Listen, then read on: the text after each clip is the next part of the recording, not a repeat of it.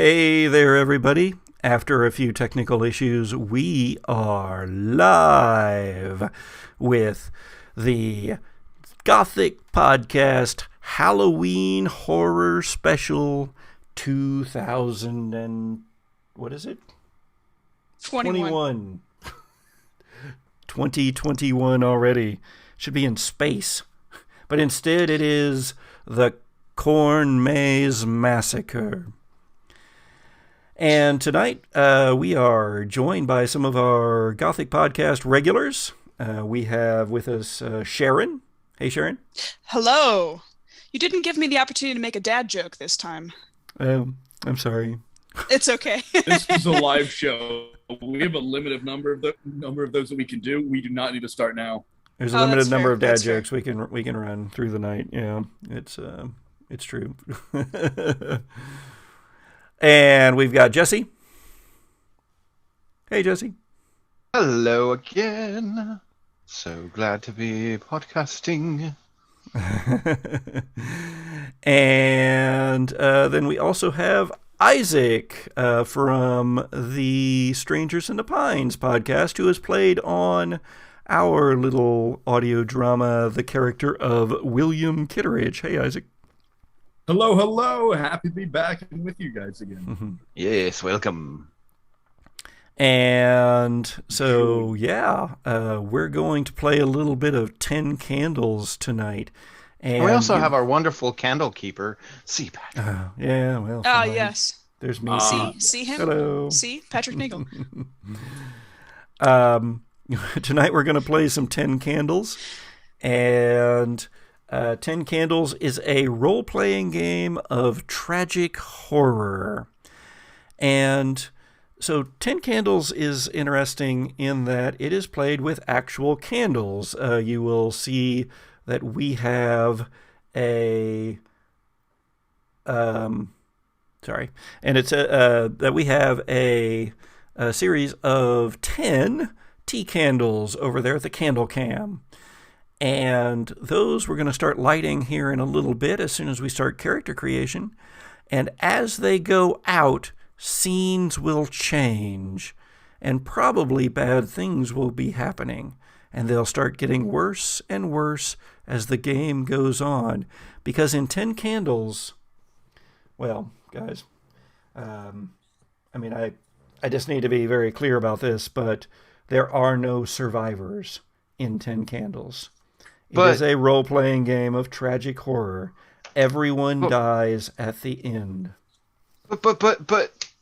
Everyone dies at the end.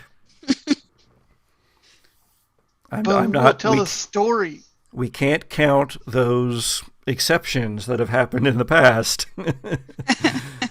It's okay because in the end we pan out and it was all a dream. There you go. It was an alternate reality. No. So everything's fine. Nope. It's reality. And bad things will happen. So 10 Candles is not about whether the characters will survive or not, because, let me be clear, they will not. However, the characters don't know that. They have to act as if they're going to survive. And we, the players, are both advocate and adversary of our characters, trying to make the best story that we can make for them.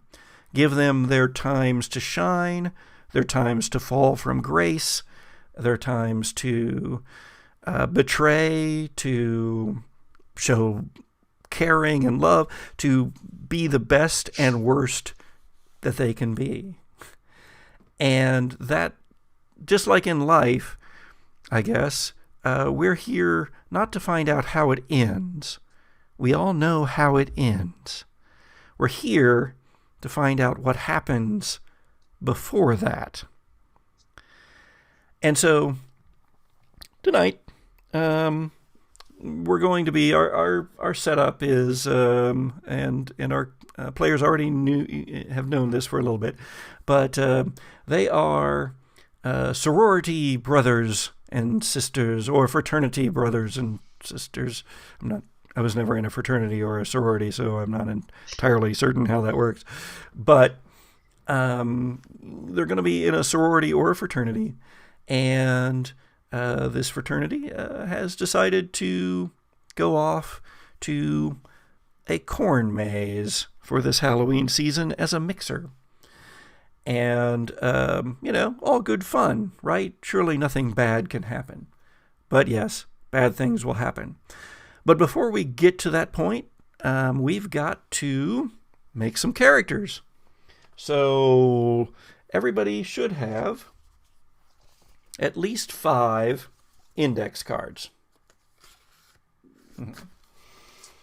There we go. These index cards are going to be our primary means of making your lives better during the course of this game. So, for our characters, the first thing that we need to do in 10 Candles is create our traits. And the first couple of traits that we're going to make are going to be virtues and vices. So take one of your index cards and write virtue on it at the top.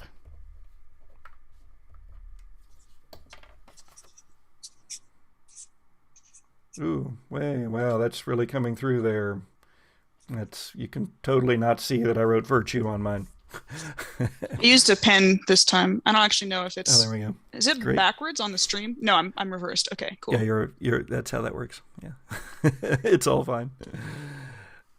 Okay. Now, all right. So really, to take one of your index cards and draw a circle in the middle of it. This is a different one, not the virtue one. Put me at the top because, hey, that's where I should be, right there at the top. And then going clockwise around the circle, put Jesse in there somewhere, and then Sharon, and then Isaac. So that you all circle the table. This is us sitting around our table.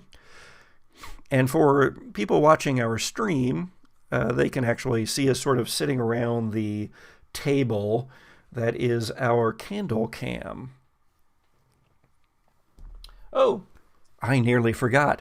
When we start doing character creation, we start lighting candles. We light 3 candles to start.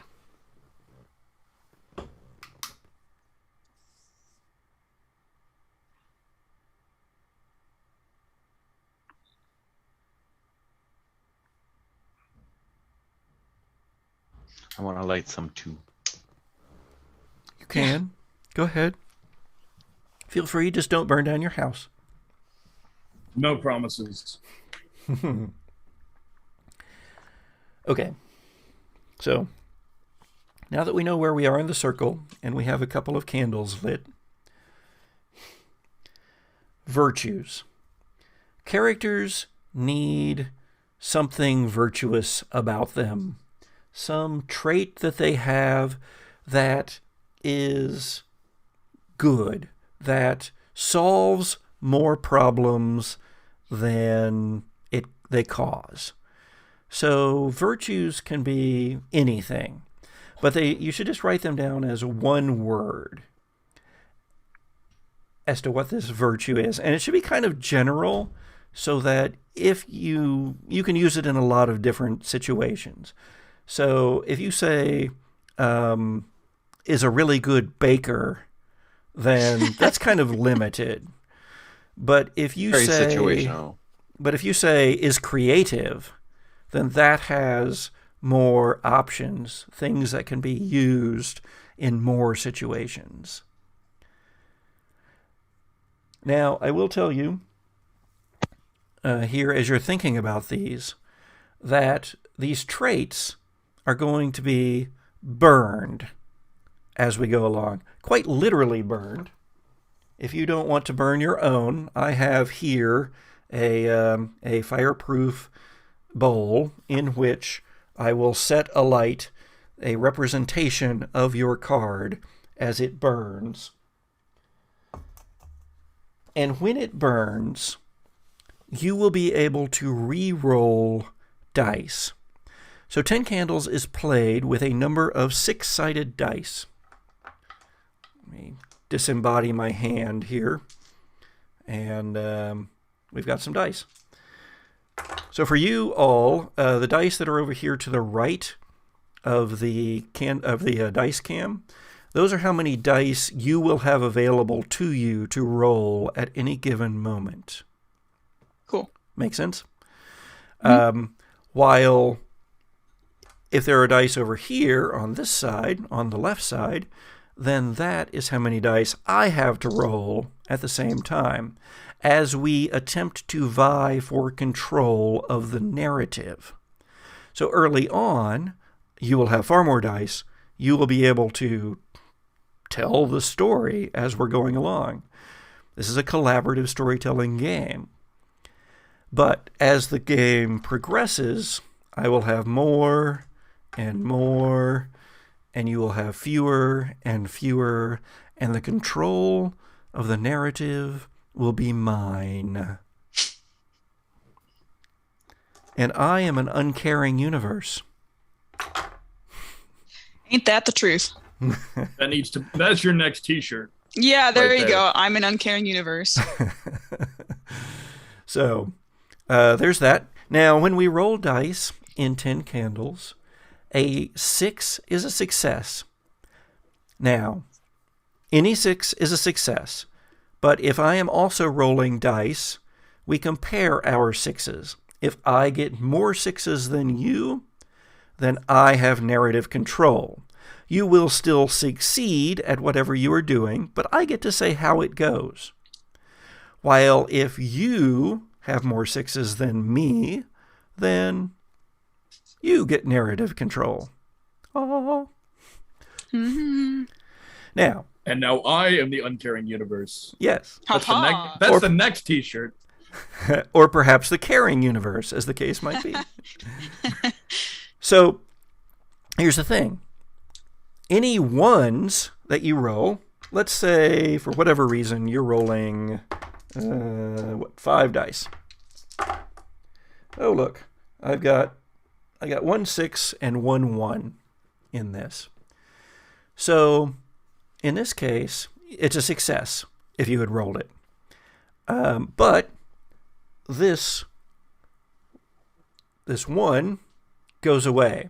It's no longer going to be available to you to use to roll in that, oh, goodness, in that scene. And you won't get it back until the next candle burns out.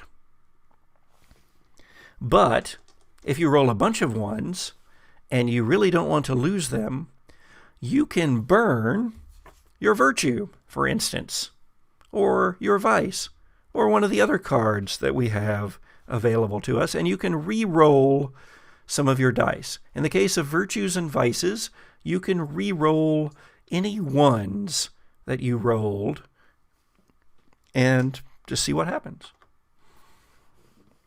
So that's a good thing, right? Yeah, that's good. Okay. So, let's see. So virtues. Hopefully you have come up with some. Now, let's do vices. Take another index card and write vice at the top of it.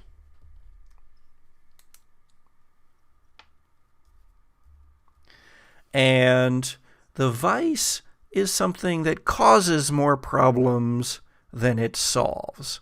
Something that is going to be troublesome for the party, for the group, whenever it comes up. So this also should be somewhat general, because you can use it to burn it in a situation in order to re-roll your 1s, but you just have to bring your vice into that scene in some way. And so a vice could be anything from easily enraged to, too specific would probably be doesn't like squirrels. So you really want to make it something general, something that you could be using. So be thinking about that and go ahead and write that down.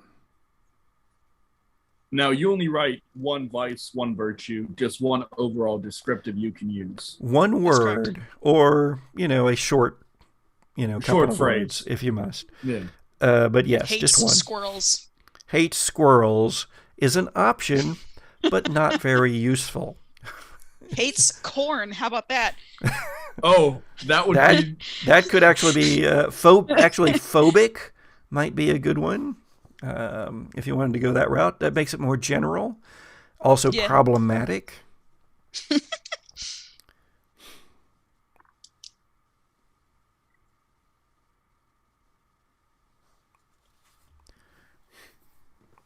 Okay. Do you have your virtues and your vices? Yes. Yep. Okay. Now, Sharon and Jesse have played 10 Candles before, so they know what happens next. But Isaac hasn't. Isaac, this is his first time playing 10 Candles. So, what you do is you pass your virtue to your right. So, on our table, to the right is going to be, I have to look at this, Isaac, what you wrote for your virtue there, that's going to go to Sharon's character. Oh, okay. Yeah. And what Sharon wrote is going to go to Jesse's character. And what Jesse wrote is going to go to Isaac's character. Guess what? The vice that you wrote is going to go the other direction. So the vice that Isaac wrote is going to go to Jesse. Jesse's vice is going to go to Sharon. Sharon's is going to go to Isaac. Now, these aren't secret necessarily, but they can be. What do you guys think? Should we let our audience in on what our virtues and vices are? I'd say it'd be interesting to at least give them an idea. Yeah, I mean... Yeah, and I think we need to get a feel for what these characters are going to be like, too. So, we have another one coming up here in a bit that's going to be secret. But, so, I think the virtues and vices we can share. So, Isaac, you wrote down a virtue that's going to go to Sharon's character. So, what is the virtue that Sharon's character is going to have? Her virtue is going to be team player. Oh, nice. Okay. I have notes somewhere. Let me write them down. Okay, what about Sharon? What did you write? And what will Jesse's character be virtuous about? Jesse's character is generous. Interesting. Is that what you wrote? Or is that just you thinking that generous is interesting? No, the generous is interesting. What I wrote for the virtue was solutionist. Ooh. Solutionist. You even made up the a problem word. solver. I like that. The problem solver. You're a proper Shakespeare. That's what you are.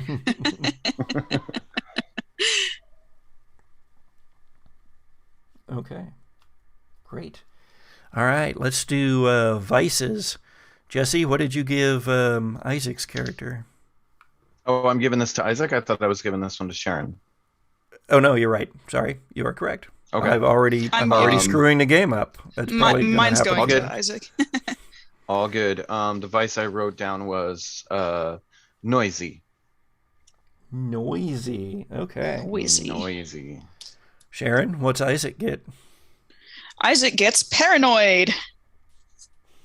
Oh, joy. I'm a paranoid solutionist. and once again, I am the mad scientist. You're the tinfoil hat guy. And Always. Isaac, what does Jesse get? Jesse Isaac would give it to you. No, the vice goes to you. Because Oh, okay. Patrick's not he doesn't have a character. I don't have a character.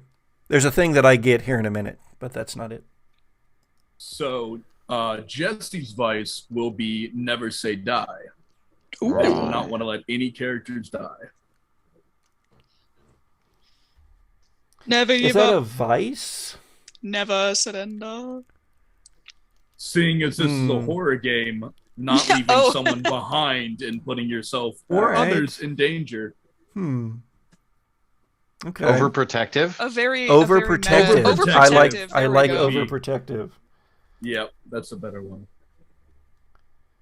It encompasses that, but then still makes it a bit more of a negative than what we had. Okay, great. Awesome. Okay, well, now you kind of have an idea here of your traits, of two of your traits. We've got a couple more coming up. But before we get to those, we need to create your character concept. So on the back of the index card on which you wrote the table, the way that we look on the sitting around the table, write your character concept. So this is going to be, what's your name? What do you look like? What do you do?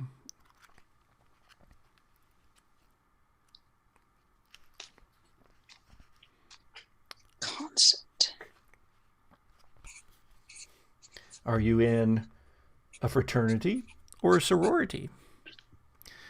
By the way, our fraternity for tonight's game is Alpha Sigma Rho. And our sorority is Delta Alpha Kappa. Delta Alpha Kappa. Sojourners out there in the dark, in the night, if you wish to do a little bit of trivia hunting, you can look up those sororities and fraternities and find out what horror movies they were in.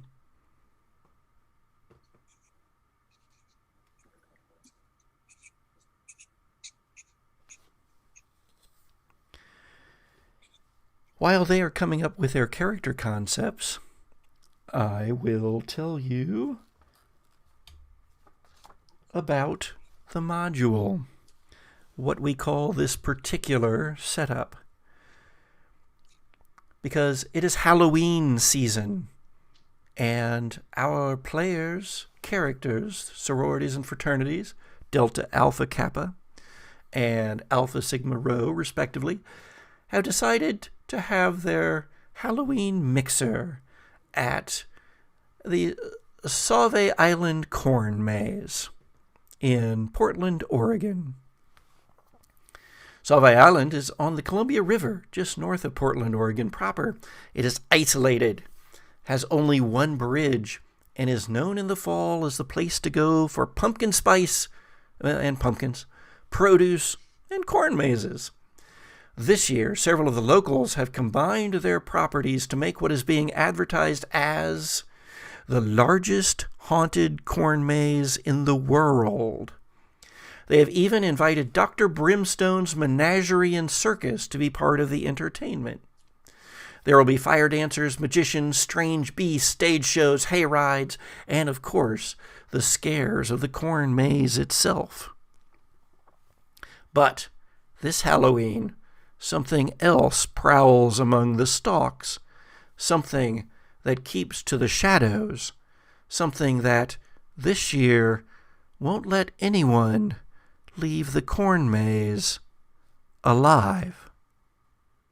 Now, Sojourners, listeners, 10 Candles, the core game, has at its basic premise the idea that 10 days ago the world went dark, and no one knows why.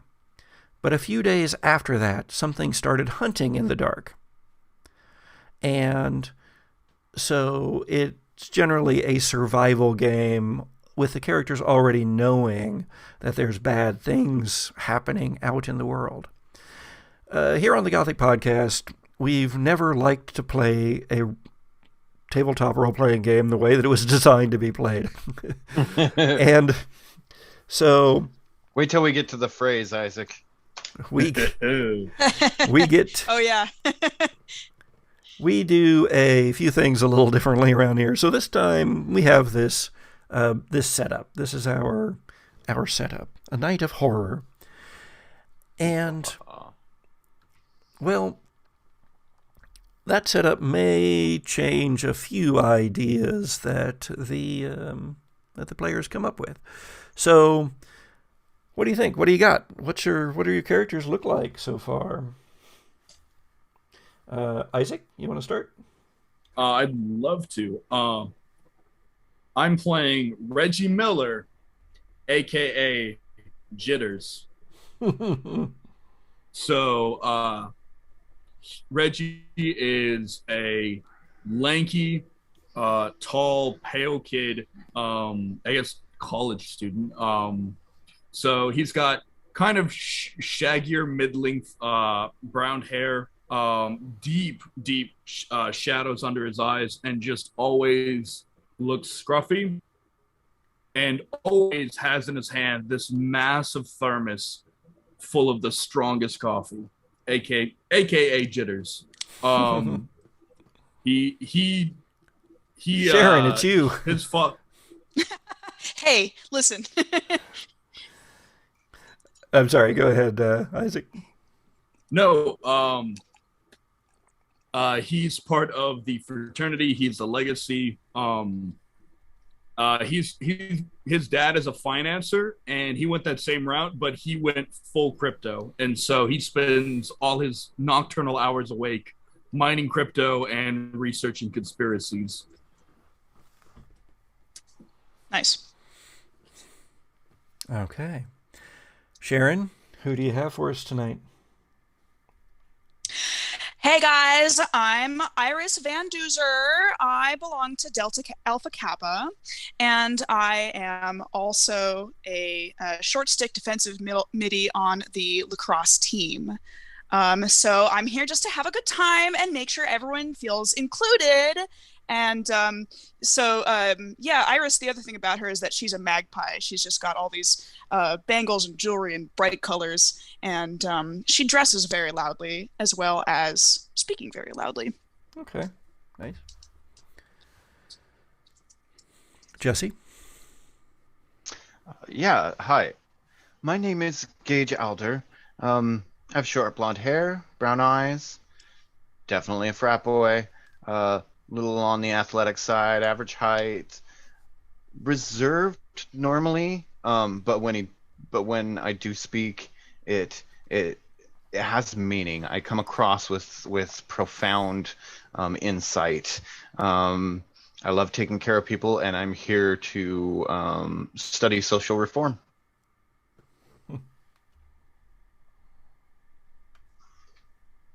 Okay. All right. Last question on your character look and concept. So you're here at the Corn Maze tonight. Did you dress up in costume? Are you wearing regular clothes? What's the story there? What's the sitch? Yeah, I think Iris is the Harley Quinn specifically from Birds of Prey. Nice. Okay. With the sleeves, with the shaggy gold sleeves. That one. Okay, great. Jesse, what about Gage? Did you say it was Gage? Gage, yes. Gage, yeah. Gage, I mean, it said costumes encouraged, so of course I'm going to be wearing a costume.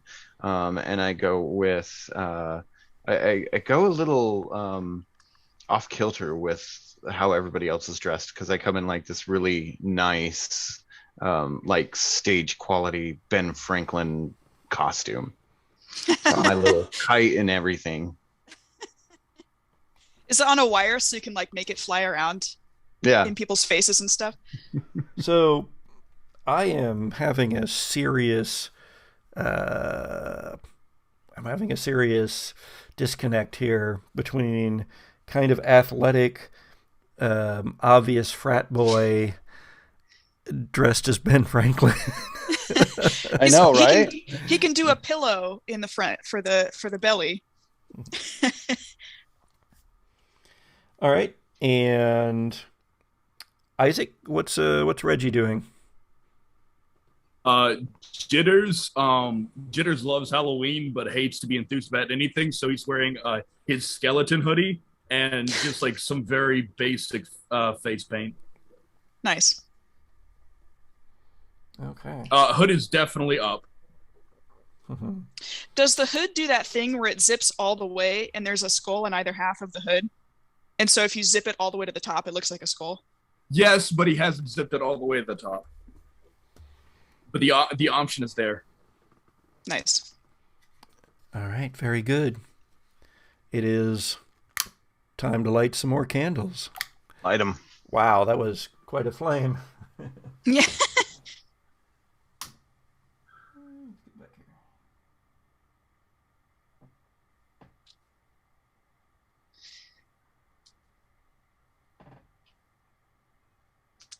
Is the brightness on the candle cam always this bright? We'll see how that goes. Yeah. I was gonna say, I feel like I'm having a hard time making them out, but maybe that's always the case until they burn down a little bit. I'll see if I can adjust it a little bit during our first break. Our first break will be Sojourners after the character creation here. And then we'll get going. And then our next official break will be after the 5th candle burns out. Because candles will burn out as we play. Whether because I keep talking here at the introduction and they burn down, or because I open a door on a break and they blow out, or because of bad rolls. When you roll no 6s whatsoever and don't have anything you can do about it. In which case, bad things happen. Narrative control goes to me. And, well, the plot progresses. But here now with our next set of candles lit, we get to do our moment. Oh, yeah. So, moment card. All characters have a moment, a chance where they will gain hope in this night of utter darkness, in this night of evil and death and blood. By the way, listeners, the Gothic Podcast is a podcast of horror and humor. Therefore, our material may not be suitable for all viewers. Please be warned. Yeah, Sharon and I both like to cuss. Yay! I can say curse words. Well, we're kind of limited because on Twitch we have I was going to say on Twitch. Yeah, we got to keep it like... mellow. Limitation on actual curse words. Yeah. Go pack darn. Yeah, well, there you go. That's acceptable, I think. Golly gee. Ooh, I really hope so. Gosh darn. Okay. Well, while you are bantering, the candles burn. Yeah. So very true. The moment is just a moment of hope. And so right on, and this will be yours. This is for your character. It's not going to another one. But write down on another index card, I will find hope when, and then that is going to be followed by a phrase. When something happens. Now, this should be something that can happen at some point during a game that involves a corn maze on an island with a carnival and, you know, all those things that are involved with that. So it might be when I escape a monster, or when I overcome a fear, or when I find my friend, or when I kill a bad guy. But it should be something achievable, not like when I graduate college, because that's not going to come up during this. And in fact, just to be clear, your characters are never going to graduate college.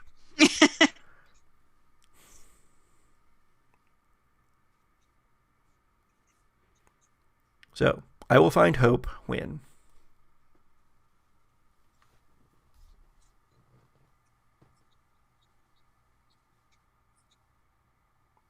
Also, there should be some chance of failure of this thing. So, you can't write, I will find hope when I see corn. Although I might make you roll for that, and then if you don't roll well enough, I might make you a blind character. I don't know. Although that's actually a vice.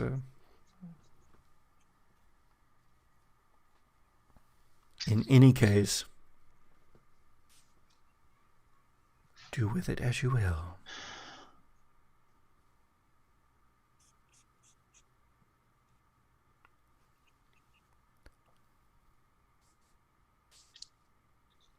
Iris will find hope when she finds a shiny thing to add to her costume.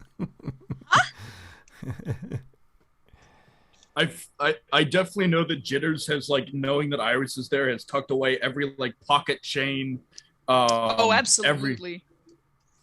Every Hot Topic bangle that he possibly has been put and secured. You know, I love that neon key lanyard of yours. Fuck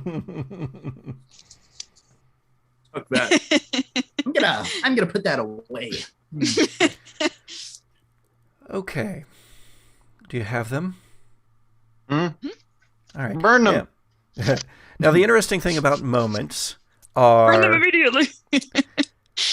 You must declare that you're going to try for your moment before we roll, but a roll must be upcoming. So I might say, all right, well, we're in a really tight spot here with this corn all around, and you might go, oh, well, I'm going to make this roll, but I want to try for my moment here. And we should all be helping one another toward their moments, especially, as we'll find out later, when those moments are on top of the stack, which is not something that Isaac will understand what means yet, and perhaps not you either, dear Sojourners out there in the dark. But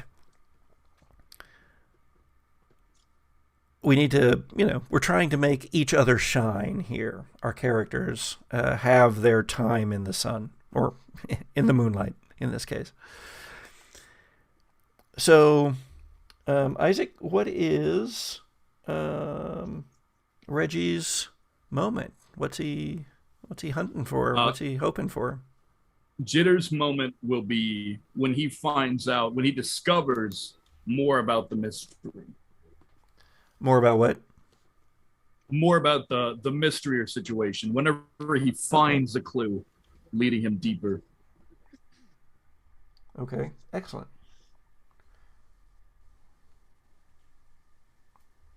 And how about Gage? Jesse? Gage, all right. Gage will find his hope when he is put in a dangerous situation that he can't get out of, and others help him instead of him helping others.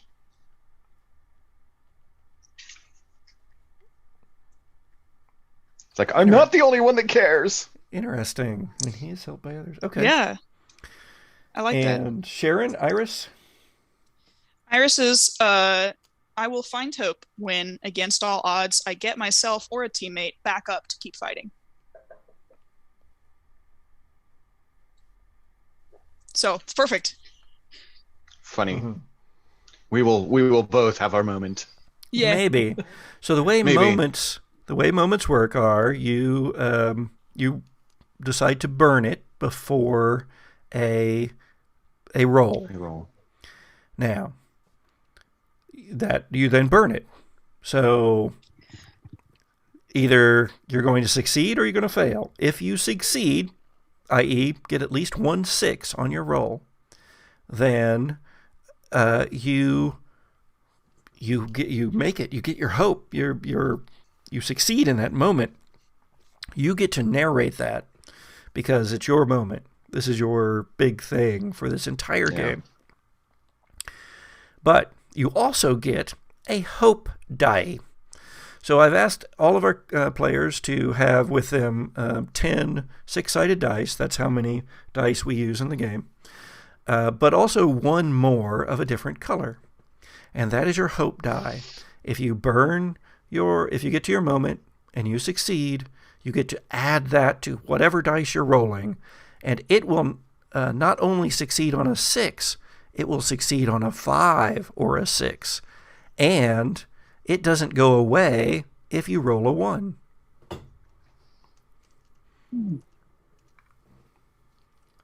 So, how's that sound?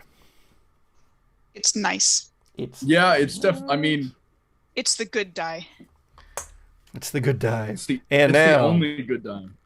The only good die, yeah. More candles are being lit. We light more candles.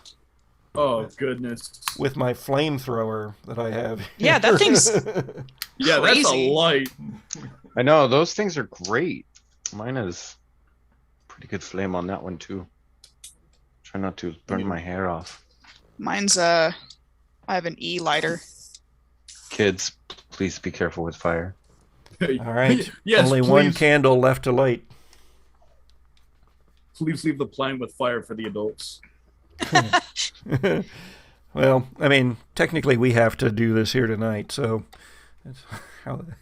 Oh, you meant us. Yeah. All right. One more.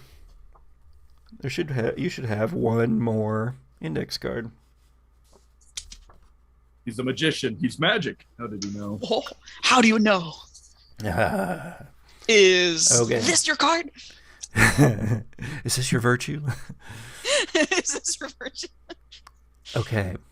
So on this last card, write brink at the top. Now, don't write anything else on this one because this is a card that goes to someone else. So in the chat of our audio app here that we're using, Zoom in this case, they're not sponsoring us, but I'll say their name anyway. Go ahead and do a direct message to the person to your left. This includes me. So, Person to your left. so Isaac, that means you're going to be doing this thing for me. So you'll be sending me a message in the chat. I will be doing one for Gage. Jesse will be doing one for Iris, and Iris will be doing one for Jitters.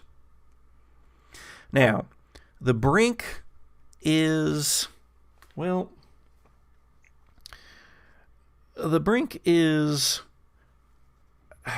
bad. It is what is left when there's nothing left of you. It is you at your worst. It is perhaps your secret hated self, or maybe it's an embraced self. But in any case, it's not good. But you know how those worst parts of ourselves could still be useful in times of dire need. So the brink is what you will have left when everything else burns away. In this game, quite literally burns away. And when you get to your brink, when you roll dice, you will be able to re-roll your entire set of dice, no matter what came up. If you get at least 1 6, you don't burn your brink. You keep your hope die if you have one, and you keep playing. If, however, you fail, you burn your brink, you lose your hope die if you have one, and, well, you have very little left of yourself at that point. Now, we get to come up with the brinks for each other's characters. I will make one for Jesse's Gage, but Isaac, as has been noted, I don't have a character. Oh, but wait, I do. The uncaring universe. The uncaring universe. You have... Well, now I got to retype my brink. But I am the monster, or monsters. And so what we all write down on our sheet of paper, in this case the chat room, is I have seen you, and then you fill in the blank. Now, Isaac, you get to write down something. You get to write down what you have seen them do. The creatures, the monsters. You've seen them. Maybe it was outside the window on the drive here. Maybe it's something you saw while you are here getting ready to enter the corn maze. Maybe you unleashed this. I don't know. But you get to write down, I have seen them do something. Now, you can only give them strengths, characteristics, things like that. You cannot give them a weakness. Their only weakness is the light in 10 Candles. When the dark comes, then they win. So now I have to figure out how cruel I want to be in dictating what crazy power I might give this monster. Absolutely, yes. I mean, it could be something as simple as you have seen them running in the moonlight, or you. I don't want to give you too many hints because maybe you were already thinking of some of these, but yeah. So the interesting thing about 10 Candles is I don't really know what the monster is going to be until right now. Meanwhile, I have to think of something for Gage. Also, these are secret, so don't tell anybody else at the table. However, because you have written I have seen, that means your character has seen this other character do this thing. So it should be relatively brief, kind of general, but then you can go into detail on the exact thing. So you might write, I have seen Iris kill. I'm going to give one that I'm going to give you one that is unlikely to be used for the character. But then you would also write where you saw this, what you saw. Does that make sense? Oh, yeah. Okay. Okay. So it's like, I have seen you blank, more detail. Yeah. So I have seen you blank, and then drop down, and then go into more detail. Okay. Well, now all I can think is Iris. All I can think of is Iris decking someone so hard in the cross that it just ends their whole career in a very literal sense. That's just cross, man. That's. We don't use stretchers. We use body bags. All right. Let's see. Gage. What have they seen Gage do? Because here again, are these creatures that exist outside of Sauvie Island? Are they just here? Have they seen Gage do something here?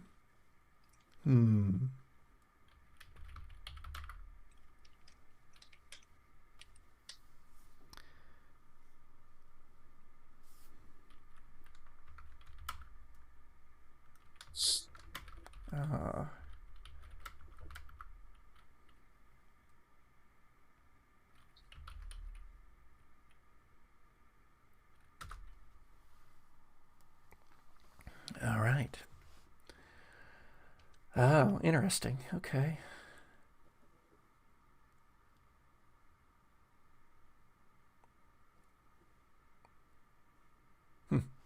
All right, Sojourners. Well, we have our virtues. We have our vices.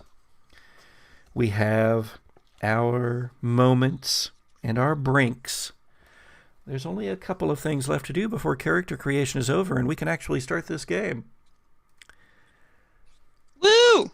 The first of these things is we need to arrange our stacks. So you should have written your vice and your virtue down on your index card that says virtue or vice. Your moment should be on a separate index card as well. Your brink should be on an index card too. The brink needs to go at the bottom of this stack. If we were playing in person, we would turn it upside down so that nobody else could see it. But, well, we don't have to worry about that. However, the virtue, the vice, and the moment can go in any order on top of that. Do you think your moment will come early in the game? Well, maybe you want to put it at the top or second from the top. Do you think it might be not, it's not going to be something that's going to happen until later? Well, you might want to save it for later. Keep in mind, it becomes pretty difficult to get the moment done if everybody's moment is coming up at the same time. So the game encourages us not to all have our moments at the top. Not trying for your hope die, even though that's right away. Mechanically, that's the best time to try for it because you're going to have more dice at the beginning of the game. As each candle burns out, you lose a die out of your pool, and I get it. So... Well, that just seems unfair. So the longer you wait, then the less chance you're going to have of actually getting your moment as a success.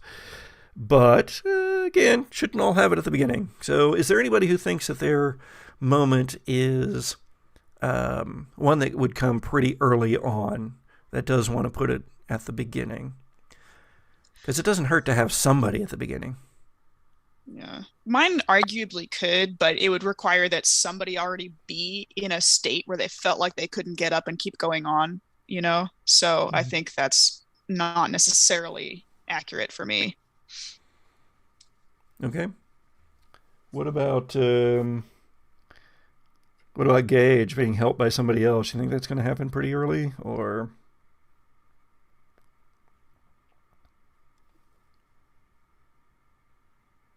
If you're talking, Jesse, you're muted. Yeah, I'm talking. I don't know. That's kind of a tough one because with his vice, he kind of throws caution to the wind to ensure the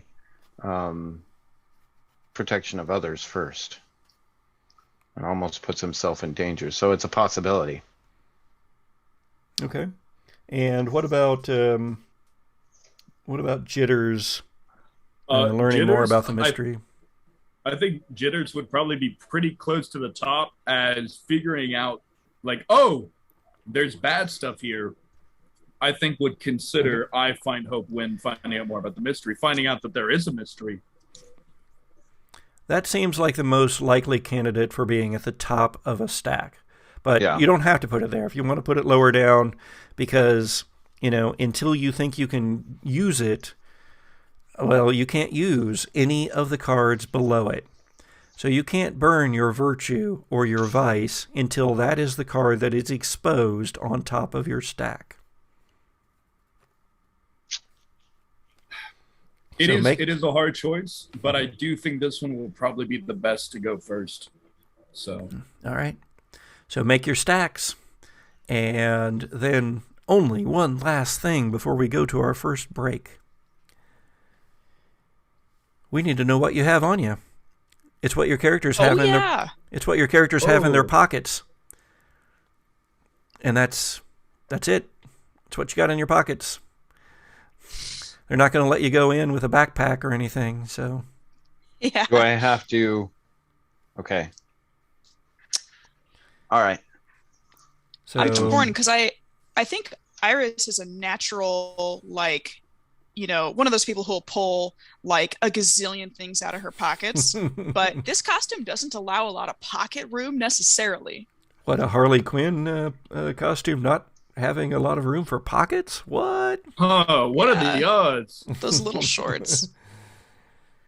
Okay. I guess I could have a little, like a small purse or something that wouldn't be out of character.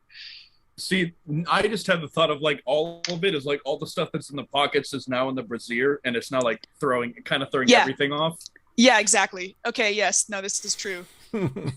It's all in the I unzip the sparkly woolly top and just like all this MacGyver shit falls out.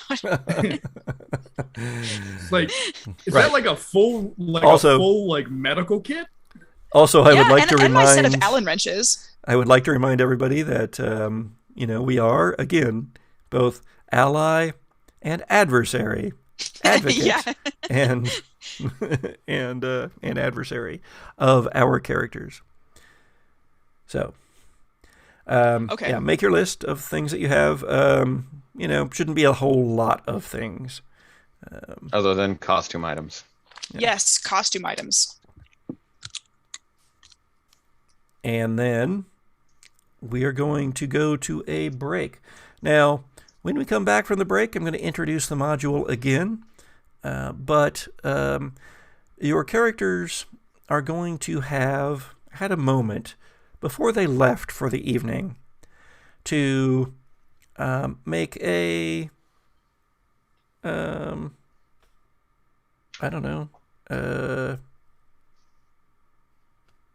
make a TikTok, or to write a letter, or to write in their journals, or to talk to one of their fraternity or sorority brothers or sisters who isn't going to be going along.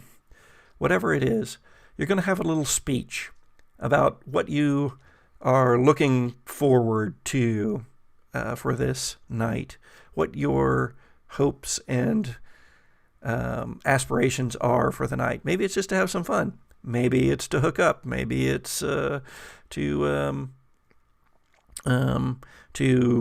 prank somebody. Whatever it is, it's not your moment. It's just you doing a reality TV show green room kind of thing. So be thinking about that, and let's take about 5 minutes, and we will be back, Sojourners, in a few moments.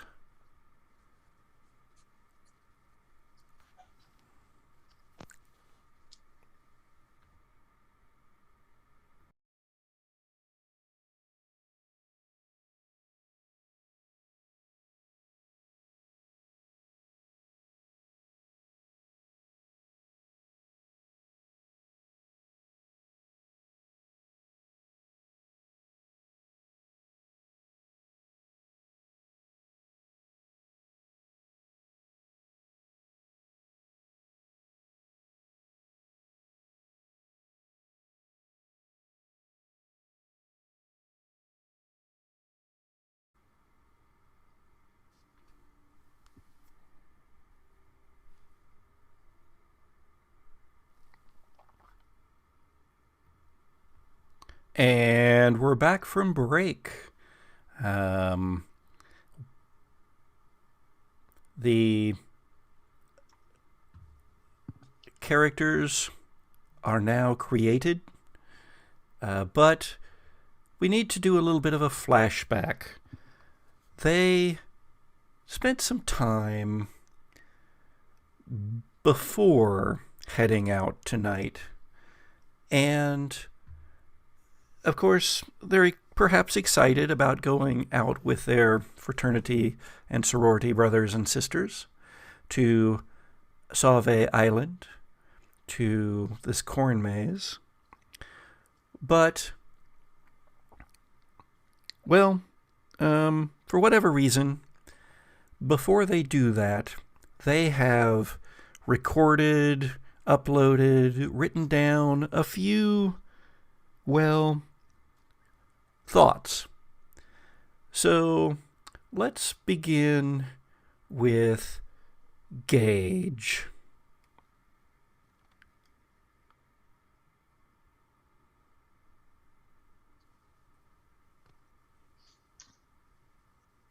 No, I really can't come in tonight. I told you I had planned this out months in advance. The frat was really giving us this chance to like host this really wonderful thing over at Sauvie Island, and I'm a big part of that. And I don't ask for much time off, and I know we're short staffed, but I really got to get away tonight. I mean, we've got everything going on with Delta Alpha Kappa, and you know how some of them look, so but yeah, I'm not going to be able to make it in, and I'm really sorry, but you can count on me any other time.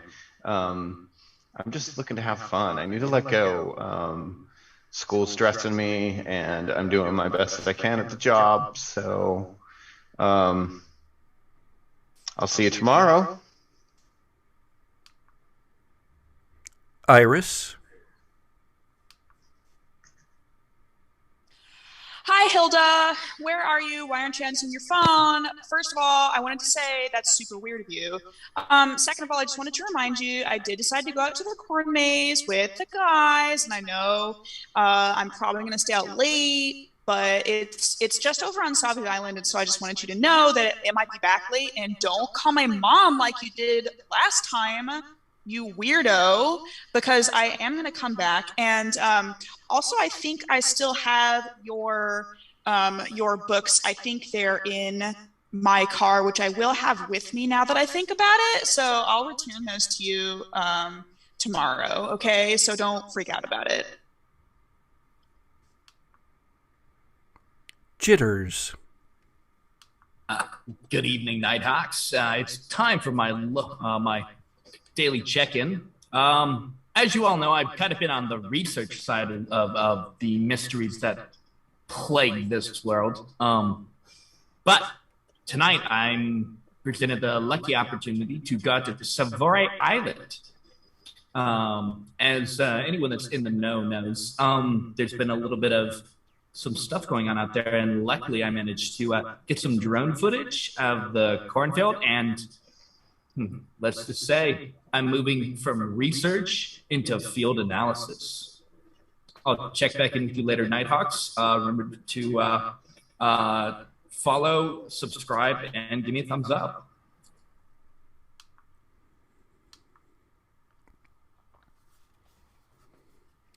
Okay. Well, now our intrepid fraternity and sorority brothers and sisters have made their way to Sauvie Island and are at the entrance to the corn maze. The entrance area of the corn maze is awash with lights and activity.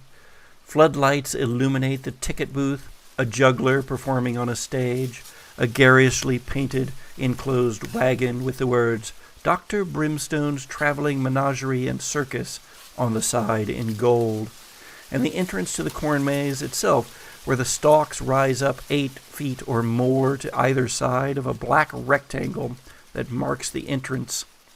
Ominously, next to the entrance is a sign with the words "No Exit" written on it in black. From within the maze comes the sound of a chainsaw revving, and then screams of false fear.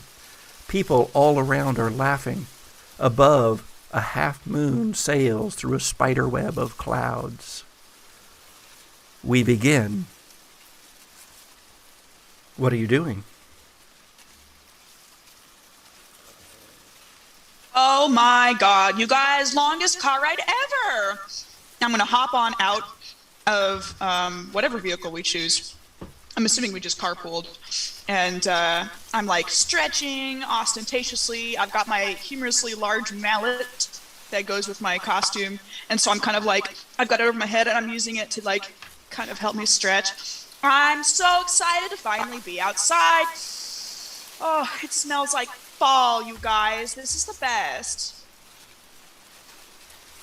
Come on, you guys. It's so cute. We should take a selfie in front of the maze. Absolutely not. Oh, God. Come on. We so have to. So many people.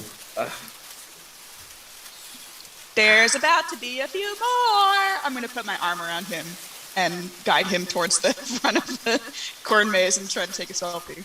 So, there was presumably, you came in a van, probably. They probably rented a van for this for the evening. How many? Sure.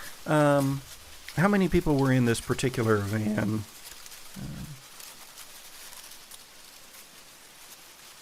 Probably about 6, I would say. That sounds like a good even number. I was going to say a dozen. That's a lot of people. I mean, I guess I know.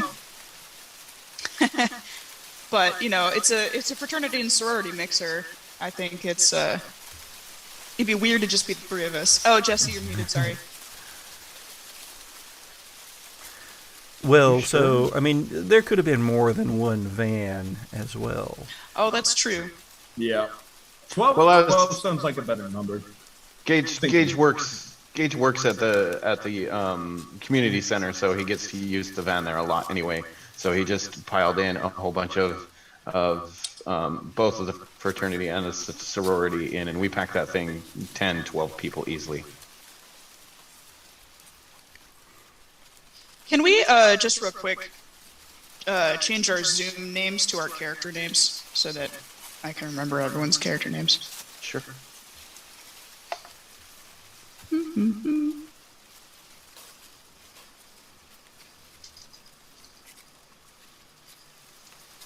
We can still talk while doing this, though.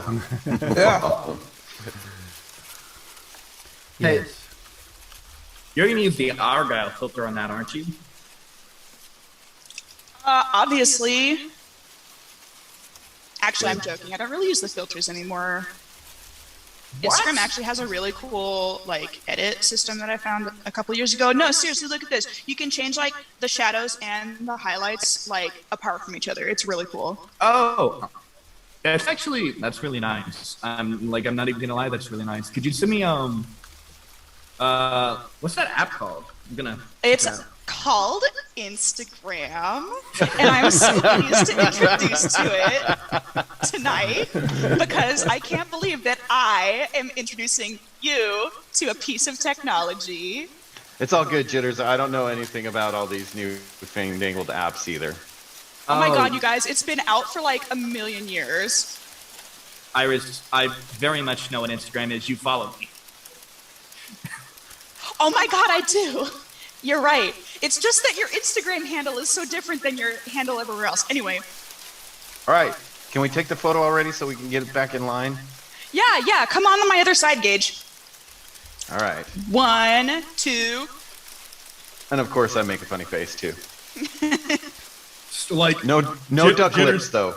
Jitters stoic face, just pure stoic face. Step right up, step right up. Just come right on down and step right up, and you'll be able to see the wonders of the world. The wonders of the world, you guys. We should go see. Do you think they have a bearded lady? I've always wanted to be best friends with a bearded lady. I'm not gonna lie. I'm really hoping for some pickled stuff. I want a brain in a jar. If I don't have a brain in a jar, I don't even know why I came. It's like there's no other point. When you said pickle stuff, I thought you meant like actual pickles, and I got kind of excited. But then you said a brain in a jar, so gonna give that a miss. We have elephanteers. Who wants an elephant ear? I'm buying. Those kind of shed, they're like really dusty. So I'm gonna stick to not dusty, powdered, sugary things. Jitters? Ryan? Anybody? No, thanks for the offer. I wouldn't mind, man, I wouldn't mind elephant ear, says Brian. Cool. Brian, all right. Brian and I walk over and go grab a couple of elephant ears and maybe a soda.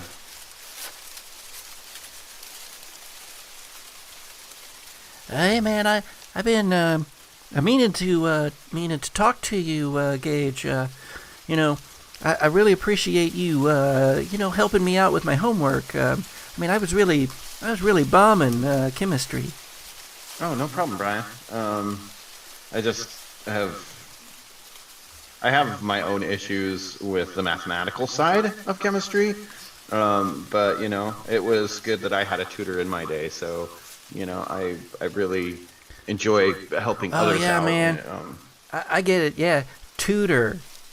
And he does the air quotes thing, and he grins, and he hits you with his elbow.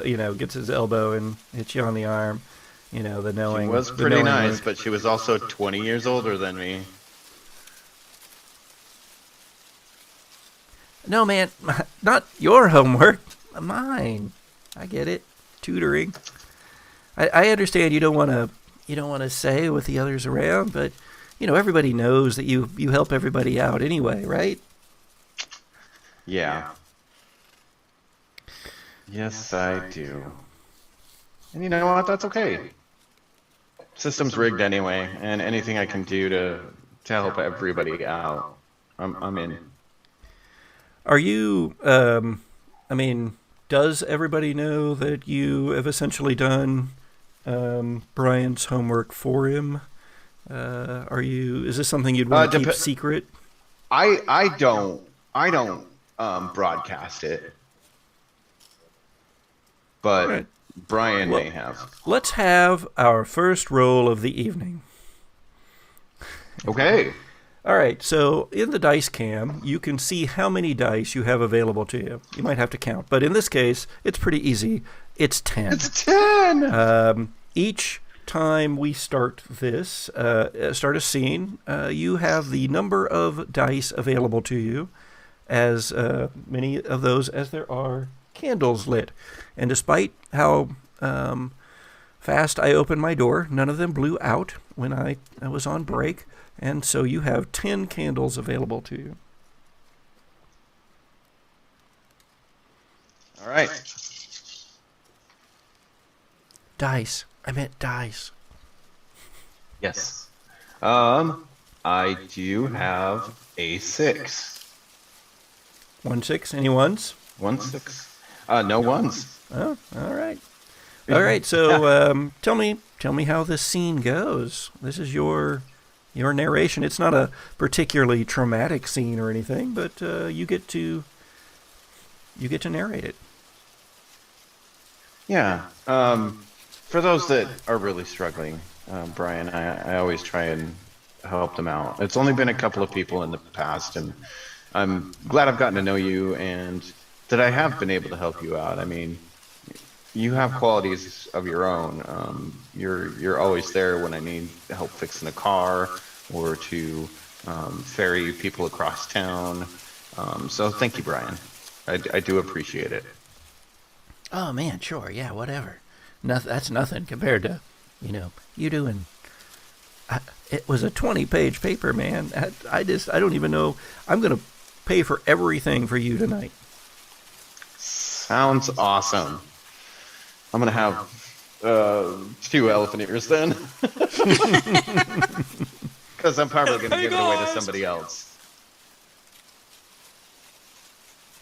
Okay. Like some kid that just is walking by or something. I'll just be like, I got an extra one. Do you want it?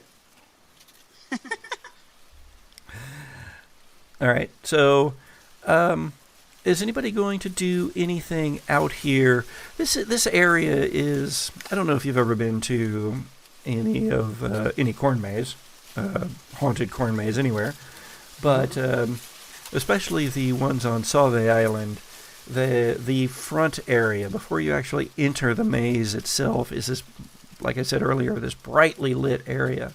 There's all these. It's brightly lit, but yet somehow that illuminates the darkness that's all around. But there's all these things going on. There's jugglers. There's a horror movie going on a couple of screens. nearby. There's places to buy crafts and all of that stuff. Are you going to spend any time out here, or are you going to head into the corn maze? I want to go look at the crafts, and I'm going to spend some time doing that. Yeah, and I figure, I mean, part of it is like checking out all the attractions as you're making your way inside also, and just wanted to like look around. I imagine some of that will be set up for part of the line getting into the actual maze itself. Yeah, there is a line, and so yeah, it would be useful for somebody to get into it. You do notice that they are limiting the number in each group to about 5. So this being Dr. Brimstone's carnival, is it designed to be like a spooky Halloween carnival, or is it just like any average fair? Well, you tell me. What does it look like? I'm definitely picturing it is. They're probably another fair during the regular season, or they get work elsewhere during the regular season, because this is the Halloween fair. Nothing but like pumpkins and crescent moons and black cats, purple and orange for days. It is really Halloween. It's a really Halloween-based carnival. Okay. All then the yeah, creepy so freaks. so it looks like the performers are all dressed up as different characters. The juggler is the classic jester. The MC who comes out onto a stage and says, "Step right in, and you'll be able to see the fearsome mermaid captured from these very waters of the Columbia River here that flow around this very island." And he is dressed as a mad scientist. He's got the goggles on. He's fully steampunked out, so he's got the big goggles on. He's got the white lab coat that buttons all the way up, black boots and black neoprene gloves on. The kind of lenses where there's smaller lenses in front of them that like telescope out. Absolutely. Jitters is all over that. All right, let's check it out. I so want to meet a mermaid, you guys. Let's go. I've been looking into a few things, and it seems like there's variation in mermaids depending on which locations you get them from. I mean, there's like Amazonian mermaids, Really? East Asiatic mermaids, Pacific Ocean mermaid. Yeah, I mean, freshwater. The variations between freshwater mermaids and saltwater mermaids are incredible. Actually, that makes a lot of sense because like having to live in different biomes would like totally change their like morphology, and they would need different adaptations to survive in different kinds of marine environments. So that totally makes sense. Exactly. Nobody ever thinks about that, and that's like everybody thinks like mermaid and Ariel and all that jazz. But I mean, are like tropical and reef mermaids, are they more colorful? Oh my god, I bet they are. Do you think there's like deep sea mermaids with like anglerfish stuff? Yeah, they're like, so there was a little expedition I read out in like the coastline off of Sweden when they found it was like a 20-foot long like semi-human torso, and what? I'm thinking blue whale mermaid. I've gone a little ahead at this point. That just blew my mind. Let's catch up. Let's go see what a Pacific Northwest mermaid would look like. I want to see. All right, so you go up and you give, presumably, Dr. Brimstone your money, and you go into this wagon, this enclosed trailer, really, the one that had Dr. Brimstone's traveling menagerie and carnival on the side.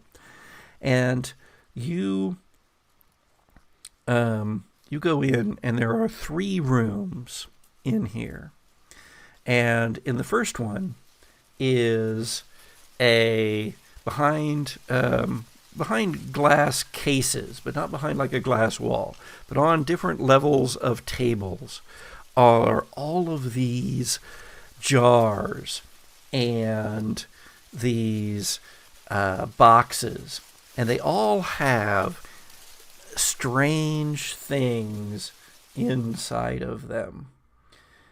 There's things that look like hearts and eyeballs and fetuses of strange creatures like two-headed snakes or four-winged chickens. And then there is a box right before the curtained door that goes into the next room. There is a box, and there is in gold leaf written on it. It says, "If you dare, reach inside." And there's a hole in the top of the box. I'm going to tap Jitters with the butt of my humorously large mallet and be like, "Jitters, I bet that's your brain. The brain that you wanted. I bet it's in there." You're not allowed to tease me like that, Iris. You should put your hand in there and see if it's a brain. Standing off to the side, I'm just like watching. I'm like waiting. I'm like, come on, please, just I bet please. it is. Jitters, he's a little apprehensive at first, but then like after like a minute, yeah, he walks over and puts his hand in the thing. All right, 10 dice. Roll them. Oh no! Oh no! I didn't realize this. I just felt my stomach drop out. Oh goodness! It's peeled grapes. All right, I got a 6, but I also got a 1. Just one. Dear. Just 1. Okay, so that 1 goes away. So everybody now will only have 9 dice to roll for the rest of this scene. Yep. Everybody? Yep. Yeah. Remember, No. I perhaps wasn't clear about this part, but we share a pool of dice. The only reason that you have separate ones are because we're doing this by Remotely. by Different video. locations. Yeah. But yeah, We the dice share that the he pool. has in his dice tray represent the amount that we are actually using. Oh no! But this is not a dice going away permanently, right? This is one that's going away until the end of the scene. Well, it goes away until the end of the scene. Of course, at Right. the end of the scene, there's only 9. There'll be 9 candles for the start of the next one, so you'll only have 9 dice. Oh, true. Okay. Oh well.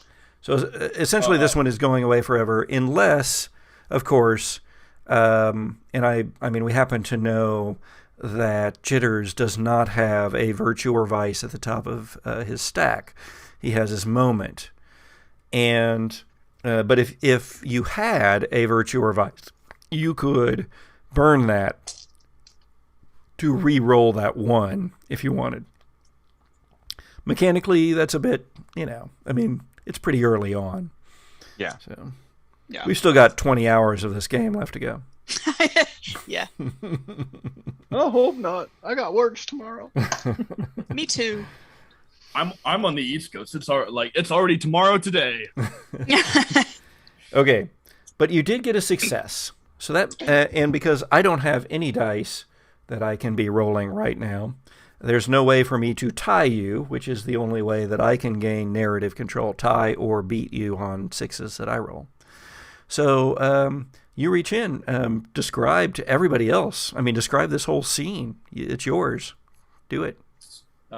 Jitters reaches in, lowers his hand slowly, and he has his other hand on the box, and he slowly takes his finger and kind of moves the cloth away so he can see inside.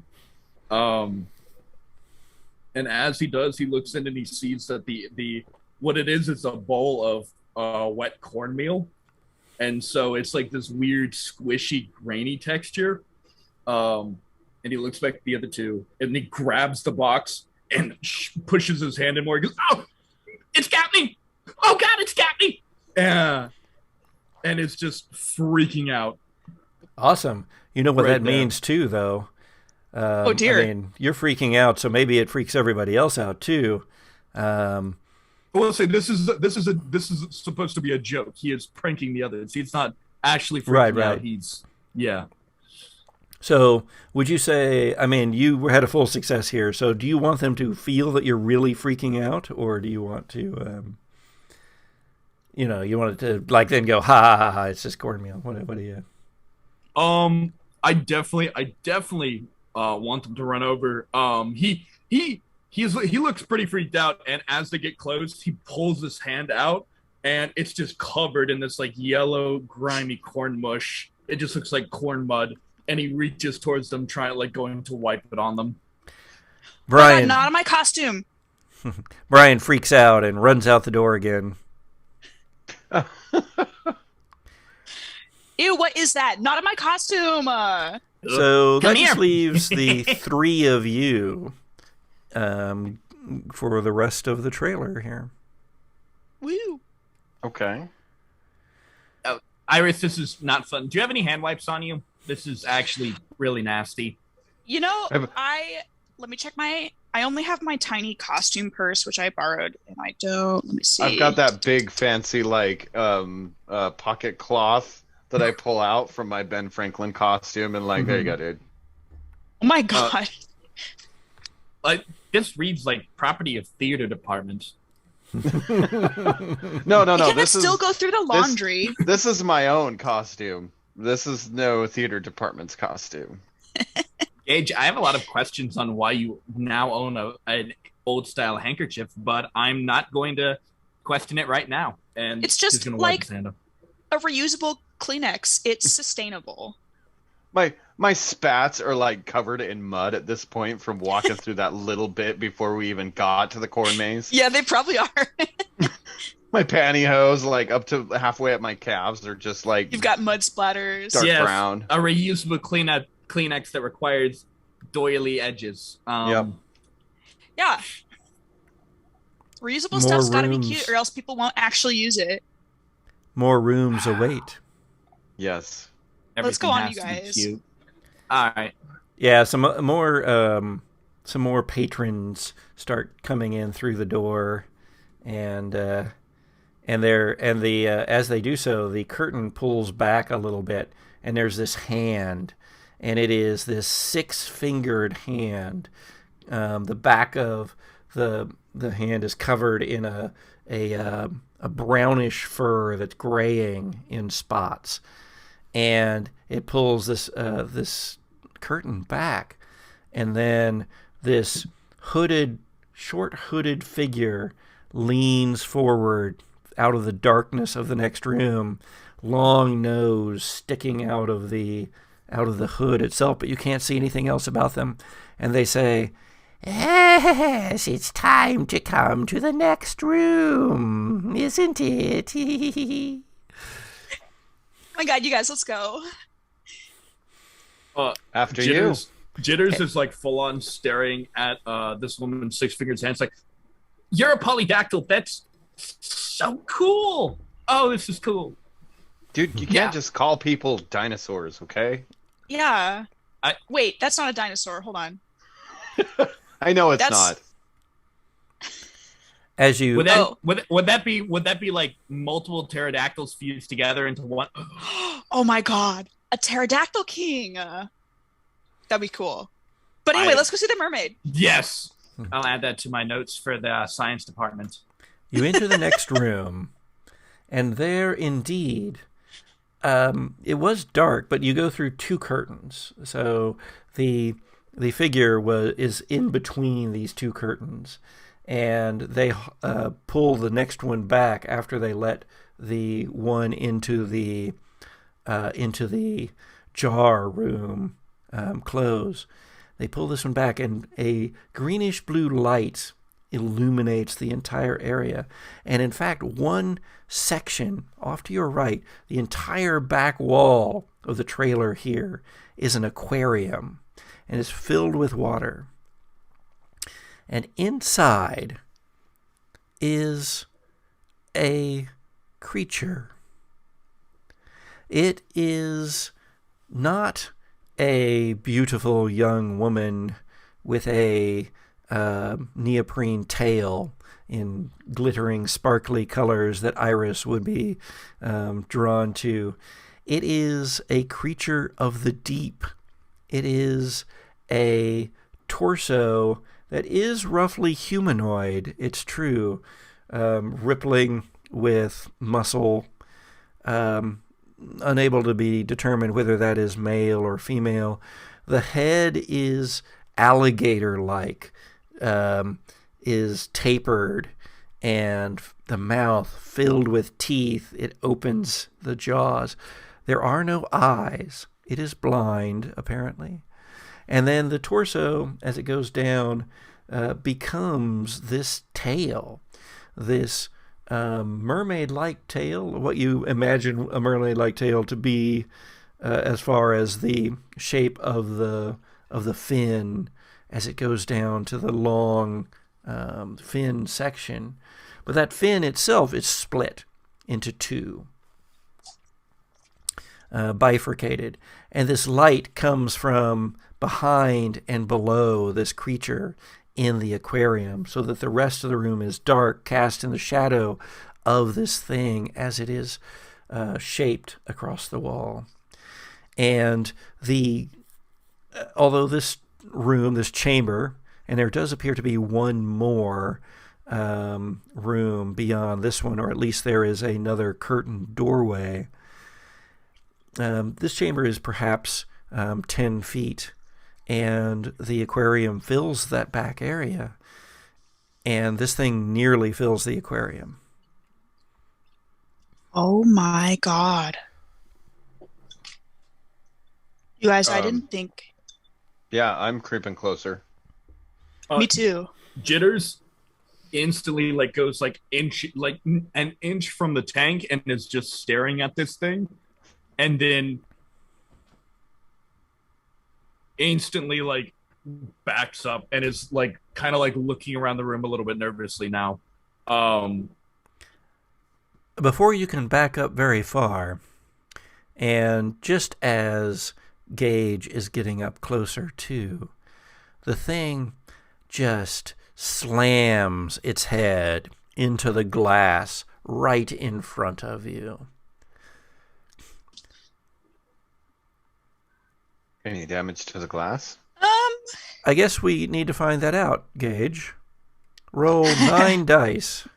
I had to ask. Dang it. All right.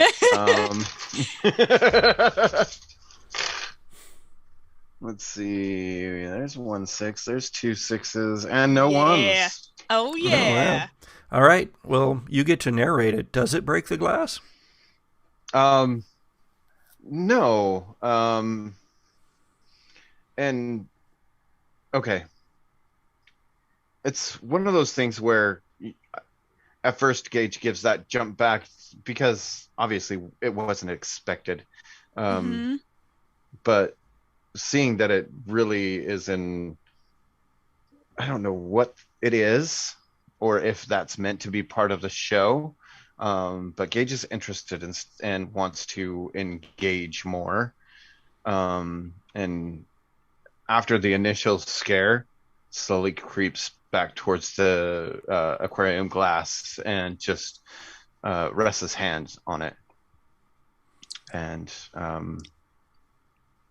just kind of with that look like sympathy. All right. What does the mermaid do? The thing in the tank, after initially attempting a futile, what seemed like escape, just since it can't really see me, I imagine it kind of rubs up against the edge of the tank and stops and hovers, like it feels the warmth of my hand on the edge of the tank and just leans against it, and then quickly swishes back into the far corner of the tank. All right. What are the rest of you doing while Gage is engaged with the mermaid? Me and the mermaid are going to Vegas, y'all. Iris definitely was, startled when it smashed its head into the glass, but seeing Gage interact this way with the mermaid would be slowly creeping closer. She is also really interested in getting a closer look at this thing. And so by the time it flickers away back to the far corner, in as much as it can, it being, quite a large part of the tank, she's like, Gage, I think you made a friend. Also, how did it know we were here? Even though it doesn't have eyes. Yeah, even though it doesn't seem to have eyes, I think it senses many changes different in the atmosphere. Many different fish and aquatic mammalian use electrical pulses to gauge where they are. You hear a scream from the room behind you. One of those, oh, ha ha ha screams. And then a hand comes out of the curtain that goes to the next chamber, and it pulls it aside. It is a 6-fingered hand. On the back of the hand is dark fur streaked with gray. And then you see a figure there, hooded, and with a long nose that sticks out beyond the hood, and they say, "Time to leave the mermaid, my children. Come into this next room. See one more wonder before it's too late."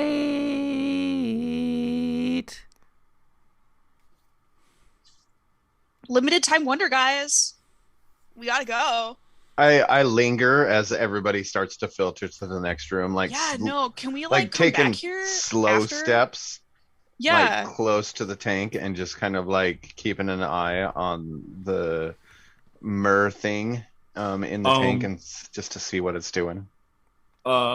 Jitters wants to like stealthily take his camera out and try and without flash snap a few photos of this thing. I see Jitters doing that. I'm like, no, man. This isn't the place for that. Go ahead and roll. Everything's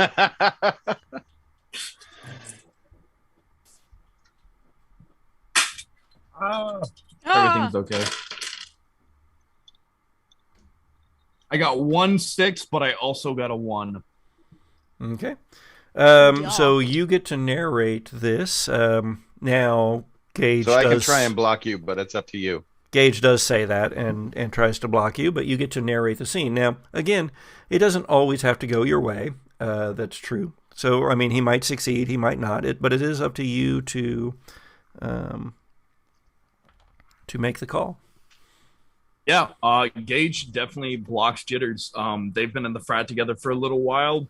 He knows that Jitters kind of does this inappropriate stuff and is not. Jitters isn't like super stealthy by any means. So yeah, Gage just blocks him, and Gage, just come on. There's no photo Right. signs. Just for think about how upset you get when other people spoil a movie for you. Don't you want people to come in here pictures, with, my children. No pictures in here. See? None of that Insta-Twitch for you. Let's just go on. Come on, and I start to usher him out if he follows. All right, yeah. Let's go. So the figure, you move into the space between the rooms, and they let the one curtain fall, and you're suddenly in absolute and utter blackness. But then they open the next one, and it's still very, very, very black and dark. You can see the small, very dim, much dimmer than they should be probably, red lights of an exit sign across another 10-foot space.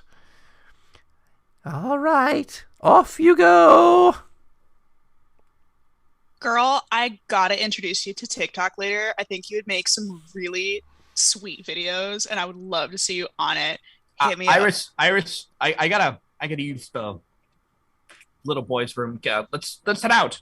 Okay, all right, okay. And What's then, in this room? as you are halfway across the room, it explodes into red light, but red strobing light. There were signs outside that said that certain elements might induce epileptic attacks. Anyone have that issue? a vice, perhaps, or maybe a virtue? That would be an interesting vice. I wish I That'd be thought an of that. interesting virtue. It would be an interesting virtue. I have epilepsy. It helps me a lot. Nope. And in that there are not, well, creatures, yes, but you see cages around. You see something that looks monkey-like but distorted and multi-limbed. You see something that looks like a snake, but yet its coils are such that it stands almost bipedal. You see something that is a horror of faces. And between all of it, somewhat out of place are hay bales with jack-o'-lanterns on them and scarecrows, kind of flopped haphazardly around as partial decorations. And you, of course, your instincts are to run across the room, but do you try to fight those instincts at all, or what do you all do here? Gage actually definitely goes into a more protective stance, trying to put himself between these snake whatevers. I think it's an illusion, right? Guys, but just be careful. They're in cages, right? Yes. I thought I heard you say cages. Okay. Just checking. And then the scarecrows stand up and start moving toward you. Oh, now I take a defensive posture with my mallet, which is it's a foam head, but it's over my lacrosse stick, so I know it very well. This is kind of great because, honestly, I didn't expect to feel like this until we were actually in the maze. So, yeah, bravo! same, right? I'm like giving props to whoever put this together because this is great. Yeah, this is,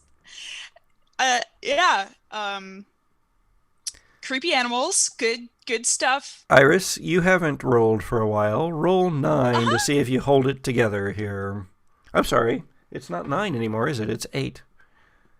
Is it? Oh, duh. Mm-hmm. Yeah, it is. 8? We had another roll with 1, 6, and 1, 1, and a 1 always removes a dice from your die pool. I thought that was only the one time. No, it was twice. It was Isaac twice. Oh, jeez. I know, right? I'm not paying attention. So many dice in my hands.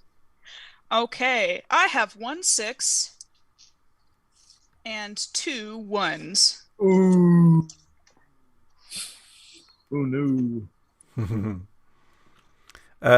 Do you wish to try to save those 1s, or are you okay letting them go? Where are we burning? You know what? Card? No one's burned anything yet. Let's do that. That's awfully early. Yeah, but this is a long game.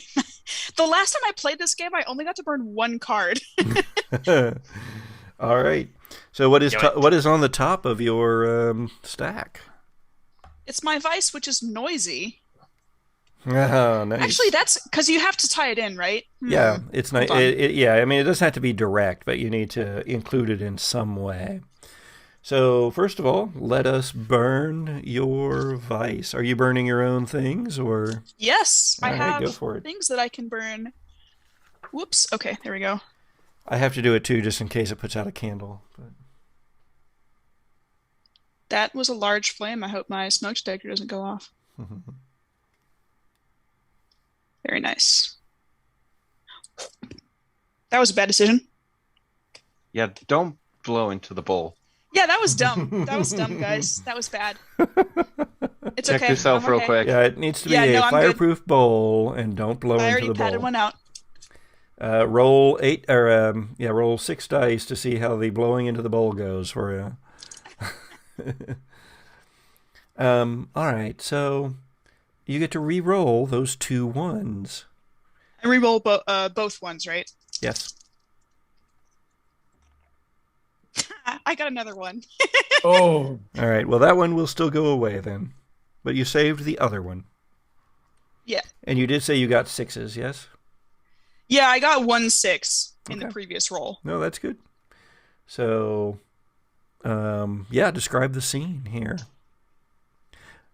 Now, I will add an element to the scene. The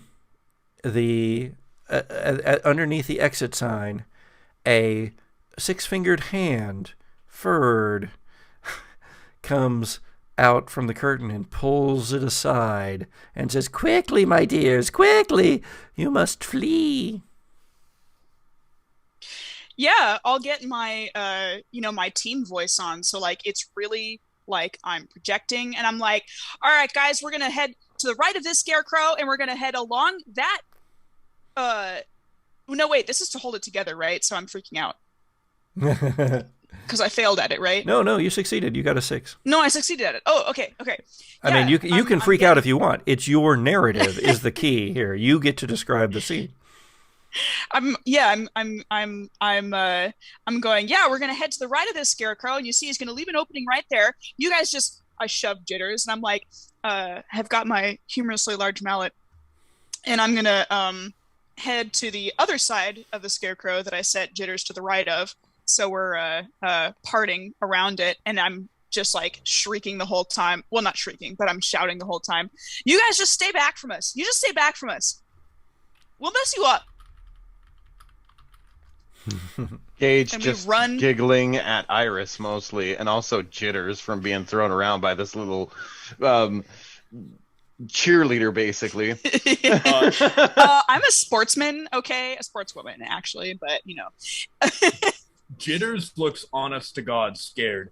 And whenever one of these scarecrows moves towards him, he like is scrambling out of the way. He runs towards that door. Yeah, Like, and unironically frightened. I've got my gauges at my back, and I'm kind of scooching around the. I do one of these little jitters, and then I run over to the other side of the scarecrow with Gage behind me, and we make for the door. I like the idea that Iris is like still kind of like hiding behind Gage, as Gage is just kind of like, okay, let's get through this part of the maze so we can get to the other part. You're just like totally not phased. All right. And then this alcove has this person in it again, and they giggle. You all Scared a need bit, were you? waivers. Yeah, you all need waivers like at the beginning of this. This like you guys are cool. You had some cool stuff, but like not even as a joke, you guys need waivers at the beginning. They have warning signs, dude. They did have warning signs. They open the back door, and you are again hear the sounds of laughter and false fear screams, and the smell of cotton candy and caramel corn, and of course, in the background of it all, the sound of the wind in the corn. Well, that was weird. Yeah. What was up with that last room? I don't know. That was a lot. Yeah, that was kind of like, I mean, they didn't advertise that part, so like that was kind of weird. That mermaid just like got me tweaking out a little bit. That thing is Yeah, that's like a real animal. Did you see its like skin That's like- moving? yeah. You hear more screams from inside the trailer. Yeah, dude. Like, okay, so like those last things. I mean, real animals could have like weird mutations or whatever, but like, did you guys have a problem with like the size of their cages? Do you guys think like they're like they've got to be like smaller animals that are Did dressed up, right? you- Like they're not. Enjoy the experience. And then suddenly, Dr. Brimstone is there beside you. You didn't really see him or hear him come up, but he's there, and he goes, "And was it exciting for you?" Actually, just kind of curious if you know what you have going on in there. if everything's being humanely treated, or if it's just all an act and puppetry. Oh, well, I'm not at liberty to say now, am I, except that we abide by all city, county, and state and federal laws. That's awesome. Now, I mean, just, like, it's okay if it was puppetry because there's, like, I can appreciate craftsmanship, and, like, that was some really dope shit in there.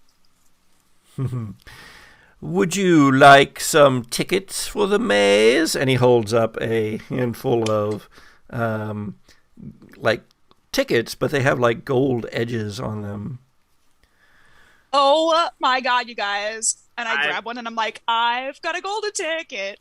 I think your tone should be, I've got a golden ticket. Because, this... Oh, right. Creepy. I've got a golden ticket. Excellent, says Dr. Brimstone. I got you. And I take one, and I'm just kind of looking at it, and I'm like, And almost like really looking at the gold and all of that on it. Before you can react, he, like, reaches forward and touches each of your foreheads. And kind of just wiggles his finger around and goes, okay, enjoy the maze. Enjoy the maze, children. Enjoy the maze. It's called consent. Yeah, okay? Personal space, man. And then he just walks backward away from you. Okay. I didn't know we were signing up for, like, Spooky Ash Wednesday.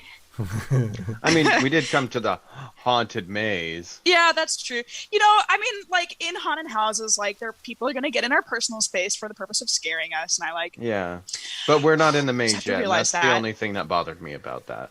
Yeah, that's like the boss at a Best Buy coming up and going, "Hello, would you like to buy some ink cartridges?" And then just It's chucking nothing them like at the you. guy at Best Buy. But, except he like chucks them at you from like halfway across the store, like fastballs or something.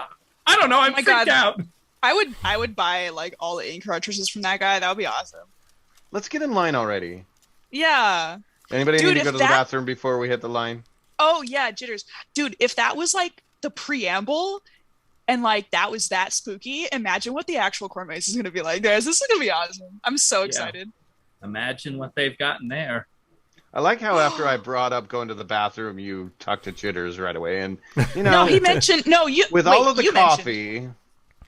It moves through you. It does. It's a diuretic. That's I why forgot you're it always was in the bathroom, dude. You who mentioned, Gage. Is that why you you're had always in the bathroom? Yeah, sure, yes. That, yeah, Okay. yeah, it's all the coffee. No other reasons. On our way to the line, we'll stop by the Porta Johns. Yeah, I definitely... Oh, Brian I don't know runs. Brian runs up and goes, "Hey man, like, how was it?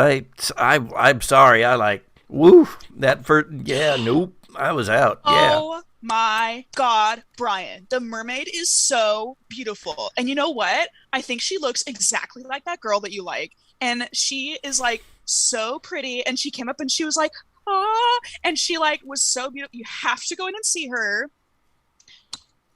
She's really stunning. I'm behind Iris, just shaking my head like, no. So Yeah, no, you totally should. It was amazing. No. I'm I think sorry. you'd really like it, Brian. And I think Okay. you should take somebody else also to film your reaction because it would actually, no, there's no video.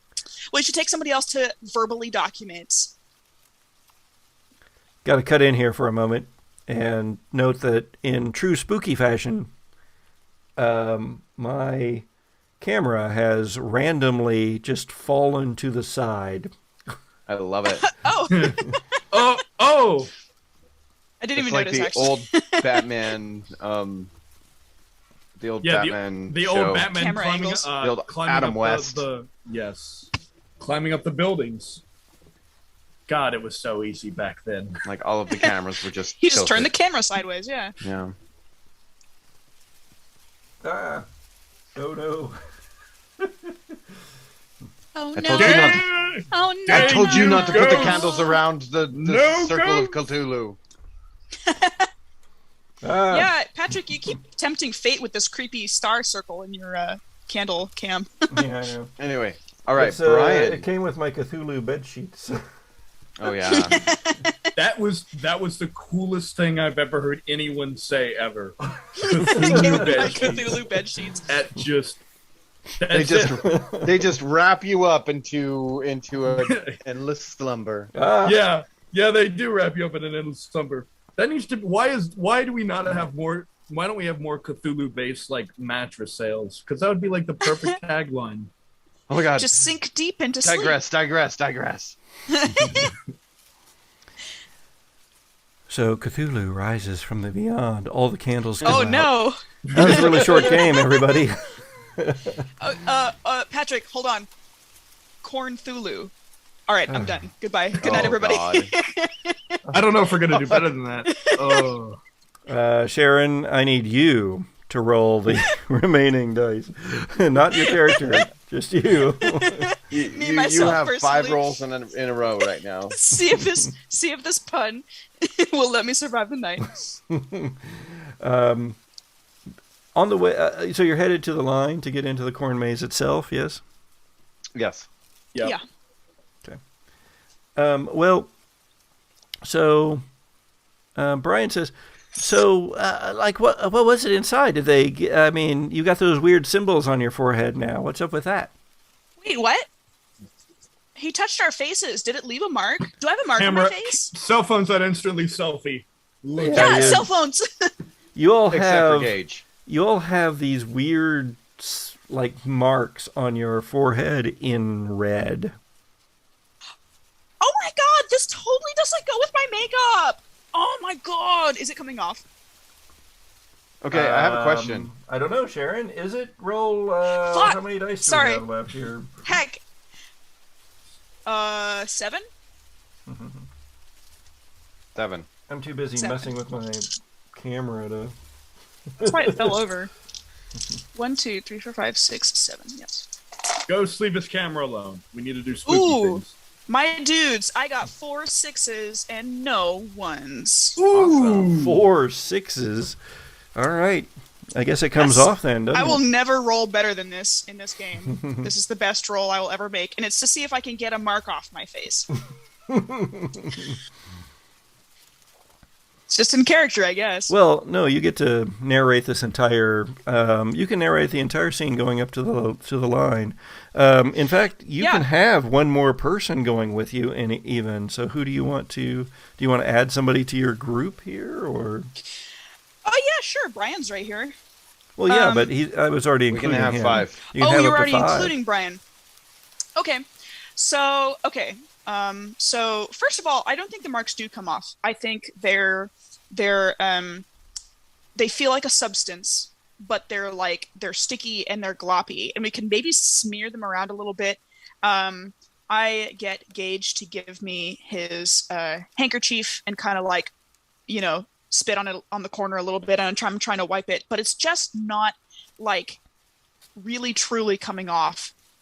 And we eventually realized, it's dark, it's a haunted, spoopy corn maze, and this is probably just part of the act, and it's probably something we're going to just have to scrub off in the shower.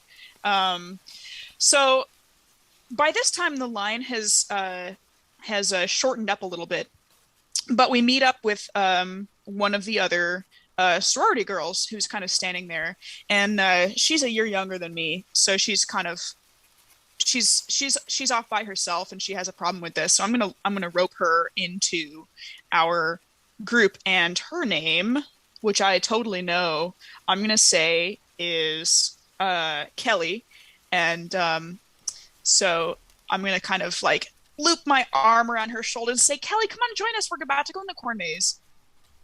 All right. We've just been through the mermaid house, and it was really cool. And this guy put this stuff. Like, do you have any like extra strength makeup remover, like in your bag? He put like a thing on my face. Jitters. Okay. Jitters doesn't have any extra strict makeup remover. No, actually, I was going to ask you to describe Kelly. I'd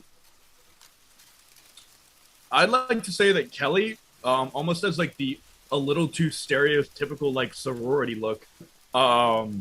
She's got like a big, massive sweatshirt on, like a champion sweatshirt, black leggings with white bands, and it's just kind of like mid-length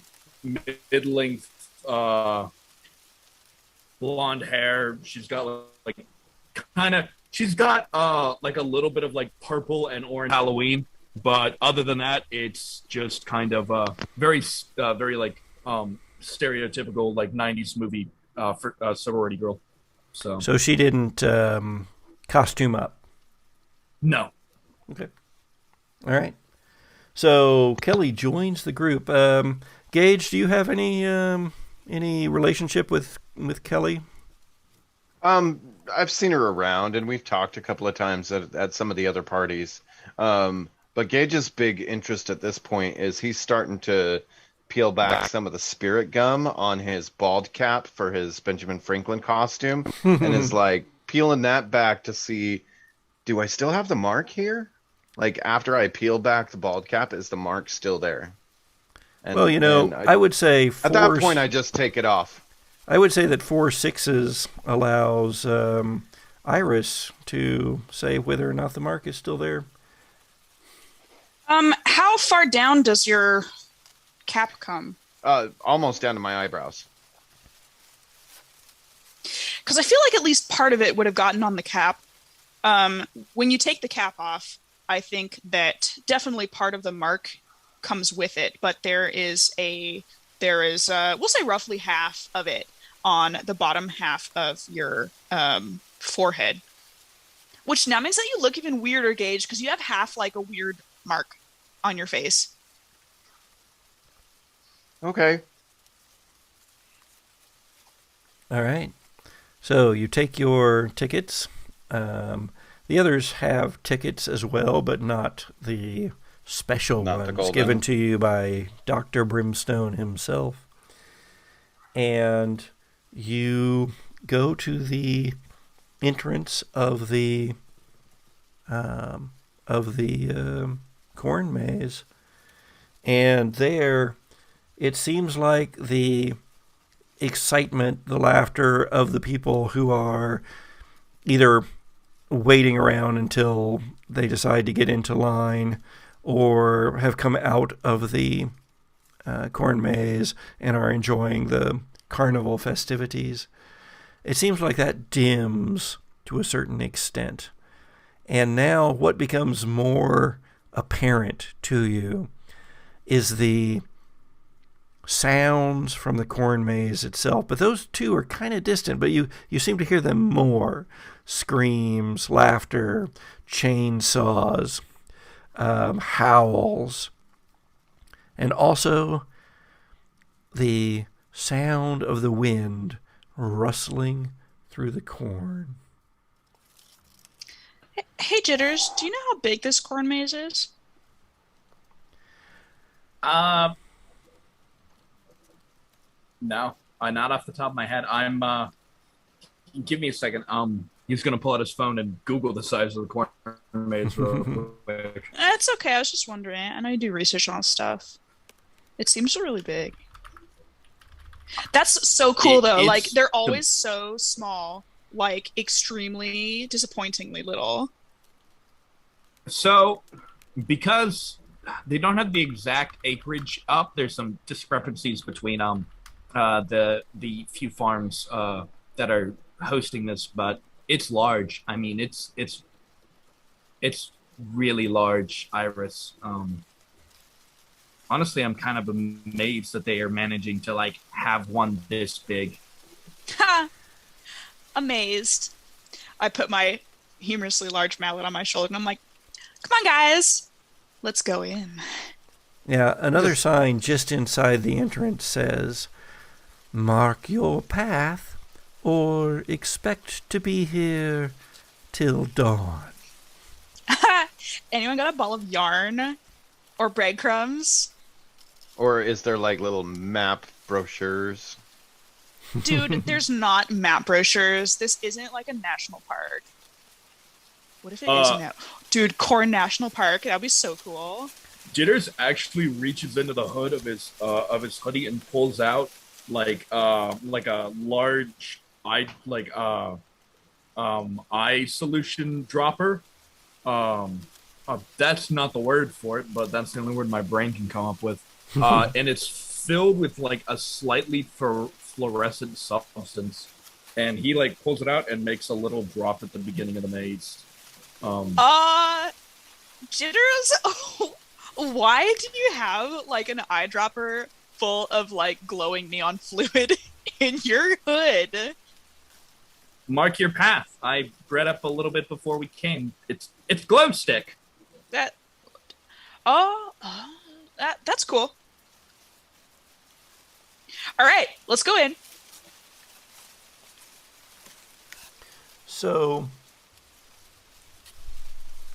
as you enter, you go a little ways, and there is a branching. In fact, it's not a four path intersection. It's 6. And at that intersection, there's a table sitting in the middle of this kind of crop circle of the whole thing. And on the table are several brochures. In them are maps. Gage! Oh my god, they do have map brochures. Are they all the same? Well, you look at a couple of them, and they do indeed appear to be the same, yes. Okay, I thought this was going to be like the ending of Clue, where there's like a bunch of different maps, and you had to like figure out which map is the real map. Figure out which one's the real map. Yeah, that would be so. Anyway, that'd be really bad for if people are only doing this as one person, going in here and only having like a quarter of a map. That's okay, guys. The closest the exit is from here is, maybe Candlekeeper can help me out with that. Well, do you want the closest way that the exit goes? Do you mean the exit we just that's came the thing. No, I'm looking for, because Gage really likes to enjoy these kind of events and wants to take his time, so is looking for like the most outward route. The longest, most labyrinthine. For Brian and Kelly, who had to pay for their tickets, it was $20 each. So, well, yeah, if Gage had noticed, he would have helped him out with that. Jitters is actually gonna like reach into his back pocket, pull out his wallet with his long wallet chain, which he has his black acrylic one, not his shiny one, because Magpie is there, and he's lost bangles before. Oh my god, I love your wallet chain. Thanks. He's gonna open it up and he's gonna pull out like a thin metal square and fold it a few times, and it's like a small, probably about 1.5 inch long little knife, which he's gonna slip into his pocket. He seems like on edge more than the others. Jittery. Are you doing this in view of us? Like, are you purposely showing us that you're folding up this knife? No, but it's not something that he's trying to hide. Well, it's a little more casual. I mean, I guess we should see how this goes then. Oh, dear. So I suspect that, Isaac, you should roll some dice. How many do we have left here? I think we're like 7. 7? Yeah. For now. Ooh, not good at all. No 6s and 2 1s. Oh, no. Well, okay, true. I mean, actually, that is pretty bad for you because your moment is on top. And therefore, if you had called it before, if you'd said, I'm going to try for my moment now, try to find out something more about what's going on, then, I mean, we might have been able to do something. But no. As it is, you can't re-roll the ones. So do you know what this means? Someone else lose another dice. Unless you can burn. We lose a candle. Yeah, we lose the candle. We are about to lose a candle. Oh no. Which one should I go for? The first one that you lit. Yeah, that one. All right. A candle goes out. Now, when a candle goes out, I get to narrate because, well, you failed. So that means I win narrative rights. Do we still lose the dice? You're going to lose all sorts of dice. Well, you're going to lose one die. When we start back up, you will have 9 dice available to you. I have a question. Is that die included with the 2 ones that I rolled, so we lose 3 dice total? No, because the candle going out resets the whole thing. Okay. Yeah. So we begin a new scene wherein you will have 9 dice available to you at the beginning, and I will have 1 on my side to roll. Ooh. Okay. Ooh. So All yeah, right. we lost dice before, but not in a way that burnt out a candle, because we always had 6s to balance them out. Right. Yeah. It's when you roll 1s sans 6s that candles go out, and Patrick gains dice. Sharon, is there any way you could increase a little bit of light in front of you? Yes, I can. Maybe not. Hold on.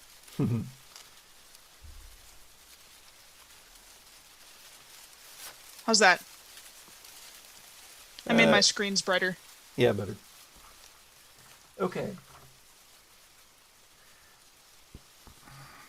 Now, here's what happens. As you are looking at these maps, the lighting that you have here are tiki torches that are lit on either side of the table. And in true corn maze fashion, they're regular tiki torches. They are they're an open flame in a cornfield. And as you are looking at your maps, something dark, cloaked, perhaps, unclear, runs across from one of the entrances to the other tunnels of the other sections of maze to another, runs across right in front of you, opposite the entrance you came from. And as they do so, the torches just snuff out, and you are for a moment left in utter darkness. And somewhere, not as far away as you might perhaps hope, in fact, sounding almost like it's right here in this clearing, in this crop circle, is a scream. Ah! And it does not sound like false fear. It sounds like real fear. It's me. Doesn't sound human. And then you are left there in the dark. Now, as a candle goes out, we do a little thing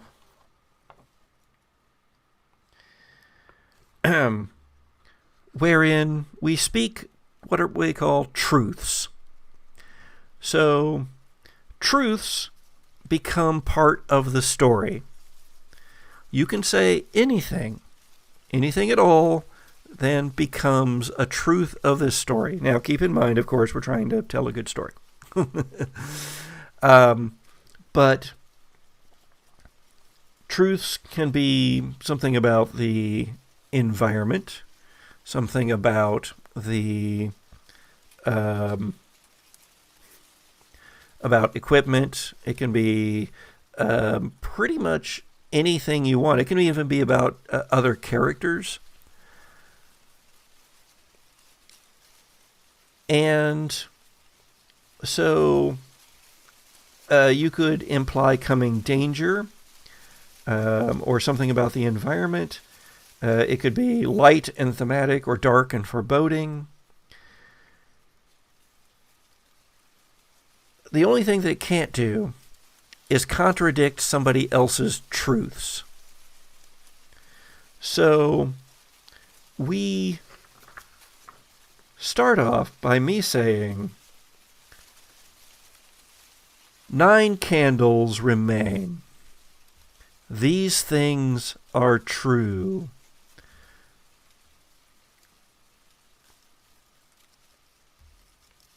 Now, we start and we go around clockwise from the character who initiated this, who caused the candle to go out. So that's going to be Jitters. So these things are true. The world is dark and... We don't know where we came from. Oh, okay. And then going around, we go to me being next. I think I might have actually gotten ahead of myself there a little bit. The torches go out. Oh, And that's then- the truth that you're saying? I'm going to say that that's the truth that I'm saying. The torches go out. Okay. All right. So Gage is going to be next. And all of a sudden, after the scream, it seems eerily quiet. We can't hear the ruckus of any of the other maze or the carnival that is there. Hmm. Okay. And then Iris.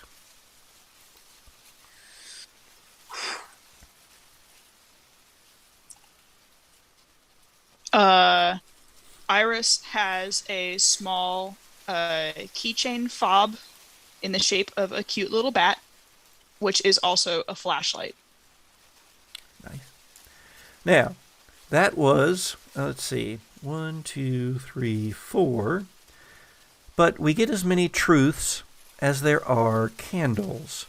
So we get 5 more truths. But the last truth is always going to be spoken together. And that last truth is going to be, well, I'll tell you about the last truth in a moment. But we do get, before that moment, 4 more truths. So, Isaac, you can tell us another one. Jitters is bleeding. Okay.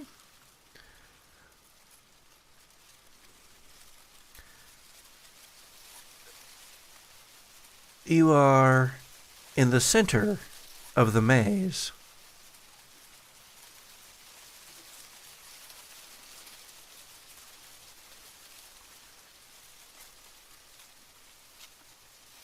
Jesse? All 5 of us are still present, and and Gage is playing protector game. And doesn't come into play here. It does not. So just the first part. All 5 of All us are 5 still of us present. are still there. Okay. The scream didn't come from one of us 5. All right. Well, that just leaves 1 truth remaining. And so, all at once, we say, and we are alive. So let's see if we can do it. 3, 2, 1. And And we we are are alive. I think it's because we play this remote. I think we have a delay. Yeah. I thought Because that we one was cannot pretty get good, this right. actually. It was like, it sounded okay. That one but, turned out like, good. I think the biggest thing is it being has the audio overlaps. It just turned into, instead of us saying it individually, it's this one giant mecha Moore voice saying Yeah. that. All right. All right. Well, so a light flickers on in the dark. It is Iris's keychain bat flashlight. It's small, but LED and powerful enough. She flashes it around, and you see each of your faces, but one of your faces is bloody. Jitters, what happened? Oh my god, are you okay? Jitters is on the ground, and kind of the knife is on the ground in front of him, and he has a big gash on his arm, and he kind of like absentmindly wiped his face with it, leaving this big old bloody mark on his face paint. He looks and goes, "Ow!" Jitters, stop wiping your arm. Jitters, hold still. I usually have some Band-Aids in my purse. Hold on. I throw the gross, sweaty handkerchief back at him. Covered in the Mart goo and the corn goo. Yep. Yeah. Ow. Ow. Ow. You are... Ow. This isn't my regular purse. You are still in, apparently, the same place. I mean, why would you have moved? You didn't run or anything. But interestingly enough, the table that is there in the center of this clearing with these 6 exits all around no longer has any maps on it.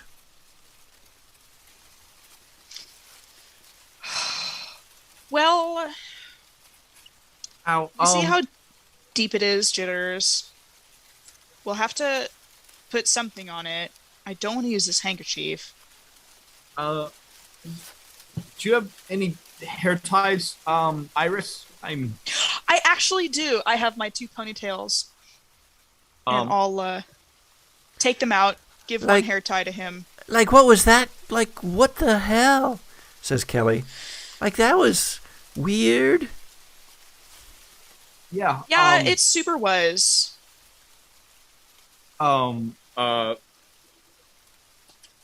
Jitters is gonna put take one of the hair ties and like put it on one end of the wound, and then pull his hoodie really tight and like motion for the other hair tie.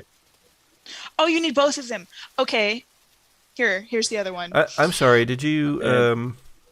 I guess you... it's part of your costume. I mean, it does make sense that you would have the hair ties. I have 2 So now ponytails. you're just a big pink and blue... Now I have no ponytails. Yeah. That's okay. I can have my hair down for the evening. Jitters, what the hell is this knife doing here? Did you accidentally cut yourself on this? Because, like, you can't be flailing around if you have sharp objects. I didn't know that the lights were gonna go out. I'm sorry. I got startled. This is a haunted house. Things are going to jump out and startle us. And if you're going to go around carrying actual bladed weapons on you, you have to be sure that you're careful with them. Okay? Indeed. And I'm not entirely certain that Gage cut himself. That's what Iris is assuming. I believe we need to figure that out. Is it Iris that's assuming that? I mean, Gage kind of went with the, went with that, thinking that he must have. Not Gage, Jitters. I'm sorry, Jitters, yeah. But Jitters did just roll, so let's make it Iris. Cool. 9 dice again. 9 dice. Oh, look, I get to roll one too, though. Oh, dear. This is so many dice. That is not a 6. Okay, I have 4 6s and 1 1. Jeepers. All right. Are you going to try to save the 1? No, I'm good. Okay. So that one is removed. You will have 8 dice to roll for the rest of the scene. Now, so this is yours to narrate. Was it, in fact, Did he cut himself, or is the wound such that a knife, even a, one like he has there, wouldn't have done it?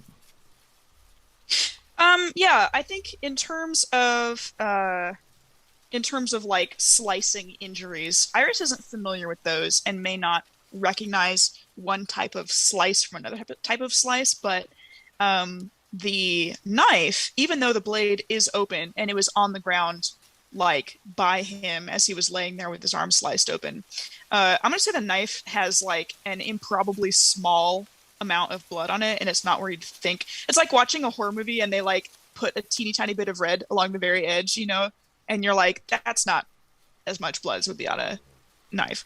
And so I think I'm a little weirded out by that, but it has to have been him cutting himself in startlement. It has to have been. Nothing else makes sense. Brian says, wow, that was freaky weird, but I guess we continue on. Where are we headed? I definitely should. I'm okay to come back, but do you guys mind if I go take care of this out of the car? I'm sure I can find a medical person. Oh yeah, they probably do have medical people. I'd like to burn my moment. Okay. So, are you? I will. I assume you're not actually burning your moment. I will do it for you. Oh no, I'm actually burning my moment. Oh, well, go for it. Don't blow into your bowl. I have a glass. Don't blow into your glass.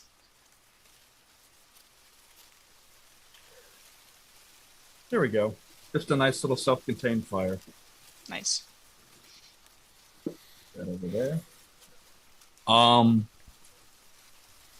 right, so I get to add my hope die now. Nope. You. Oh no. So roll first. We're going to be doing a roll here.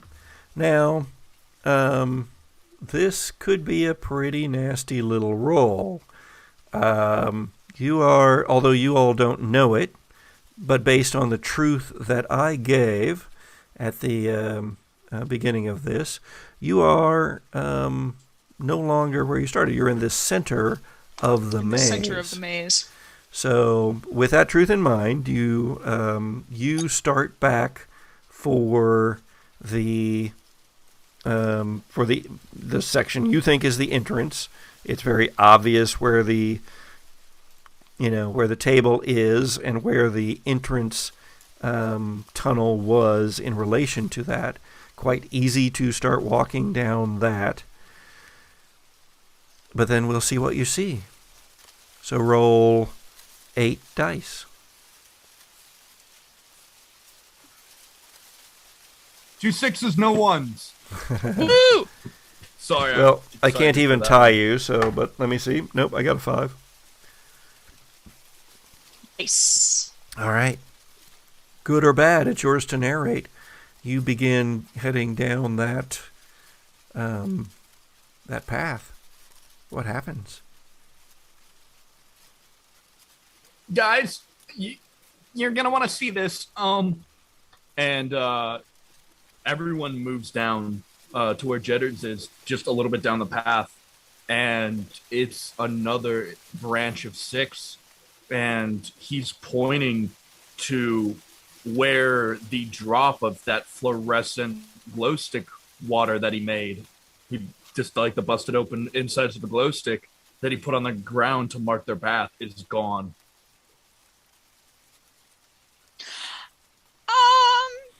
Now, this is your... Well, hold on a second. So, Jitters, this is your moment. This was your big moment of hope. This was you getting more information about the mystery.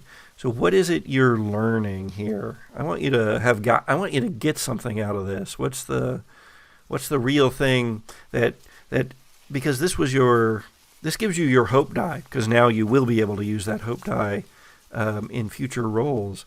This is a big deal. So, I mean, do you see something else or So, go all out here. Jitters, as was said in the blog, came here expecting the paranormal. This is confirmation of that now. There's no way they didn't move. There's no way they could have gotten here. Something beyond normal is going on here. And with the brain, since as the player and the character, I wrote the monster's brink. Well, yeah, And- right. Don't give too much of that away. So, no. And with that insight and his motivations, he has now got full confirmation that this isn't it's a haunted corn maze in a very literal sense, and he is now treating it as such, not as a like entertainment, but as a survival situation. So Okay. All right, so continue on. Iris, you were saying something? Oh, I was just gonna say about the glowing droplet. So, have you tested how long these droplets glow, or? he pulls out the dropper, drops one on the ground, and it stays and lasts. I mean, it is still potent fluorescent. Like, what are you talking about? Says Kelly. Oh, he put a drop of this. Well, I glowing saw stuff down the that, pad. but what are you saying? That it's? I mean, what are you saying? I don't see it anywhere anymore. Yeah, it's. Could somebody have like stepped on it? Everyone check the bottom of their shoes. Everybody checks the bottom of their shoes. They don't find anything. Now, Okay. Brian's well- like looking around. From what you saw at the trailer, you know how easily he can get freaked. And he's like, he puts his hand up to his forehead and goes, no, man, no, there's no way, man. No way. Game over, man. Game over. No. Brian. Maybe, who knows? Maybe they're really, I mean, it's been really good so far. Maybe they have like pieces of corn that they kind of shift in and out. I don't know. But either way, dude. wait, could you go stand on the table? Maybe get an orientation of where we are? So, Yeah. Gage, you're tall. You do that. Yeah, Gage. first of all, though, you're Okay. trying to calm down Brian because he is about to bolt. And so, I mean, were you trying to calm down Brian, or are you willing to let him go? Yeah, are trying to calm down Brian. as Gage, because Gage, I imagine, like during this whole like interplay, was like checking out each of the pathways and seeing if he could find anything that looked familiar, listening for other sounds, and everybody else is just being noisy. When Brian starts to freak out and seems like he's gonna bolt, he comes back over and places his hand on his shoulder, and is all like, "Brian, it's gonna be okay. We're gonna figure out a way out of here." Let's see how that goes. Oh boy.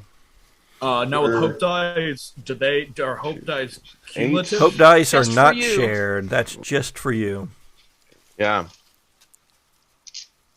So Gage has eight die to roll. 8. Yeah. 8. Oh, and I have one. Oh. And I dropped one. Ooh, skull for me. Let's see. What's the skull mean on your dice, Patrick? Is it good It's- or bad? It's just it's a one. Okay. 2 6s, 1 1. Okay, are you going to try to save the one, or are you going to let it go? I do have my overprotective vice up, so I think I'm gonna really focus on reining Brian in. Okay, so this is a Roll the vice. one. So there's going to have to probably be some negativity or negative aspect of how you do this, but we go ahead and let's burn it. All right. You guys are definitely setting yourselves up for hell later on here. It's not a game that we're going to win. Yeah. I mean, by win, We also want want to get to some of our other cards. Yeah, this is true. Like I said, the last time I played 10, Ooh, that's the a first good time I one. played 10 candles, I only burned 2 cards, and the second time I only burned 1. So I'm gonna see if I can get through more. All right, and you get to re-roll the one. The one. I'm just trying to figure out how I'm going to explain a glass of burned index cards. Oh, it's another one. Oh, dear. Guess we're gonna be finishing this game quicker than expected. Nope. Well, a It's candle gonna doesn't be go out for that. You slot just if lose it's- another one. Yeah. Oh, Because I dear. still succeeded. That's Yeah, right. and You still succeeded. So you did burn your vice card for this. So bring that vice into this. I would, also encourage you, since you did, in re-rolling the one, got another one, that you make that count somehow too. But go for it, whatever you like. All right.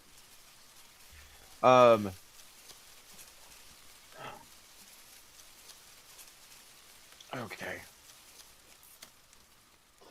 You see Gage walk back over from one of the pathways out of this little circular area that we're currently in, and he just grabs Brian and is like, "It's gonna be okay." Starts to shake him a little bit, which freaks Brian out a little bit more. It's gonna be okay. I'm gonna get us out of here. You guys. Oh man! understand Oh we're man! Getting out of Oh here, right? man! Oh man! I'm a little freaked out as well, but if we all just keep our heads, we'll figure out a way out of here. Oh man! If only I had one narrative control, then somebody could have lost their head.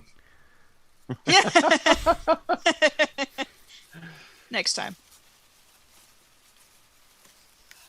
All right, so do you get him calmed down? What happens?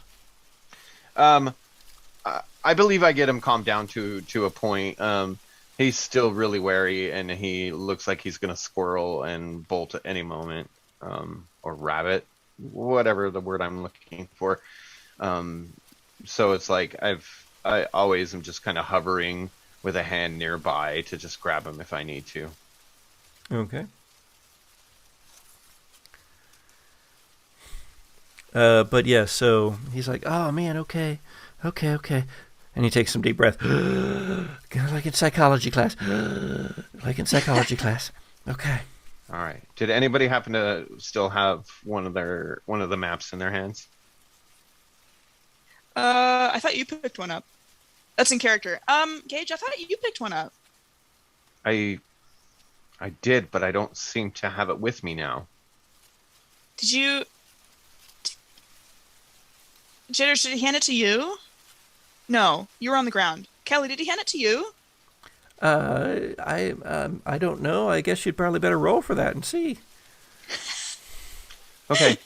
Ultimately, if we go one direction and hit the edge and just keep working our way around, we'll find our way out.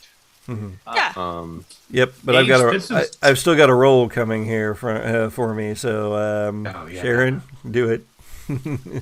Sorry. That conversation can be happening as I'm rolling. I have 2 6s and 1 1. I rolled a 1 as well. Did you wish to try to save your 1? Nope. All right. We are down to 6 dice. Whoa. Sorry. Okay. So, but you did get a 6. So, does Kelly have the map? I'm gonna say we all kind of start, doing that thing where we pat all our pockets. Some of our pockets are unfamiliar because we're in costume, but I'm gonna say that Gage put the map down when we all went over to where Jitters was on the ground, and so as we're kind of looking around, I happened to spot it over on the ground by the now empty table, and the drops of Jitters' blood over there, and so we can go over and pick it back up. Okay, all right, so we have a map. Let's get it open and take a look. So, there's the thing. Where are you on the map? Am I supposed to narrate that also?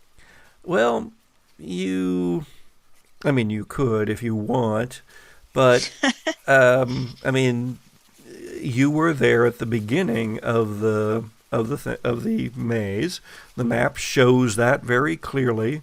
It shows that section that you came down as being not particularly long and leading, of course, back out into the fair area. Okay, so we were here at this six-pointed intersection, and now we were at another six-pointed intersection, which connects to a third six-pointed intersection. So we need to find some place in the maze which has two six-pointed intersections that are connected to each other by a very short direction. There's one. There's another. Oh. No, that's not it. Oh.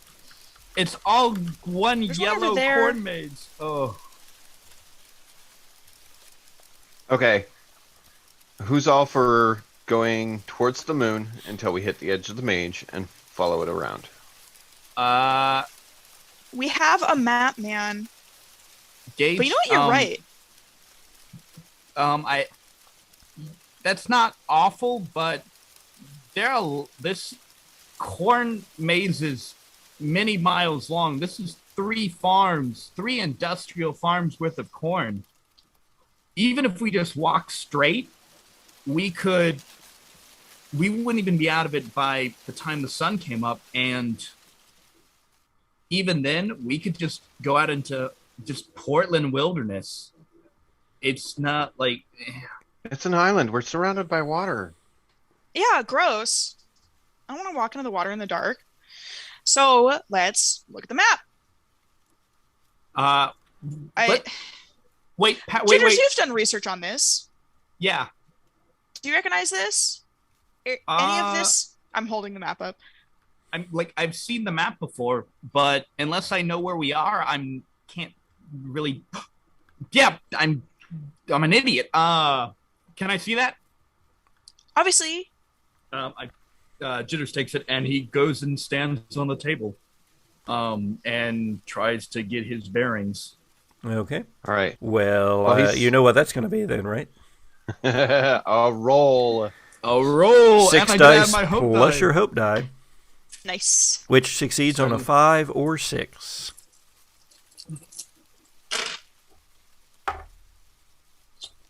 Still nothing for me. Oh no! Oh wait! I have a 5 on my hope die. But nothing anywhere else. No ones. I have 1-1. So I have 1-1 and then 1-5. All right. Did you want to try to save the 1? I can't. I can't think of a good way to employ my vice at this moment. I mean, it doesn't have to be direct. It just has to be in there somehow. But if you don't, if you don't want to do it, then I'll save it. I yelled at scarecrows. That's a fair point, but I'll save it. I'll save it for a better paranoia moment. Okay. Down to 5. Down to 5. Oh, that's not very many. But you did succeed because of your hope die. So yeah, you stand up on the table. What is it you see out there? You can just the stalks are 9 feet tall. The table is 2 feet maybe off of the ground. You're standing on it to your full height, so you're just barely able to see above the. That's amazing. 9 foot tall corn. That's crazy. Ooh, it's very tall. I know where they use this island for corn farming now. Well, it could be small hillocks too, but that is very fair. Jitters is looking at the map and looking around at the carvings in the cornfield. None of it is the same. It's not that he doesn't know it. He recognizes the paths and how it is. None of it is the same as what's on the map. So what does he say? Jitters just drops the map. Just drops the map, and he kind of slowly climbs down and just sits on the table and puts his head in his hands and does not look good. He's kind of muttering to himself. Man, what the hell? I will stand up on this table and look at the corn myself. Take it. Take it. Oh no. All right. Oh no. So off to your right, you are standing facing one side of the table. So, but off to your right, you actually see what looks like a big arching bridge. Like that in the corn maze, they've made or placed a bridge where people who've been in there deep enough can climb up, onto it and look around and see the whole maze. It's quite a ways off, several hundred yards. Off to your left, you see a red glow in the corn, but beyond that, I mean, in all directions, it's just corn. So, this map, it doesn't match. Yeah, it does not match. What did you see up there? Well, okay, so something's glowing over that direction, and I point. But over that way, there's a big, like one of those archy bridges from, like, the Japanese garden. Is it like that, or is it more like a lookout point? It sounded like a moon bridge to me. Is that right, Patrick? That's what I was envisioning. Yeah, it's like one of the Japanese garden arch bridges. And could we get a good viewpoint of the maze from there? Yeah, it's taller than this table. I can see it rising up. The only thing I can think is heading toward the red light and hoping that it's one of the workers here. Do you still need attention to your cut, Jitters? Yeah, but I don't know what I'm going to do about it in here. Well, they have medics stationed throughout. From behind you, or what would have been behind Iris if she was still standing on the table like she had been. So back behind and in the dark, not toward the red light, not toward the bridge. You hear that distinctive sound of a chainsaw starting up. That's not a distinctive sound of a chainsaw, but... There you go. The first one kind of sounded like a boat, which also would have been cool. Boom, boom, boom, boom, boom. A boat starting up in the middle of a cornfield. That is disconcerting. Corn boats. Okay, well, I just don't want to deal with Chainsaw Guy right now, so... I was wanting to go towards the bridge and get a better view, but Gage, if you think there's like a medic station where the red glow is, I mean, it looks ominous to me, but... Well, let's continue onto the bridge and let's just call out every once in a while for a medic. Yeah. Yeah, that sounds like a plan. There is a bridge on the map, but it's not where it's supposed to be. Well, hopefully we can orient ourselves once we get there. Yeah, maybe we're looking at it like upside down or something. That I mean, not the map is upside down, but like our view is upside down. Maybe they printed the wrong map. Maybe it's like last year's map or something. Maybe it is like Clue, you guys. Oh, but we only have one map. It's just like I said. Oh no, we only have the one map. We need 4 maps. We need Tim Curry. So you bridge Tim Curry toward the bridge, taking a more or less a random path, but one that sort of goes in that direction. And you work your way that direction for a while. You come around a corner, just a regular corner. It's nothing particularly special, except that to the it goes to your left, but to the right there's an alcove cut out of the corn, and there, with her back toward you, is a small person, a child, perhaps, wearing a coat with a hoodie underneath, and the hoodie is pulled up. They're turned away from you and kind of huddled down in the corner, if there could be said to be such a thing in the corner. Excuse me. No. Excuse me. No. Do you know how to find the nearest medic station? Oh my God, are you okay? Hello? She Sweetie, doesn't are you... say Jitter. anything. Jitters is just like he walked in and saw that, and others just like at the edge of the corn exit. He is ready to go. He's Are seen you- too many horror movies. I know, right? I would be where Jitters is, but no, Iris is like, oh my God, sweetheart, are you lost? Are you missing your people? And then We need she the medics. Our friend is very hurt. He's got a Quickly- big cut on his arm. and suddenly Gage. stands up and turns around, and you see their face is all white. It's all covered in scars and bleeding, and her eyes are missing, and they're just hollows there, and her mouth opens up, and it seems wider than it should, and she goes, ah, and runs toward you. And I yell out, run! And like throw a kick like into her chest. I also scream back at her. I am gonna lash out with my humorously sized mallet, which is my disguised lacrosse stick.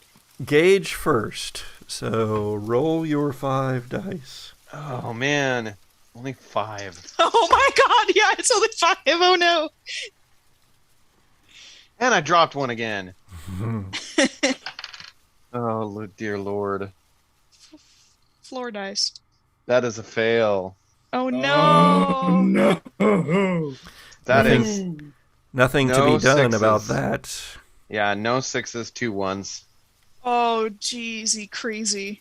Juicy crust. Cheesy cries. That Cheesy. one I dropped I try on to the say floor crust was and a rice at the 6. same time. Juicy No, it was a crisp. 2. Juicy crisp. There we go. Medium rare. Another candle goes out. Oh no! And things just get worse. Ooh. Yup. Yes. So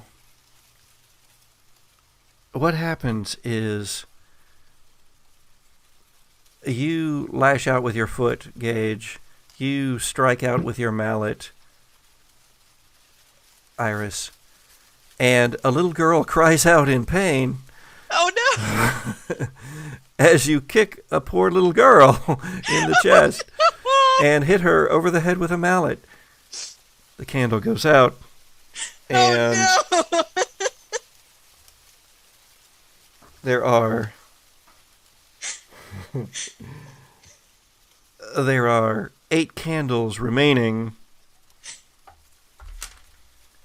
and these things are true. Oh man. Oh. So many. And that was mistakes. me, so I go first. Gage gets Yeah. to begin. Yes. Oh. Hearing that cry, Gage realizes he made a big mistake.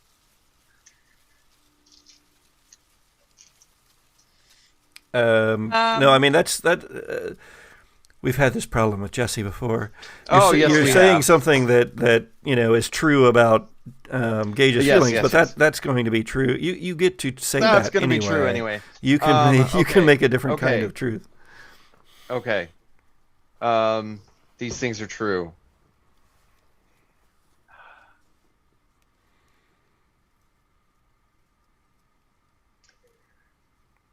Dang it, I don't know how to word this. Well, say what you want, and maybe we can figure it out for you.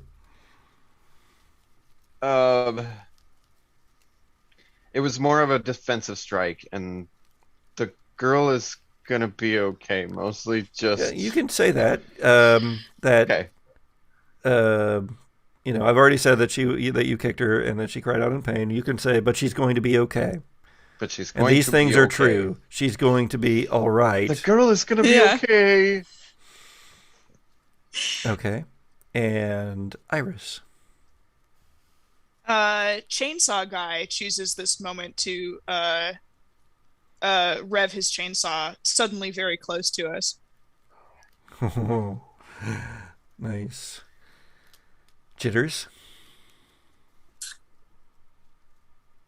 Brad? No, not Brad. Yes, Brad? Why am I having a blank? Brian. Brian's gone. Oh, wow. Yeah. He's out of here. Okay. You guys can help yourselves out with these truths too. They don't all have to be mean to you.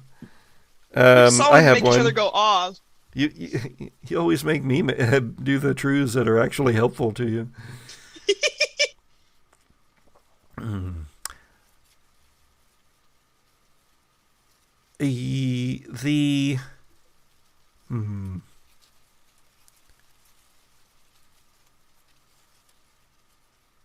The corn moves against the wind. Don't like that. What? I hate everything. Ooh, boy, do I hate everything. Everything Don't about like that. Ooh. All right, we've got 3 more truths before all of our Yes. truths. So, Gage. I'm sorry, Dice Cam gets a truth as well. Nice Oh, guy. okay. I have 2 dice over here. That Dice is Cam says that the truth Dice is Cam that there are 8 dice remaining. Yeah. The clouds grow thicker and the moon is more obscured. Good Lord, why are you guys so mean to yourselves? Just about to say the clouds move off with the moon and we get more light. Okay. This is a horror podcast. What are you thinking? Okay.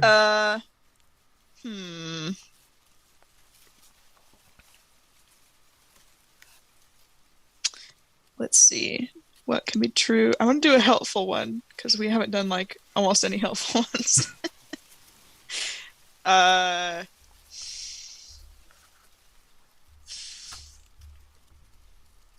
We are just a short distance from the bridge and we see clearly how to get there.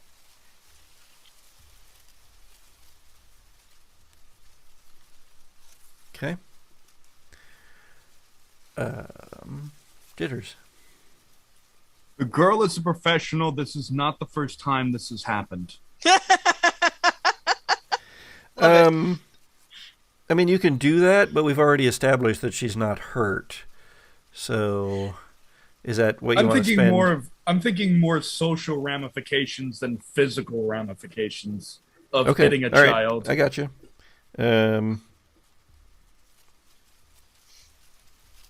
Okay.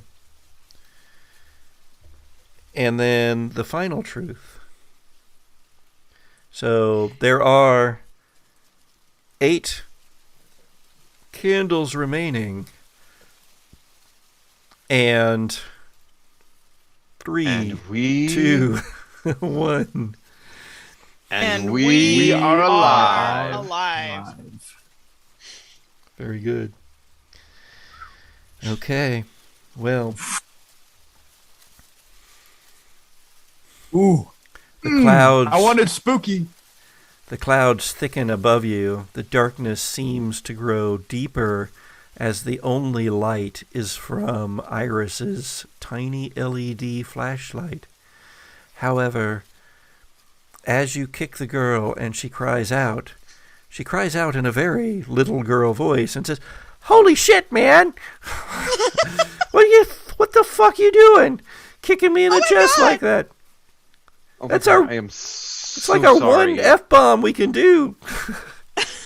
And then So sorry we made you earn your R rating just for us. and then there's a chainsaw rev like right in one row over, and you can smell the oil and the that smoke coming off exhaust. of the exhaust coming That off of the 2-stroke chainsaw. burn.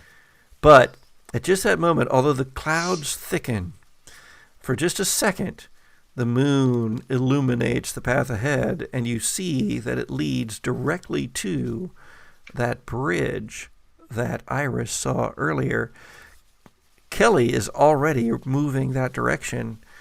The others of you are still gathered around the girl, but there is someone not here, and that is Brian. Brian! And as you look, you also notice, you particularly, Jitters, that the corn moves in a direction away from the way that the wind is blowing in its upper tassels. Brian! We're not gonna. I saw him. He took off. I couldn't catch him. Between Max, the kid. Max, they assaulted me, Max. I'm so sorry about kick that. out. And I We need to reach kick my some hand out to mofos give you a out. hand up. I'm so sorry. Actually, please kick us out. We're so lost. We actually need medical help. Yeah, Jitters kind of like rolls his arm up to reveal the gash, and it's like he didn't realize as much. He's got some adrenaline pumping. It's pretty severe. It's not like it's going to need stitches, and he's losing some blood. And yeah, I'm so sorry. We tried to get your attention before. He's really hurt. See? Yeah, no, we weren't messing around on that one. Yeah, whatever. I mean, it could have been. Wow. I mean, why didn't you stop at one of the, med? We haven't been by one yet. Yeah, Well, we they're like like just got everywhere. in. Are The they? map- Is that what's glowing Max, red over there? Max. And you don't hear anything from where the chainsaw sounded now. Just the faint odor of Max? exhaust in the air. Hello? Anyone? Matt. What's your name? Bitsy? I'm Gage. I'm really sorry. I want to know your name, and if you can help us get to the nearest med station, that'd be great. I mean, my name's Elizabeth, but, people call me Bitsy. I'm Bitsy. All right, Mitzi. Bitsy. With Gotcha, a B. Bitsy. With a B. Spider. Oh my Yeah, God, lost Jitters. A I lot bet of she's blood. heard that like a Yeah, bazillion so, times. fine. So, all right, you need some medical. The bridge is, like, right over here. There's a, there's a med station right underneath it. And Oh, thank heavens Gee. I'm wearing so much stuff. Are you Bitsy, warm enough? What? of course she's One- warm enough. Gage, one of our friends just ran off into the maze. They don't have a map. Their name is Brian. I don't know if you guys have walkie-talkies, but Oh you yeah. might- We'll have to let them know at the med station, and they can, see if they can find him. yeah. Well, Killed it. he wouldn't have run back the way we came, right? He's probably up at the bridge. No, he saw her and the chainsaw and just kind of bolted the way we came. Oh, good. So Yeah. I don't know that you saw what direction he went. Why don't you roll for that? oh, hate those words. But it is we are back up here to 8 plus your hope die, so that's quite a few. Oh, yes, we are. Okay. Much better. Nice. I only got 1-1, but I've got 3 6s. Okay. I'm assuming you don't wish to try to save the one. No, not this time. Okay. What about a 1 on my hope die? That doesn't do anything. Okay. Okay. So was that where the one was? Or No. I had one on my hope die and 1 on a regular die. I mean, it does allow you to re-roll it if you had a virtue or a vice, but it doesn't go away. So So yeah, you got some 6s there. So yeah, you can go ahead and say whatever you like about where Brian went. So Jitters saw Brian run back into the maze, and as this happened, Jitters saw like as he like was running through the maze, he went full like into the corn field, not like running through the paths. And instead of knocking down the corn stalks, they almost like split open sort of and like kind of let him in and then closed behind him. And so like it was very, very natural looking. It wasn't like something where like fallen hedge maze Harry Potter opened up, but it just kind of like they flowed more like grasses instead of being strong and hardy like a corn stalk. And there's no trail where he went. Oh, I don't like that at all. All right. Well, Kelly's already halfway down the trail toward the bridge. Are you following? Yeah, Jitters is gonna go after. He things gone bad, but he needs his arm working too. Yeah, we can find Brian later, but for now we need to get a bandage on that. Okay. It's like, all right, let's keep moving that direction then. And I still like look back one last time. Brian, it's okay. Come on back. Brian. He ran track in high school. He's out of here. I'll be amazed if they don't find him. And oh wait, we're on an island. There is no next county over. It's a big island, though. Yeah, but it's like half water. Come on, guys, come on, says Kelly from ahead of you. We're on our way. Yeah, let's go. I feel like Kelly could be in some amount of danger here. Jesse, you're the one that said, yeah, let's go ahead and follow. So why don't you roll... we got 8 dice there to see. No, we have 7. 7. Oh yeah, you are correct. 7 die in order to see how Kelly is going to fare. Oh boy.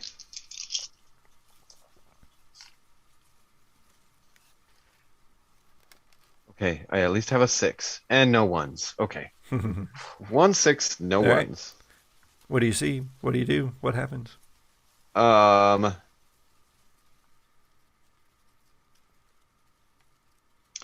Is this mostly in relation to Kelly? Yeah, you're following Kelly. Not going. You won't get to the bridge quite yet, but it's just, I mean, there was a chance there. Oh wait, there might still be. How many 6s did you get? 1. Okay. Oh dear. Oh no. Snake eyes. Oh, nice. All right. Wow, I am not rolling very well. Rolling poorly. Okay, we'll give you some more dice here in a little bit. Yeah. It also helps. We are our own greatest foes so far. Yeah. Yeah. I'm just gonna sit back. I'm gonna go get another drink. You guys kill yourselves off. Yeah. With that one last call out to Brian, I look back over and see Kelly rushing up ahead. And I was like, we should really catch up. And as they start to trot off towards Kelly, I notice Kelly go around the corner in the corn maze to what looks like to where it goes to the bridge. And one last check in with Bitsy. You doing okay? Dude, no, you kicked me in the I know. chest. Do you need to go to the med station with us? I'm right here with you. I'm coming. All right, let's go. You guys are so in trouble. That's fine. You're not supposed to touch the actors. There was a thing at the beginning. You didn't respond. I'm sorry. I'm not supposed to respond. I'm supposed to be a creepy little girl. Yeah, and she's still a creepy little girl. She still appears to have no eyes. We had help. We needed medical help, and we were asking for it. Whatever, it's fine. All right. I'm a little girl. I don't know what you people as long as you're going to be okay. Are you cold? Would you like my jacket? She has like 20 million layers on. Thankfully, face paint's hot. Sorry, what did you say, Patrick? she says, thankfully. Yeah. Look, we're sorry about that. All right. You I'm proceed just moving on, not trying to be too toward imposing on her because the I don't want to bridge. scare her off anymore. and she stalks along behind you. And Anyone else a little bit dizzy? Ugh. Oh, yeah. Here, lean on me. I mean, not like I'm dizzy, but like you're. Oh, that's not good. Yeah, no, lean on me. Ooh, this is gonna leave a scar. oh yeah, you might be getting worse here, so I guess you probably jitters ought to roll. How is that wound doing?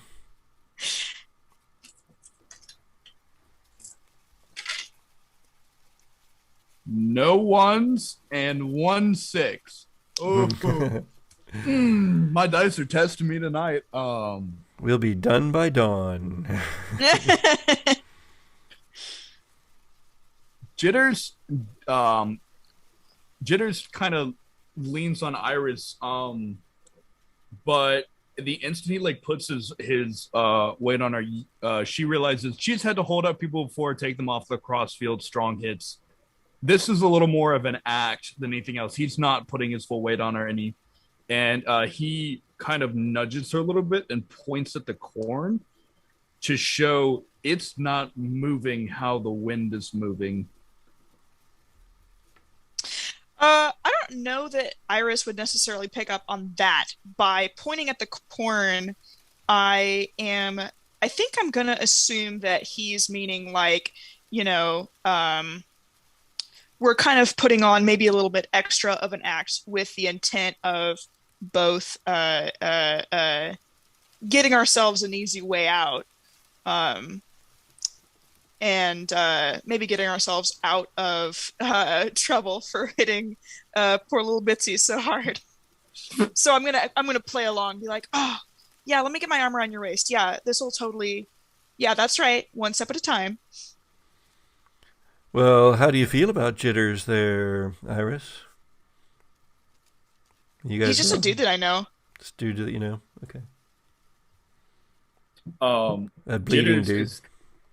Jitters is gonna look over. Gage, do you mind with the other shoulder real quick? Oh. Ooh, that ground looks fun. That's spinning real fun.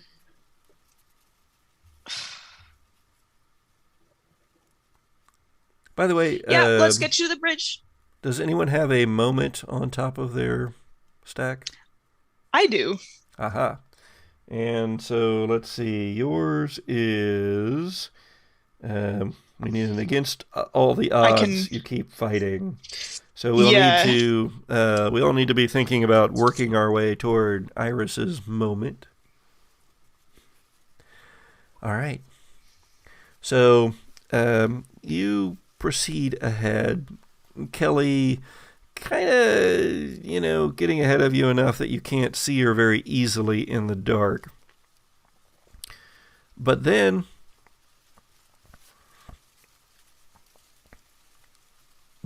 you, and Gage, you're kind of leading here at this point, even though it is Iris's flashlight that is providing all the light that you have now that the moon is fully covered by clouds. And you come to the bridge, which is one of those kind of metal structures. It's really just sort of it's a grain gantry kind of thing, but it's got aluminum steps that go up on either side. Takes it up to about the 15-foot level, so a fair bit above the top of the corn. And I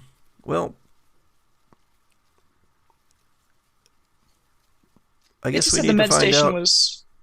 Yeah, it should be underneath. Under the bridge, but I guess we need to find out what you see here at the bridge. So go ahead, Gage, and give me a roll. 7 dice.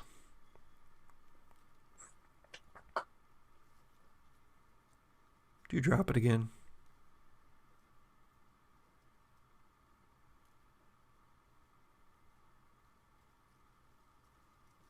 I don't know what that look means. I don't know what those... you're muted. I don't know what those wordless mouthings mean either. You didn't hear me? No. No. 2 6s. Oh, Nice. 2 6s. No ones? No ones? All right, I'm just going to start blowing candles out. I know, right? Just huff really, really angrily. Oh, I mean- stretch. Oh, goodness, what's happening? Whoopsie. Do we win the Take game? a drink if- of water if, and like splash it everywhere. Oh, sorry, my Tourette's. I had a tick. I don't know if I was clear at the beginning. No one survives this. Yes. So, all right, you're at the bridge. What do you find?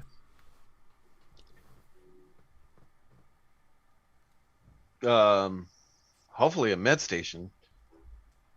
No, what do you find? You're narrating. You're narrating. Okay. Let me get the burp out of the way. No. You have to do right the in the whole middle scene of my with You have monologue. to do it right into the... Okay. Okay. I imagine as we near the bridge, I see Kelly climbing up to the top, and I like lean. Yes, I lean Jitters up against the edge, and I run up the steps to catch up with Kelly. And it's like, you really got to stay close to us. We've already lost Brian, and we're both just kind of looking out over the corner. I just couldn't handle it in there anymore, Gage. I just couldn't. It was just like I was like feeling all like closed in on every side. It was just too much. I get it, and we all need to get out of here, and I think we're all about done with this place. Mostly Gage needs I did it to myself. Mostly Jitters needs attention, and we got to find Brian. Hopefully we can get some people on that as soon as possible. Can you see any like med station or even the exit for that matter from here? I'm having a hard time seeing it myself. It's Didn't Bitsy say it was to be like under the bridge or something? I don't know. And she looks down. What does she see? She leans out really far over the side of this aluminum structure and looks underneath the bridge. I comically lean out like extra far too, just to be like, I don't see anything. I don't either. What's going on, Gage? Hold me. Okay. And I just I let it happen. I'm not really like going to her and like grabbing her and holding her, but I'm just like, I don't like close myself off and just let her like fall into me and like put my hand on her head and kind of like pat it and be like, it'll be okay. She leans into him. What are the rest of you doing? Jitters Scooching. leaning. Oh no, you go first. Oh, I was going to say, having Gage having, kind of lean Jitters up against the bridge. I'm going to be like, okay, I can get you under there myself. Let's get you under the bridge to the med station. Okay. So you get Jitters' arm around you and start being his crutch to get him around the side of the bridge. Iris, don't take us under the bridge. What? Why? There's not going to be a med station, Iris. What? How do you know that? Bitsy says, no way well, you of can know course that. there's a med station. I just said there was a med station. There's a med station under the... Oh, good Lord. It's right through here. And she starts around the right side of the bridge steps, pushing the corn Bitsy, no! aside.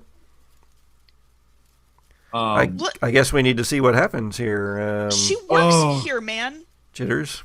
Roll it. Oh dear. He's got that hope die. Yeah. You guys can't That's fail a all roll. that's saving me. You guys can't fail a roll here, apparently. So. I guess. I made the mistake of I didn't grab my dice tray before this, and I now have a giant note card that just reads "Always grab dice tray." 1-6 on the hope die, but I also got a 1, so we're losing a dice. All right. Down to 6 dice rolling for everyone. Okay. Well, what happens? What do you do? Do you... Jitters lunges out to grab Bitsy like right as she like enters the corn to kind of like maneuver around to get underneath the bridge. But he stops like right before he touches the corn, and even Iris sees it now. The corn just like kind of like flows around Bitsy, and as soon as she's in it closes up like someone wading through tall grass. But these are corn stalks, and now it is very much visible that this corn is not moving with the wind, and Jitters, shit. No, shit! Oh. What? What the hell was that? Is that a thing that corn does? Can corn do that? Is that just like... Okay. Look, you've got a believe sticker on your Subaru, so maybe you won't think I'm just full batshit insane. I came out here tonight. I heard stuff was going on here. I don't know what is going on, but this isn't a normal corn maze, and I don't know what to do with that. Why the hell did you agree to come in here if you knew it wasn't normal? Because like 99.9% of this stuff is nonsense, and it was cool, and I thought it would be, I don't know, Buffy the Vampire Slayer, not a horror movie come to life. Shit. So, This Kelly is what and Brian's gone. Kelly and Gage have been on top of the bridge for a while. I mean, from your angle, you can't see them. Yeah, but we can hear them, especially Jitters. Oh, I'm sorry. His fun little voice. Can you? I would think we could. Oh wait. Also, I didn't roll against Jitters' roll there either. Oh. Ooh, how many 6s did you get that last time there? Just one. One. So I tied. Well, I'll let yours stand. I liked that well enough. But no. but yeah, actually, I'm gonna go with I'm gonna take a little bit of narrative control from that, just because I did get the tie, and yeah, you realize while you're talking there that that Gage and Kelly have been on top of the bridge now for several moments, and you haven't heard them, and Gage, you don't hear the others talking down below you either. It's weird. All you hear is the susurrus of the corn. Could I at least still see them move around to move in, like watching Bitsy go into the corn? No, because the way that the bridge is, it's very, it's pretty long. It's actually like maybe 30 feet long. And you had gotten, 10 or 15 feet down it, and then we're leaning over the edge. So you can't see, the angle's not right to have seen any of that. And of course, that was when Kelly came over and kind of leaned into you. So it wasn't like you were able to be looking over the edge anymore. So, okay. I mean, you'd have to go back toward the way you came up a little bit in order to see them or hear them over the sound of the corn. All right. Any big lights that I see in the distance or nearby, for that matter? Let's find out, shall we? Oh no! Yes, please. Oh God! Roll it. It is 6 die. For this. Act under pressure. Oh wait. I got 1 6. I got 1-6 and a 1. Oh no. Okay. Well, my 6 ties your 6, so I get narrative control. Oh dear. I still don't fail, though, do I? The candle doesn't go out, no.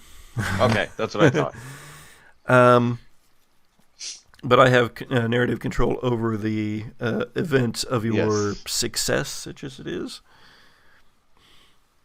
Now, you can always seize narrative control by putting out a candle.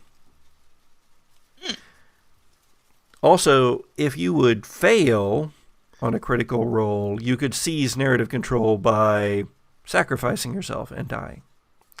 Oh yeah, I forgot about that part. Now, since we're a podcast, I don't recommend that, but so here's what happens.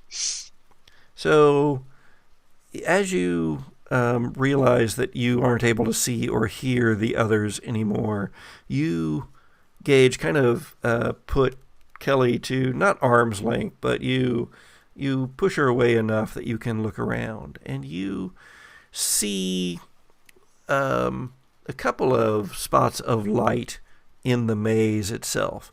One of them is a strange red glow. Another is what appear to be the flickering lights of tiki torches. And yet another place, the fire seems to be spinning, like moving around, and strange shapes are being cast upon the corn in that area. All of these are not close. In the further distance, you just see darkness all around, except, no, in fact, darkness all around. None of the bright lights you feel like you should be seeing from the entranceway, from where you came into the corn. Oh. All right. Should have put out a We should get candle back and to taken narrative control, shouldn't you? Yeah. We should get back to the others, Kelly. That said, as you go back down the stairs, the way that you came, or the way you think you came,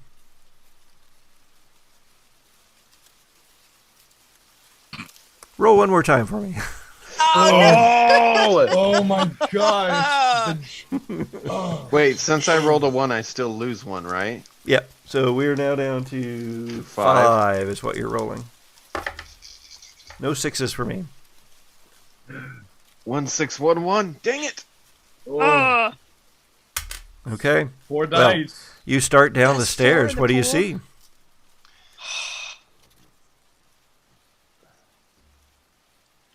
At first, I'm looking around and freaking out a little bit until I do look like kind of like around the corner of the staircase and I do see Jitters and Iris there, like looking into the corn. It's like, what's going on? Where did she go? Where's Bitsy? She just walked into the corn and it opened up and Yeah, it's okay. She's the medical station has moved. It's not under the bridge anymore. She's going to get help. Don't worry. Everything's okay. She said we should try and make way to one of the more actor heavy areas. There might be some medical people there. So we just need to keep moving. I don't feel like personally in Gage in his head is like the swirly light fire thing didn't sound inviting. The red light was not very inviting. The closest thing that looked like to anything of the original corn maze was the tiki torches. So I'd be like, okay, well then let's keep moving. She works here. She knows her way around. And try and lead us to the next tiki torch. Okay. So that's going to be across the bridge would be your best bet. Now, should we go to the tiki torches? I mean, if that's where we were, then there's nobody there. And did you see anything else when you were up there? 2 other sources of light, but I'm not very comfortable with the way they look. They just look like attractions. Yeah, we kind of need attractions. I need people with bandages and something. Yeah, how you doing Red light. there? How's that wound coming along? You should probably roll. Yeah. Oh I should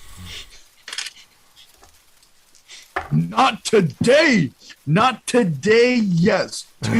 Two sixes, a 5, 2 5s, and a 4. Nice. And no Wait. sixes from me, so There should have only been 4 dice rolled. Hope die. hope die. Oh, that's right. Oh That's yeah. right. I forget about your hope die. All right, so so how is your wound doing? I know you're It's- worried about it, but it doesn't. Is it still bleeding pretty heavily, or what's going on? He's covered it back up again. Jitters is not like.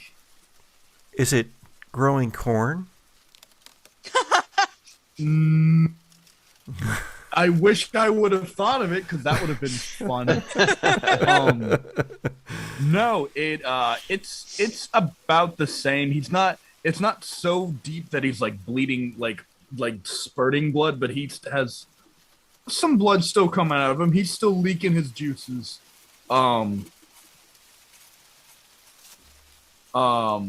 But he's not leaving a blood trail.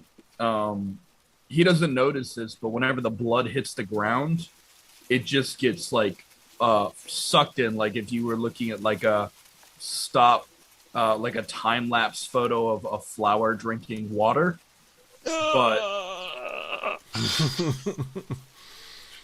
but like that. But Jitters has no idea, and he hasn't noticed that.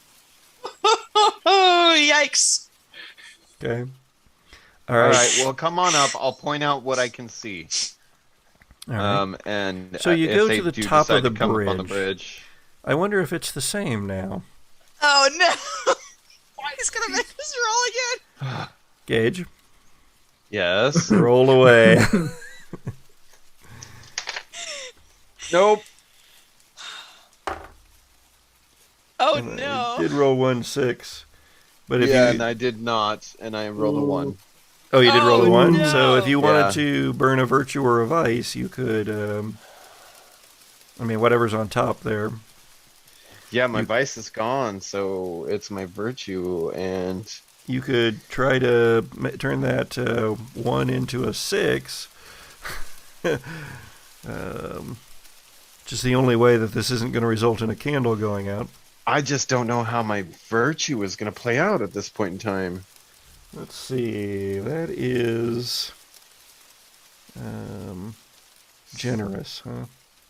Yeah. Oh yeah, that's true. Well, I'm not sure. But do you want to try to save the 1? I mean, we can probably figure it out. You can work something out. I'm gonna Although let it's, it go. I mean, you've got a 1 and a 6 here. So Yeah, Okay. I'm Let the candle I'm go. gonna let it go. Honestly, we have more candles than cards at the moment, so Yeah. oh, they'll start going pretty fast here. Hey, this means we reset our dice pool though, Yeah. Mhm. so that's cool. Dice pool will be set at 7. 7. 7 candles remain. Out. These things are true. oh, I forgot about the crazy. The stuff we have world to- is dark, and Gage. The corn maze has changed again. The lights that I saw are not in the same place. Okay.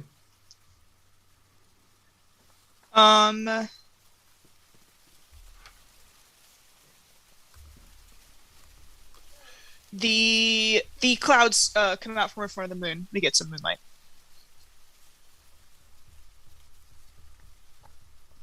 All right. Jitters. Something has smelled the blood and it is hungry. Well, there's an and in there, Dang. so sorry, but Oh, something has smelled the blood. okay. Something has picked up your trail. I love it.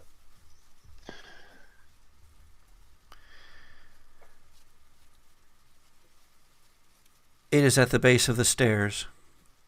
I made a mistake. Oh no! Wait, that's your truth? Mm-hmm. Yeah. At the base of the. Oh my god. Goodness. Sorry, Twitch. So, just to clarify, it's at the base of the stairs? IT And here apostrophe S? referring to Yeah, the thing that you has don't smelled necessarily need. I mean, you don't necessarily see it or whatever, but it is at the base of the stairs.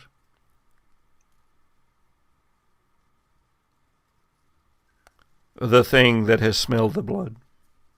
Gotcha.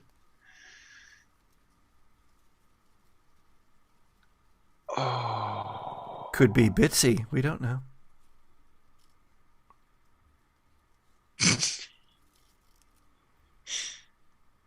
But yeah, you are up, Gage. Yeah. The world is dark. Yes. I could say that. No. The world now has moonlight, though. Yeah, you can't contradict me. We hear Bitsy scream in the distance. Oh no! Oh Bitsy. no. Well, at least we don't have to fight her later. Well, we don't know that. That's also very true and incredibly disconcerting. Ooh.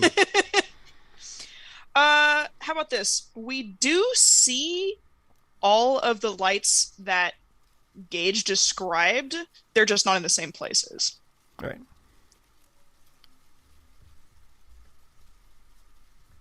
Okay. Yeah, that's it. And that's it. So the remaining truth is... And we are alive. For the moment. All right. As you gain the top of the bridge and look around, you are confused, Gage. You see the lights, but they are not where you remember them being. Now, on the other side of the bridge, headed down through those corridors, is that spinning light, the spinning fire.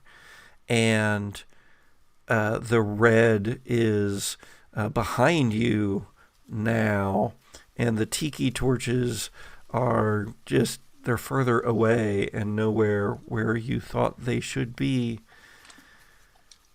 But that isn't what draws your attention. That isn't what gains all of your attention.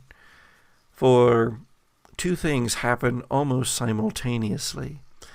As the moon breaks free from the clouds which had clung to it like lichen on a rock, or like a leech upon the side of a silver shark in the depths of the sea, that light shines down, and as the light shines down, you see something coming up the stairs, something made like a scarecrow. You might that's your first thought, is it's a scarecrow, but it's not. It's corn stalks bound together by their own strands almost, but in a cloak of darkness. It's hard to tell because of the shifting patterns of shadow. And at the same time, you hear Bitsy scream from somewhere much further away than where she should be. Ages and ages away, it seems. But you recognize the scream, the same one that she made when you kicked her in the chest, Gage, and hit her over the head with a mallet, Iris.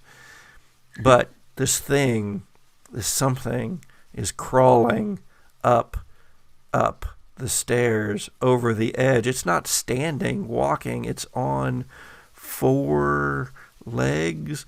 It's on elbows and knees. It's a humanoid shape, but it's also just stalks wound about of corn, in a cloak of dried leaves and stalk stuff, tassels, and it's coming for you. What do you do? Anyone? You notice this? Do we all notice it? Yes, you do. Okay. I don't know if you're an actor or not. In Scarecrow, you better have seen. If you haven't seen the Wizard of Oz, you better be prepared. Because if you don't back off, I'm gonna set you on fire and then pour water on you. That's nope. It rises up to its full height, 9 feet, and it's where its face should be, where the head is, where the corn curves around. It splits open, breaks apart, like you saw the corn stalks do down below, and it just splits all the way through, and you can see behind it, but you also know that it is howling. It is howling the sound of the wind in the corn. And it is a rustling that gets into your very brains. I'm going to whirl around and just shove everybody down the other side of the bridge. It doesn't matter where we run, we're just running. Ooh. All right, let's see how that goes for you, Iris. Roll. There are 7 dice. And you have... Did you get your hope? No. You're headed for your hope. You are now... Are you trying right now, in fact, to get that? I mean, it's... Sure. Yes, I will say. I'm going to try for my moment. That against this impossible thing that we are seeing, I'm going to make sure me and my team continue to move and continue to run.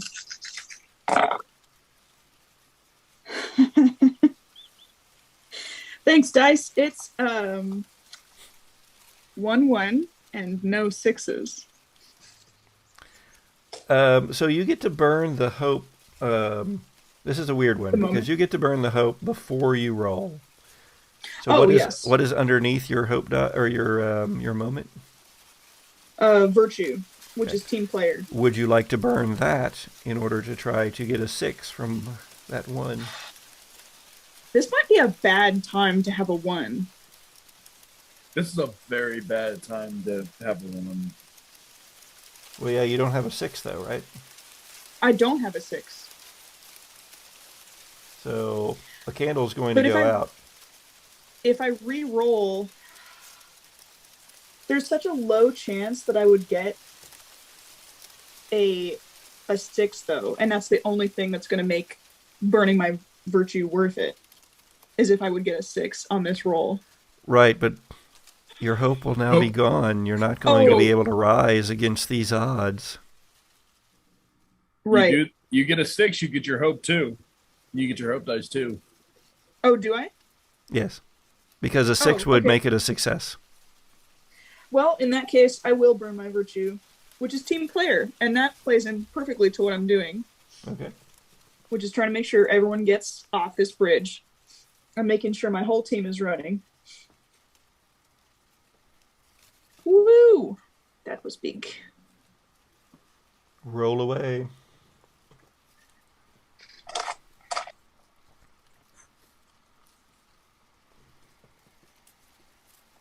Stop smoking. Oh my god, you guys, I got a 6. Woohoo! Long odds. Every so often, here we something come. works out. Awesome. Works out is maybe an overstatement. Is survivable? No, All right. survivable is a little too much to ask in this So game. you have spent a lot on this, so make it worth it. Describe the hell out of this scene. Okay. So we're on the bridge. It's arched. There's steps down the other side. Ahead of us is this spinning fire attraction. And behind us is this crawling corn doll made of corn. Its head has just opened and it's howling in the voice of the wind in the corn. And like for a moment before it stood up, I was tempted to just baseball swing my mallet at it. But as soon as it rises up, I know there's no actor in there and something weird is going on. And I just turn and Jitters is right next to me. I'm going to push him on the shoulder and get him started running. And I am going to then next I'm just starting to run. I'm pushing him ahead of me. Gage is next. I'm going to push him ahead of me too. Kelly's up ahead and she sees what I'm doing and she starts to turn and to run. Meanwhile, behind us, this thing, it doesn't have to move fast because it's never had to move fast, but it's stepping along and it's in its bipedal form. And it's now that the moon's out, it's silhouetted against the moon with its head fully open and the wreaths of corn around it glowing like a halo in the moonlight. As we stumble down the steps on the other side, one of us takes a tumble. I'm going to say it's probably Kelly, but I yank her up by the elbow and I run for her until she can stay on her feet, and we stumble out into the circle where the I'm assuming this is a fire dancer is performing. Maybe. So you have a hope die now, so that should help out with this next roll on what we see when you run into the clearing. Okay, so how many normal dice do I have now? Do I still have 6 normal dice? 7. Or 7 normal dice? 7, yeah. I preemptively threw it away. Hold on. And then 1 regular, so... Oop, I got 1 6. Okay, so 7 normal dice, 1 hope dice. Mm-hmm. Right. 2 6s, 1 1. Your 2 6s beat my 1 6, but I'm assuming that the 1 you're going to let go away. Yeah. What's on top of your stack now? What's on top of my stack now is my brink. I've made it all the way down. Okay. And does anybody have their moment? Well, I mean, I guess there's only 1 moment left. Do you have what's at your top of your stack, Jesse? Jesse? Yeah, my virtue's at the top right now. Okay. Oh, right. All right. Well. Oh, that's right. I succeeded, so I keep narrating. Yes. I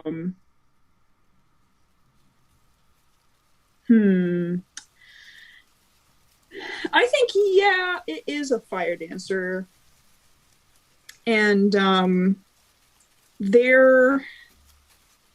it's not immediately obvious what gender they're presenting as. They're in like one of those really like skin tight bodysuits, and it's painted so they look kind of cool and stripy and in shades of green and yellow, and they've got like dreadlocks piled up in a really cool, mane on their head, and they're fire dancing for an audience of nobody, and they appear to be just like super in the zone, just dancing there by themselves.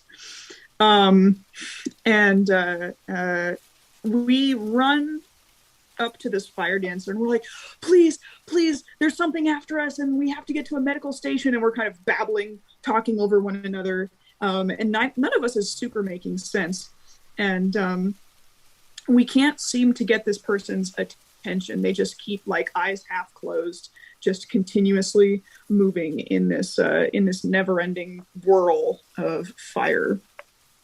And as we turn to check on the status of the corn monster, the bridge is empty and silhouetted against the moon. All right. Well, here you are. What are you doing, Jitters? Been a while since you had some coffee. He doesn't need it at the moment. Jitters is like tapping this this fire dancer and trying to get once he sees he's not getting their attention, their eyes are half glazed over. He's gonna try and rip the fire dancing pole from their hands. I was going to say, because if you're trying to tap them on the shoulder, there's fire swirling around too. So, yeah, I guess we probably ought to see how this goes for you, Jitters. Yeah, we ought to see how this goes. Oh, by the way, Sharon, remember that you can re-roll all of your dice by whether they're 6s or 1s or whatever by embracing your brink. Oh, okay. I thought you meant I could have done it last time, and I was like, that would have been nice. Just by embracing your brink. No. Yep. Let's see what happens. I have 1 6 myself. It's you take narrative control. I have 1 6 and no 1s. Okay. How many dice did you roll? I rolled 6 plus my hope die. Okay. Correct. All right. Well, you grab a hold of this this fire rope that this person is swinging around, dancing with. It's spinning around their torso. They pop it with their feet. It flies up. It creates a hypnotic pattern in the air. But you grab it, and then their eyes like clear and look at you, and they start to say, "What are you?" And then you hear Bitsy scream again, but now it is closer, and you see in the darkness beyond this clearing, beyond this place where the fire dancer is, you see the corn raise up above the rest of the stalks, and you see a form held in the corn. Is it Bitsy? Is it Brian?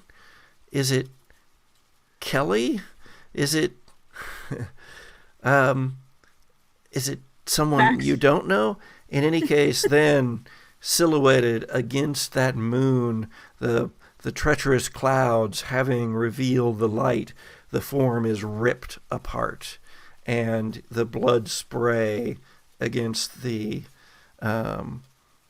moon creates, for a moment, almost a red moonlight, and then the corn subsides, but the ripples of it against the wind start coming toward this clearing. Oh, no. But you got the attention of the fire dancer, so good for you. More importantly, I got a fire rope. I got fire in a cornfield.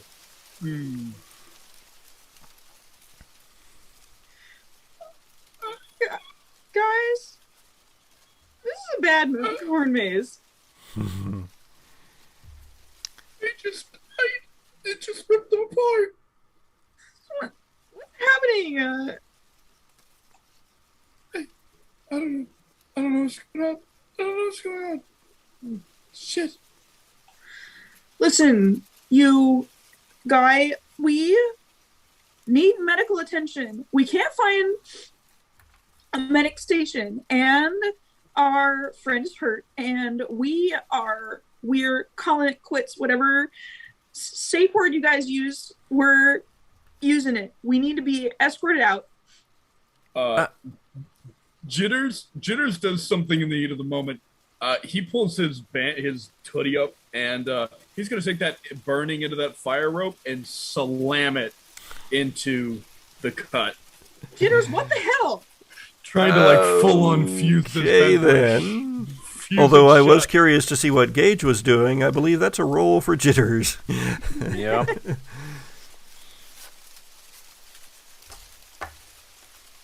One 6, no 1s. Nice. Well, no sixes for me. So what happens? Wow, what's this scene now look like? Jitters screams, and this is the most pain he has ever been in. And he drags this heated burning into this rope up his arm in the cut, and just like the groove is burned shut. And he drops the rope on the ground. And as he does, he starts to fall, and looking where that corn monster was, where the shifting of the corn is coming from, he kicks that rope as hard as he can, the flaming rope, into the dry corn, and just pants on the ground, just holding his arm, tears just like streaming down his face. He'd be screaming, but his voice is gone. All right. So I'm gonna drop down on my knees beside him. In my purse, one of the things I did bring was one of those teeny tiny bottles of apple juice, in case somebody was dehydrated. And I'm gonna pour that on his arm and attempt to soothe his burning flesh. All right. Gage, what are you doing? So the one fire dancer kind of came out of the trance. Mm-hmm. And looks a little shocked as Jitters takes the rope with the burning ball of flame on the end of it and kicks it into the corn. Of course, the fire dancer was not looking that direction, apparently ignoring the screams too. I mean, it is a haunted corn maze, so yeah. And the body being ripped apart by the 20-foot tall corn, I guess, as well. Yeah, not facing that direction. So, yeah, with all of that, just straight at the fire dancer, can you lead us out of here? Well, I guess, yeah. I mean, you. We need to go now. She's looking at Jitters and having just cauterized his wound. I maybe okay, yeah. And so you're trying to help out Jitters there, Iris, right? We've lost Iris for the moment, but so okay, Gage. The fire dancer nods. Sorry, my cat's getting into mischief. The fire dancer nods and heads for an offshoot out of this crop circle area. But Iris, I mean, you're trying to tend to Jitter's wounds to a certain extent. I guess we should see how that goes. Roll away. Yeah, I mostly wanted to stop the extent, or stop him from being burned further than what's already been done. No sixes for me.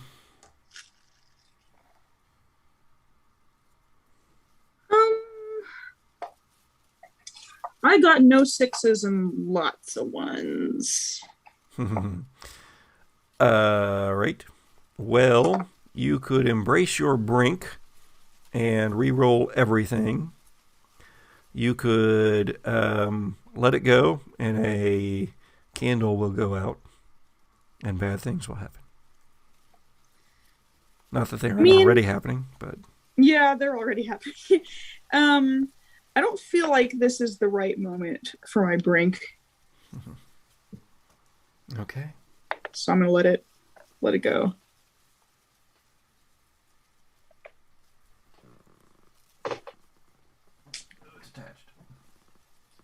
How's Gage doing in all this?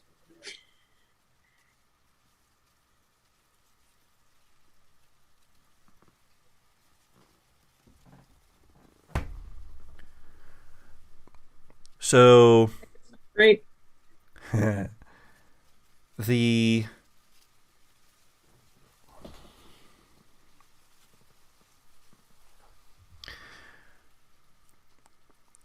Iris, you pour your apple juice onto the wound, or whatever it is. Yeah. And as you do so,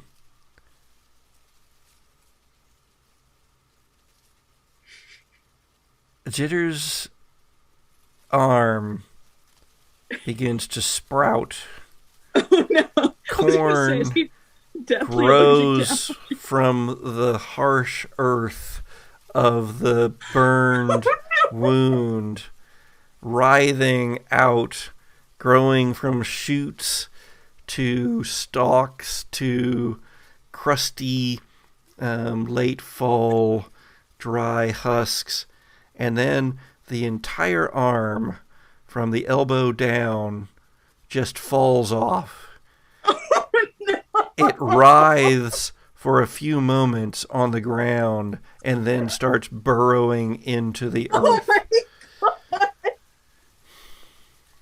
Why? Why'd you have to do the apple juice? No! I'm sorry, you can only use one hand to rub your temples, Jitters. However, the wound does appear to be cauterized. Just not the way you thought. When life gives you apples, you make appleade. Out, Make corn. out in the corn, something moves closer, and 6 candles remain. The world man. is dark. Jesus Christ. How am I supposed to follow that? Okay.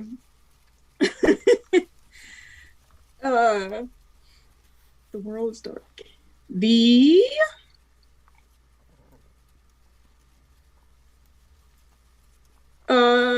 clouds cover up the moon again.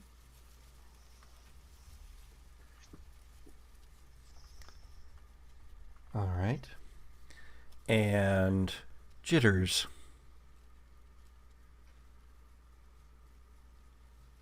Jitters feels the earth humming, and it feels. No, Jitters feels the earth humming. Okay. Let me rephrase that. Jitters feels a connection with the corn. There we go. That's less so unbelievably ambiguous. There we go. All right, my turn.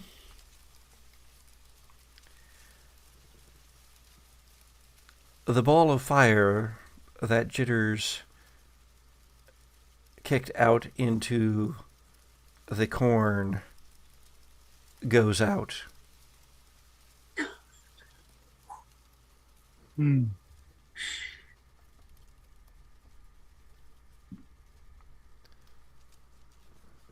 We can hear Brian calling out for us. Oh. The calls are coming from the opposite direction that we saw Brian disappear in. I thought you were going to say the calls are coming from inside the house. The calls are coming from inside the corn. I'm sorry, from the opposite direction of where? Yeah, so like if we saw Brian run to the north, the calls are coming from the south. Yeah, but we're all turned around now anyway. Yeah, it's all turned around. I mean, you want to go with something else? I mean, that was a long time ago when he disappeared. Yeah, it was a long time ago when he disappeared.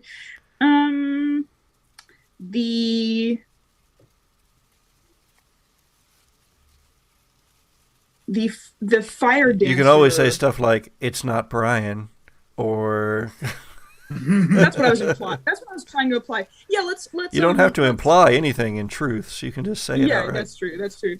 Yeah, yeah. No, I was trying to be ambiguous again. It's not Brian. Oh man, though, what was your actual wording, Gage? Did you say you hear Brian calling, or you hear Brian's voice? We hear Brian calling for us. Like calling our names. Okay. Yeah.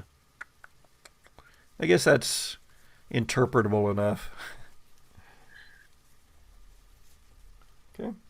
And one left. 3, 2, 1. And we are alive. Okay.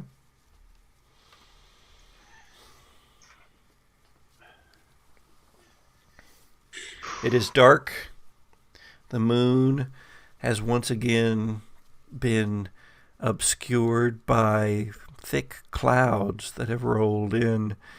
The light that was given to this clearing by the swirling of the fire dancer's rope has now gone out there in the corn, put out by its own momentum, put out by something else.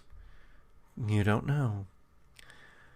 The fire dancer began to lead you in a direction, but then you hear Brian's voice, not from the direction that the fire dancer is going, but from behind you. And,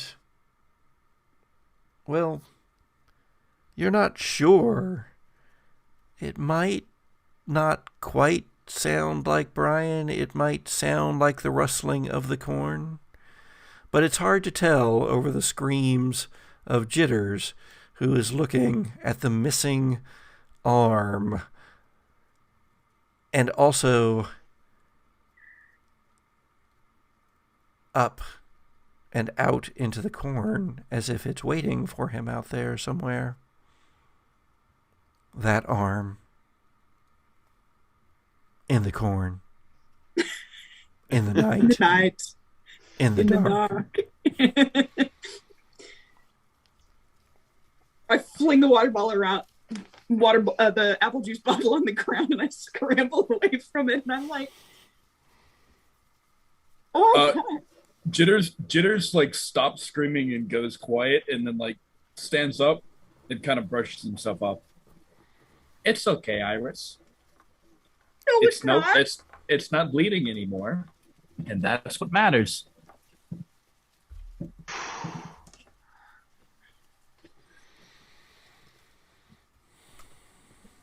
How can you say it's not okay, Jitters? None of this is okay. Come on. Come on, we just gotta go. Let's find our way out of the maze. Don't worry.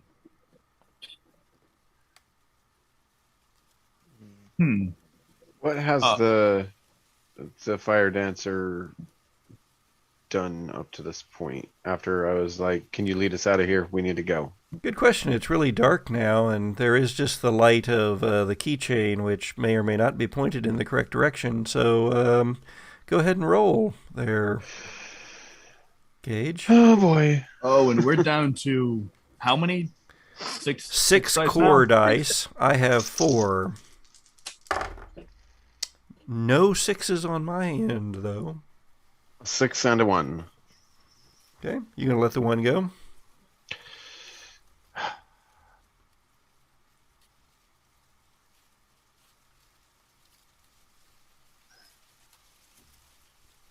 That's a good question. I don't know. Not even thinking about it this entire time, I pull out my... I don't know. I'm going to let it go for now. Yeah, you can't. This is a virtue. Yep. There's nothing I can really... Dang it. I always get them in the wrong order. I know, right? Well, so much of it is chance too. Like, Yeah.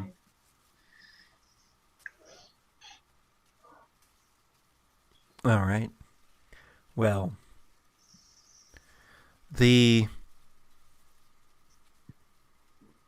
how many sixes did you get? 1. Okay. Well, it's your narrative, so go for it. Oh, yeah, okay. And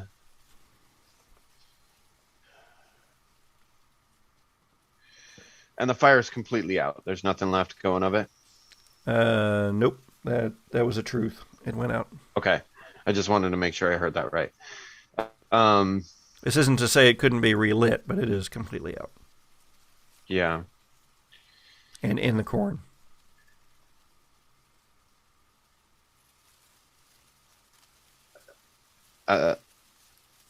As I'm like ushering the fire dancer along.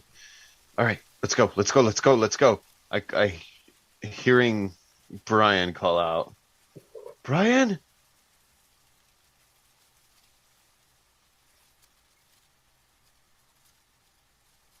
If I get no response to that, then I just keep moving along and try to usher everybody else along. Help! Oh, man.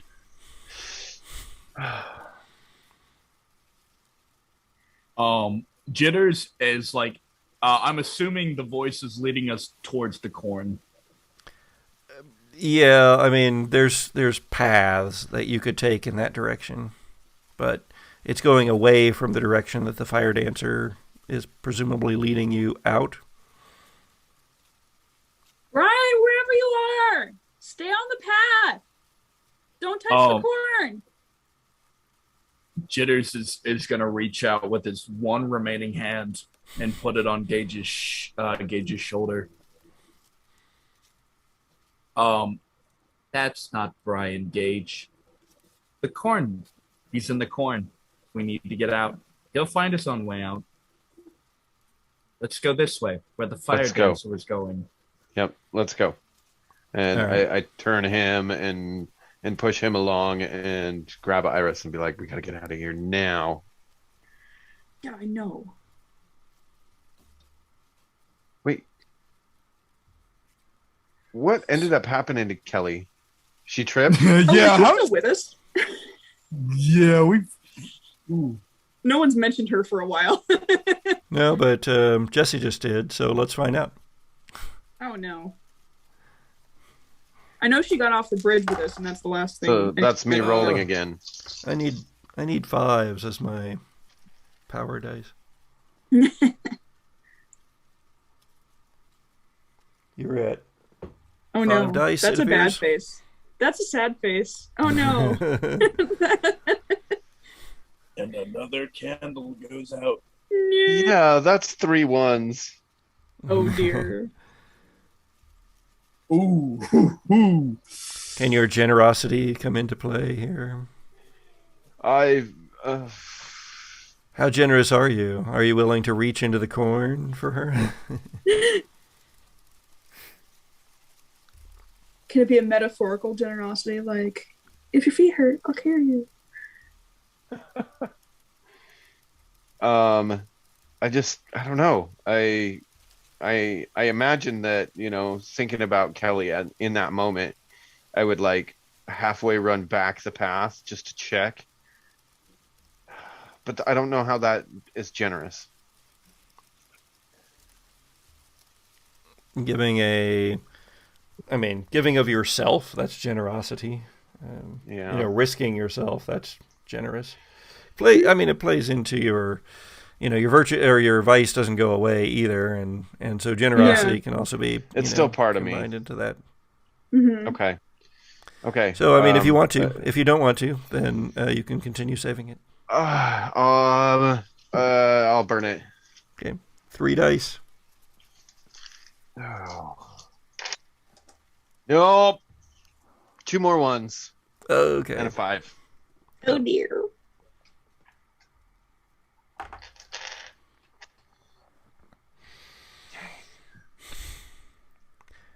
You turn back for a moment, Jason, Sorry, that's the wrong character. Yeah, it's Gage. Wow, I didn't even question that. You turn Probably back. because this is also something Jason would do. Yeah. You turn back for a moment, Gage. You're torn. You know you haven't seen or heard Kelly for a few moments, but, I mean, she was with you. You haven't heard her scream. You've heard Brian. You've heard Bitsy. But not Kelly. And you turn back and you go back into the clearing, even as the others follow the fire dancer.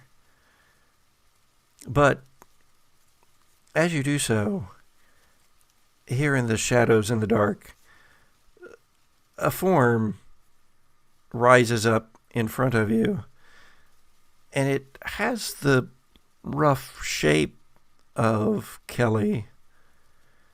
And it leans in, and with the rustling of corn, says, "I'm right here, lover boy."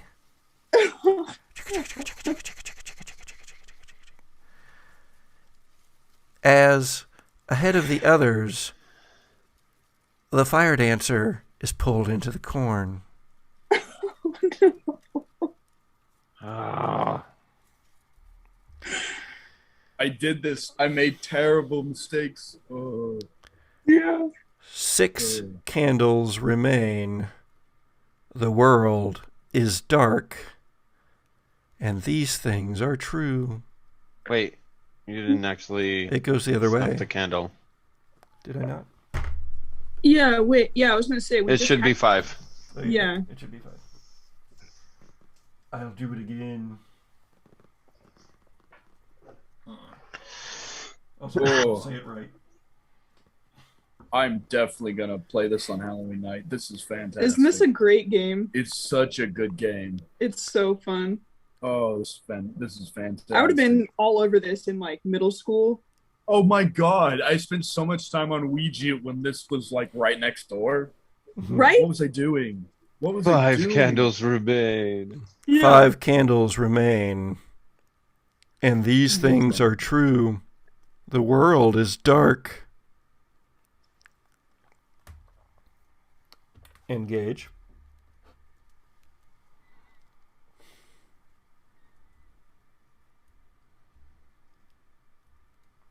Anything could be true here. You could say that it really is Kelly if you want. I know, and that's kind of what I was thinking. I was just wondering if there was a different way to word that. Yeah, I mean,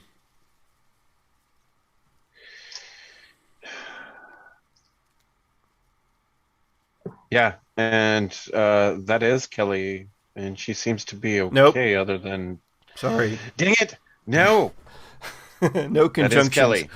That is Kelly. All right. Whether it's the right Kelly or not, that's to be seen. It's a Iris. Kelly.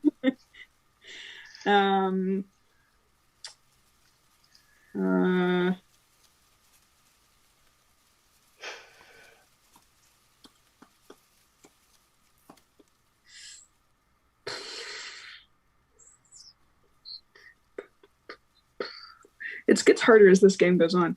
Okay, so it is Kelly.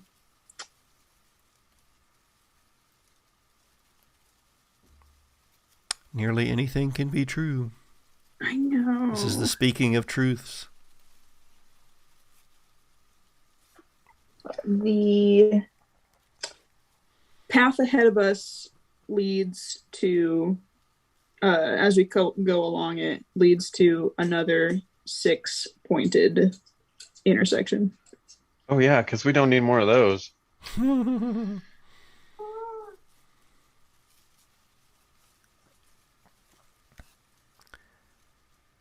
The path in front of you. Oh, isn't it? Oh, wait, it's not isn't my it- turn. Sorry. It's jitters. It's jitter. Okay. Kelly's room.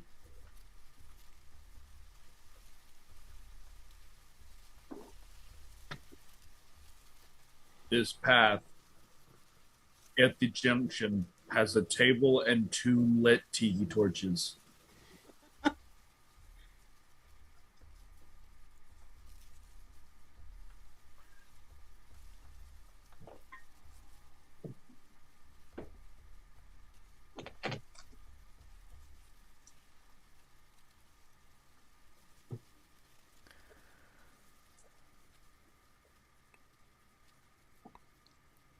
Oh, wait. How many is that? 1, 2, 3. Ah, yes, I do get one. The table is covered with the dissected remains of Brian.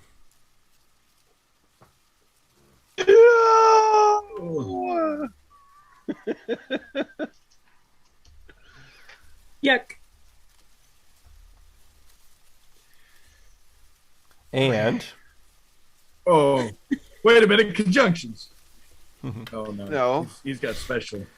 3, The last one. 2, 2, 1. 1. And we are alive. Not Brian, though. Except Brian. But we are.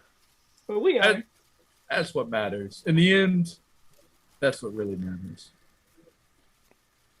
For now. so Kelly says, "You thought she said, in the voice of Corn, 'I'm right here, lover boy.' But maybe that was just the Corn whispering out in the dark, because now Kelly is pressing herself up against you, and she is not Corn. She is not Stalks. She is not the rended body parts of whoever that was out there in the corn, but rather warm, bright Kelly. And Let's go. she runs with you, Gage, as you catch up to the others. You almost thought that you might not, that you would be split apart again. But no, there they are ahead of you, stumbling into a lit clearing, another one of those 6 exited junctions with a table and 2 tiki torches. But they all come up short at the entrance to it. And as Jitters raises his arms to his head at the sight that he sees, given that one of those arms is mostly missing, you can see through that area to the table beyond, and you see Brian's head sitting there like a pig's head on a banquet table, but surrounded by a meal of his own flesh. That's gross. What do you all do? Jitters is kind of holding his head and then looks at the remains and takes it down, and he has like a curious look on his face. He's going to walk over and take the remains, kind of blocking the others off. Not in like I'm doing something secretive. It's like he's just doesn't want them to have to see him moving a body or the body in general, and is gonna take them and kind of like basket with his half arm and his other arm, and he's gonna set them like at the corn line, and put them in so they're covered by the corn. Put the body parts into the corn? Yeah. All right. As Jitters is starting to do this, what do the rest of you do? Goodness. I'm going to kind of get Gage and Kelly and like kind of pull them away a little bit. And then I'm going to just be like, guys, really don't. I think Jitters is acting really weird.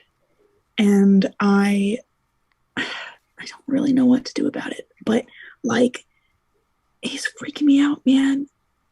And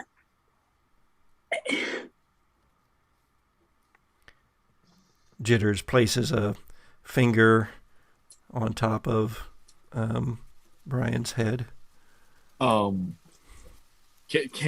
Jitters hear what they're saying? I would doubt it. It's a pretty big clearing, but No, that makes sense. Agreed. We need those torches. And I walk over and I grab the 2 tiki torches up and try and pull them up out of the ground. Well, let's see if the corn maze is going to let you have those torches. Roll it. Okay.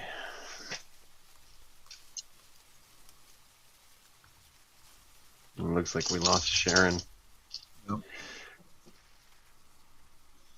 1611. I cannot get 6s.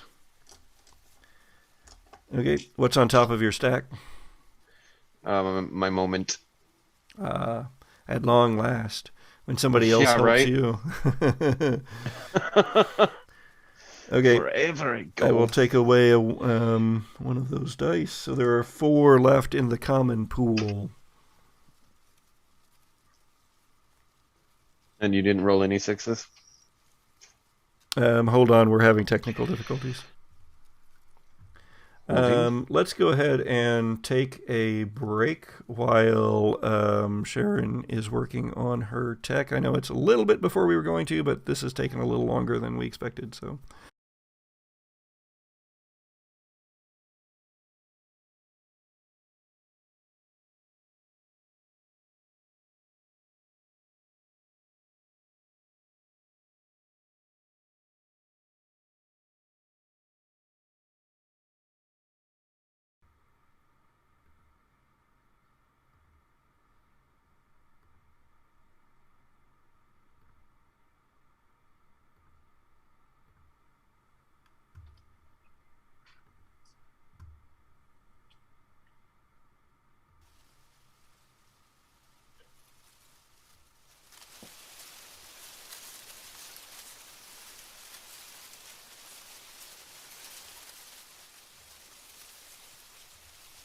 And we are back. Technical difficulties resolved, we hope. And I'm sure that, our remaining protagonists will survive the night. Oh, wait, no, that's not 10 candles. All right, where were we? Yeah, so the... torches. I was going to grab up some tiki torches. You succeeded, right? So...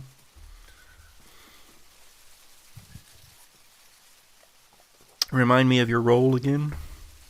The 6 and the 1, and I had wait, what? And I already did I take roll? out the... Yes. Yeah. All right. So, yeah. So narrate what's happening here. You get the tiki torches and... I hand one to... well, I hand it out toward Iris and Kelly and whoever grabs it. Oh. Wow, that's a... man. Whoever grabs it. Whoever grabs it is just like begging me to make you make a roll. Oh, yeah. Leaning more towards handing it to Iris. And then taking the other one and just being like, Jitters, we gotta go. We gotta keep moving. You're right. There we go. Now that's out of there. What's the corn doing as I put the body into it? Well, I guess you can roll, and then one of us will tell us what's happening. It makes chewing noises and then a humorous burp sound. 1-6, no zeros. 1-6. I have narrative control. Well, that's good you have no zeros, since the dice don't have zeros on them. That is very fair. So Jitters carefully, No ones, gotcha. with his one arm, carefully goes back and forth between the table and the corn and the table, and places very carefully the body parts, the entrails that he's gathered up in one of his hands, there at the edge of the corn. And as the corn whispers secrets to him, perhaps, Brian seems to wink, and a cornstalk comes out of his mouth, Ew! growing there. And slowly, ever so slowly, the parts are pulled away. You don't see this, Jitters. You more or less know what will happen as you turn and walk away from the corn. But the others, Kelly and Gage and Iris, you see the corn pulling the body parts back, accepting the offer.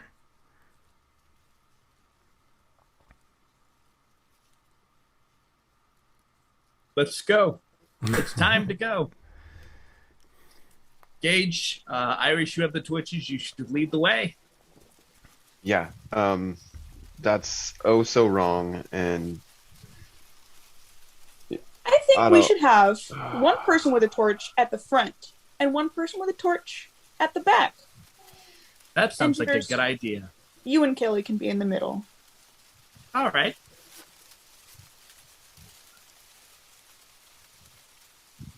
and stay close. And not like running, but definitely going at a semi-hurried pace. Checking back every once in a while to make sure everybody's still following, and just going somewhere. All right. You run down the corridors of corn, the torches flaring and doing that wind hiss that they do as you run. The oily scent of their burning in the air.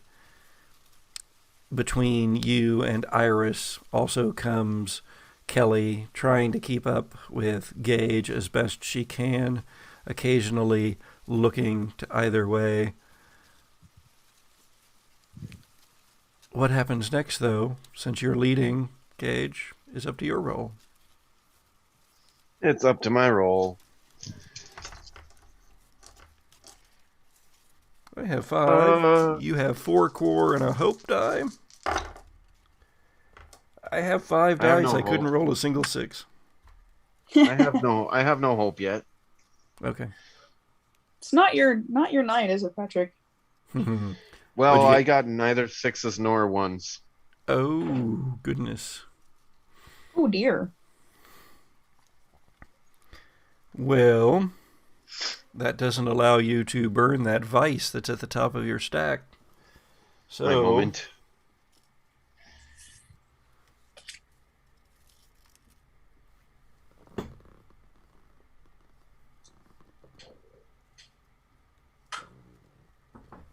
a candle goes out. Oh no. Oh no. Did we lose another Actually, one in the I process? think another candle went out because now Oh, there's just yeah. 3. There's just Oh, three. goodness. Oh my god, guys. 2. Oh. 2 of them went out. Oh my. This is, Oh, must yikes. be going to be bad here. Oh no.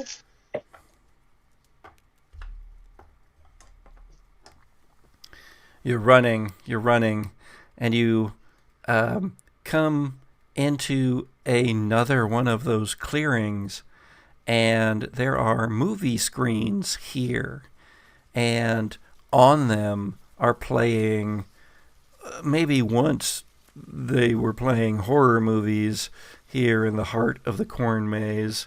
Maybe they were showing Black Christmas, perhaps. or Hell Night. But whatever horror movies they were showing, those aren't the horrors showing on those screens now. There are other horrors here. You see in one of them Brian again getting lost in the corn, running through the corn, pushing through it, even as it seems to open up around him. But he comes into suddenly an opening. He stumbles out.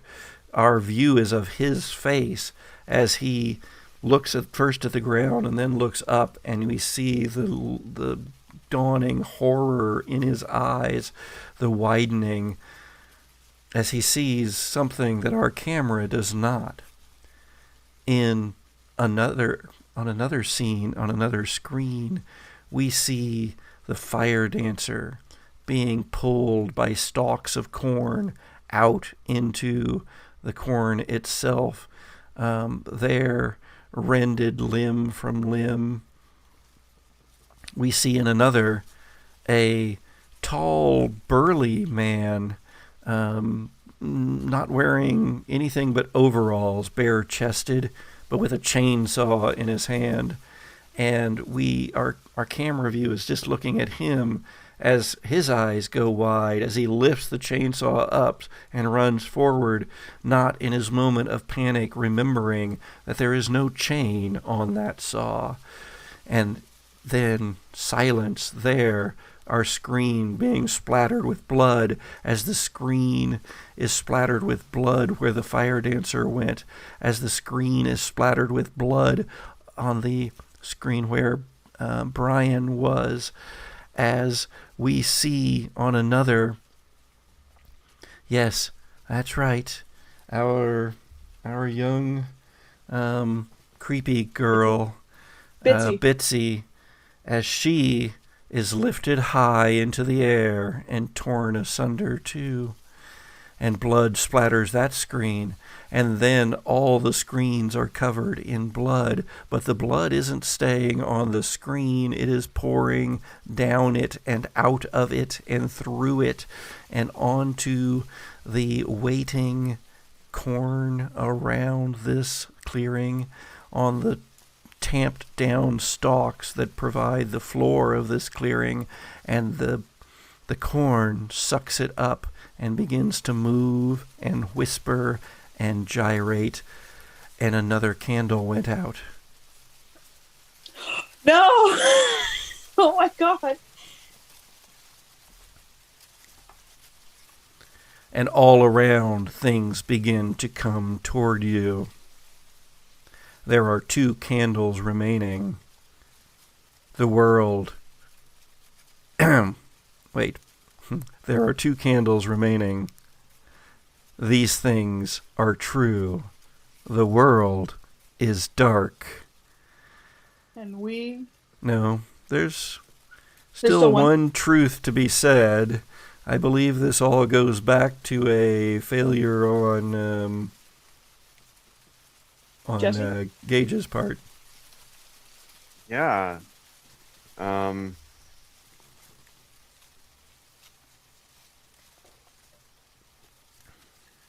we've still got fire. You still have We still got fire. And those tiki torches are lasting. And go. And we are alive. So far we're alive. We're getting there. This is fine. This is the epitome of this is fine. Yes. So whatever other truths there might have been are lost as those candles went out. All right, blood flows from the screens, but you do still have light.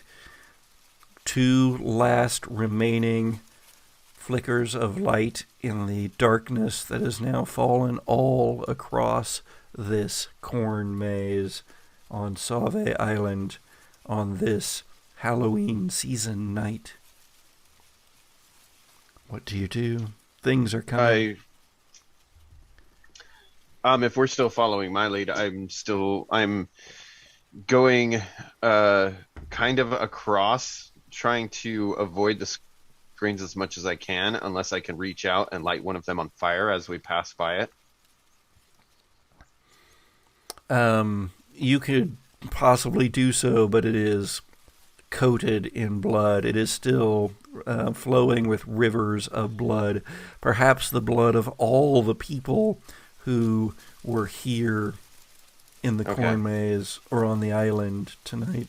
If it's pouring that much blood off of it, I'm just going to try and avoid that as much as possible. It's shining elevator levels of blood. A lot of blood. All right. Yeah, then just trudging forward through another path. What are you doing, Iris? Go, go, go, go, go. Iris, take the lead. I'm going. Wow. Wait a minute. When would Gage send somebody else up for He wouldn't. He wouldn't.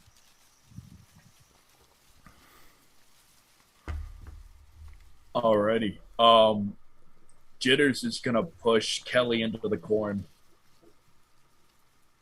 I'm gonna round on Jitters, and I'm gonna try and stop him from pushing Kelly into the corn. Okay, well, I've been Jitters. keeping my eye on him, and Jitters initiated this, so it's mallet. Jitters' roll. Oh. There are 2 dice plus your hope die still. Nope. 1, a 3, and a 3. Nope. What do you have left on your pile? Vice, a virtue, and brink. All right. I mean, you could burn your vice in order to try to re-roll that 1.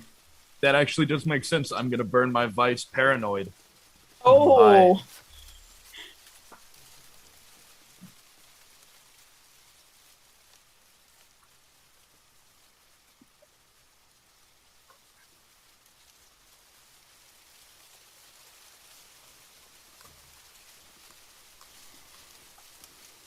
Alright, so I'm gonna re-roll that 1.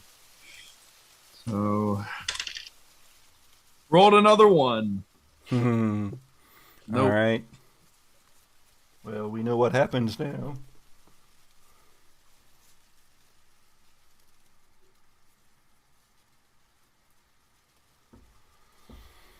All right. Well, you try to push Kelly into the corn, Jitters, but your paranoia was not unfounded. She is Kelly, but somewhere along the line, running through all the corn, she must have gotten cut. She must have gotten the corn inside of her somewhere, and as you push her, she bursts from within, exploding outward in a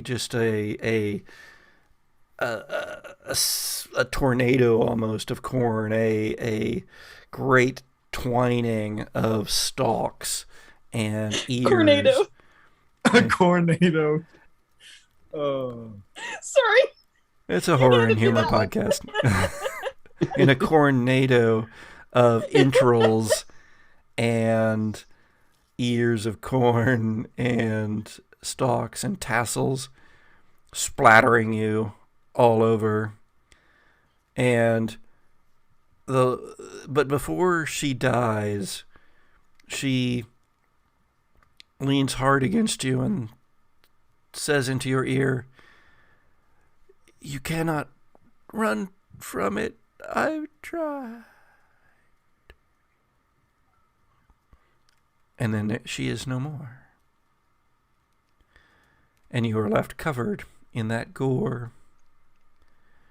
There is one candle remaining. These things are true. the world is dark. And we are alive. Yes. Now, when a roll would indicate that the candle should be... Oh. Oh, no. Oh, this is bad, guys. Wait, no, Patrick, keep talking. Talk faster. Finish your It doesn't matter. Goes. If the candle would normally be put out, I know it says that no candle can be relit, but I believe the last one is kind of thematically important. So I love how that happened after Kelly said that. Yeah, wow. Good got dramatic timing on that candle's part. Ghosty goose. This candle won't go out. So, if your rolls would indicate that a candle would go out, it does not go out until the last of you dies. Instead, each time you fail a roll, you get to narrate your death. When the last of you dies, I will put the candle out, and we will have a moment of silence for our characters. So, yeah. Kelly Coronado explosion just happened. And there are 3 of you left, perhaps on all of Sauvie Island. But perhaps, just maybe, if you can get to the entrance somehow, perhaps there is safety. There are the 3 of you left. How could that be? What is keeping you alive? And then you think of those marks on your head. The marks of the chosen, perhaps? Or just coincidence? You run. Yeah, Jitters is taking off. He's like, he grabs Iris's arm with his one good arm, his one remaining arm, and yells at Gage, we need to go now. Come with me. At this point, I have gotten a little ahead of you because I didn't realize that you were pushing Kelly into the corn. So I'm like a little ways ahead of you, and I turn back and look and see what's going on. I stick my stick between Jitters' legs and rip my arm out of his grip, and I scream at him, "What do you know? What the hell do you know? What did you know before coming here? What are you doing? What did you just do to Kelly?" The coin did that. It wasn't me. It wasn't you, huh? It wasn't? You just shoved her into the corn because the corn made you do it? She wasn't Kelly anymore. We have to do this while we run. She wasn't Kelly, huh? What about you? The corn rises up, not in a multitude of places, although there is a rustling in a multitude of places, a swaying of the stalks where the wind doesn't seem to matter at all anymore. But a great rising from toward the very center of the corn maze, where that red light was glowing, which would be particularly apt had I left the strange red glow of my camera on that happened during our technical break. Yeah. And so it rises there, and yes, the moon is obscured by the clouds, but it is lighter in the sky, and you can see this great mounded shape. And then it almost collapses back into the corn and then begins rolling toward you like a wave. But even at the same time, behind you, you see things break out, barely lit by your torchlight, break out into that clearing of where the movie screens were. things that are like scarecrows made of corn. And they come for you. You run. And you run. Who wishes to see what it is that next you run to? As they start running towards me away from those things, I think I would turn and be like, let's go, and like head off again down the path. Yeah. That's oh. I haven't rolled in a while. I'll go for this one. All right.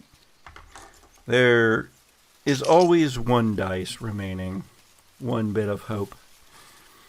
Mm-hmm. So if you have a hope die, then you can still use it. I have one regular die and one hope die? Yes. Or just the hope? Okay. Oh, jeez. Yeah, I see a lot of sixes on that in that box. Yeah. I got 5 one success sixes. on my hope die, but yeah. That said, what did you get? I got one success on my hope die. All right. No ones. Okay. Now, even though it is the last scene, you still could sacrifice yourself for narrative control.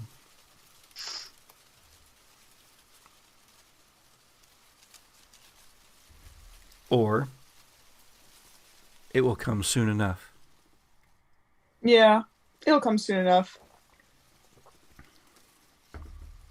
All right. You run, and then you break into a clearing, another, and there is a building, a barn. Yes, it must be a barn. It is not well lit. It's not lit at all, but in your torchlight, the front of the barn, red, weathered boards rising up in front of you. You see the opening of the doors, the wide doors that horses or cows could normally have gone through, opening to the inside.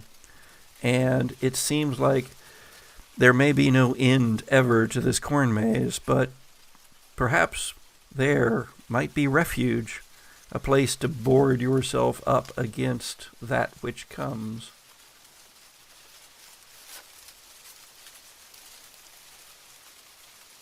Do you take it? Yeah, I'll head for that.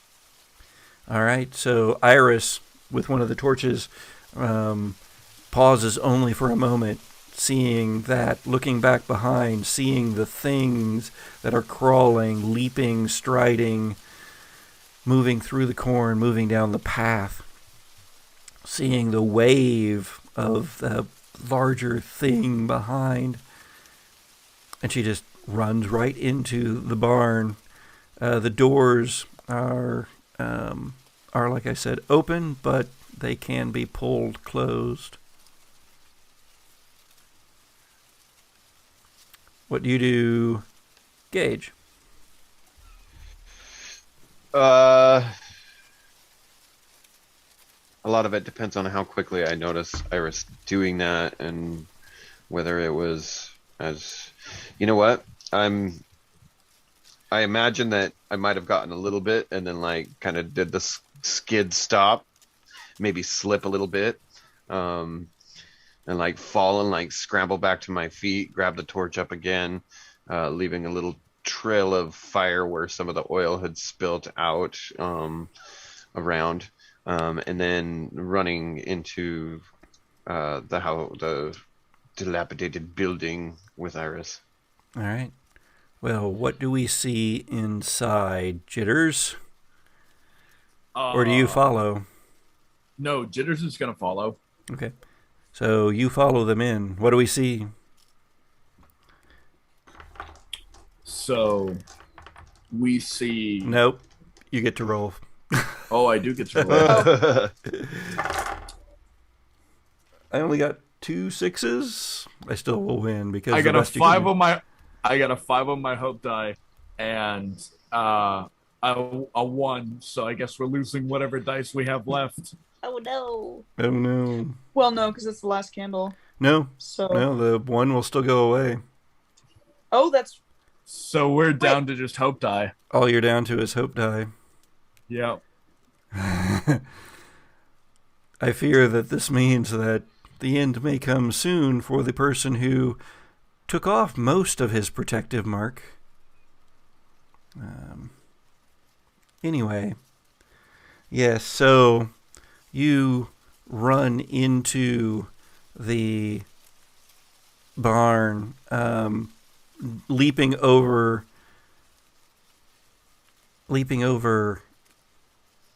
Gage as he trips, spilling oil into the grass around the barn, because this isn't corn matted down like elsewhere in the corn maze. Here around the barn, it's actually grass, and the oil spills there.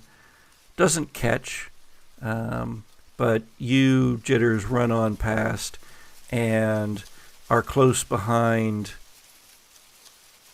Iris, both of you starting to work on the doors, perhaps. And then Gage leaps to his feet and is almost there. So, are you going to, I don't know, what's on top of your stack, Jesse? Again? My moment. Oh, your moment. So, anybody want to, help? Yeah. Yes. And so, since Iris, you're going to try to help. Okay, so here's somebody trying to help you. Help you. Go ahead, Gage, instead of everyone, instead of you helping everyone else. So you, Gage, because this is your moment, you have a roll here, but you have no dice. I will let you have one die here. Okay. So, It needs to be a 6. It is a 6. Oh! Let me see what happens here. this is the first time I've ever played where everyone got their hope die. All right, I still beat you for narrative control. Okay. Although, someone can sacrifice themselves for narrative control if they want it. Well, seeing as that kind of gave me the hope, I may actually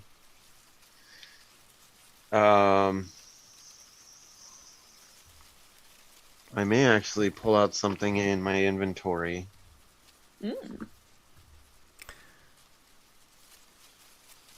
And so Iris came and helped me in. So, Yeah. so I do have narrative control over this. But, Yeah. So, yes, Iris is pulling at the door, but then she sees Jitters just leap over the prone form of Gage, and she looks behind you, and her eyes widen at the things that she sees coming for you. A silently howling mass of, evil crops. And she rushes out to you. You're scrabbling for the torch, but she knows that there's not enough time. She grabs you up and says, leave it. And you are helped to your feet. And she runs you inside, even as the creatures, the scarecrows, wash over the torch itself and put it out. But there's still the one that you have, and you are now in the barn, and the doors are coming closed.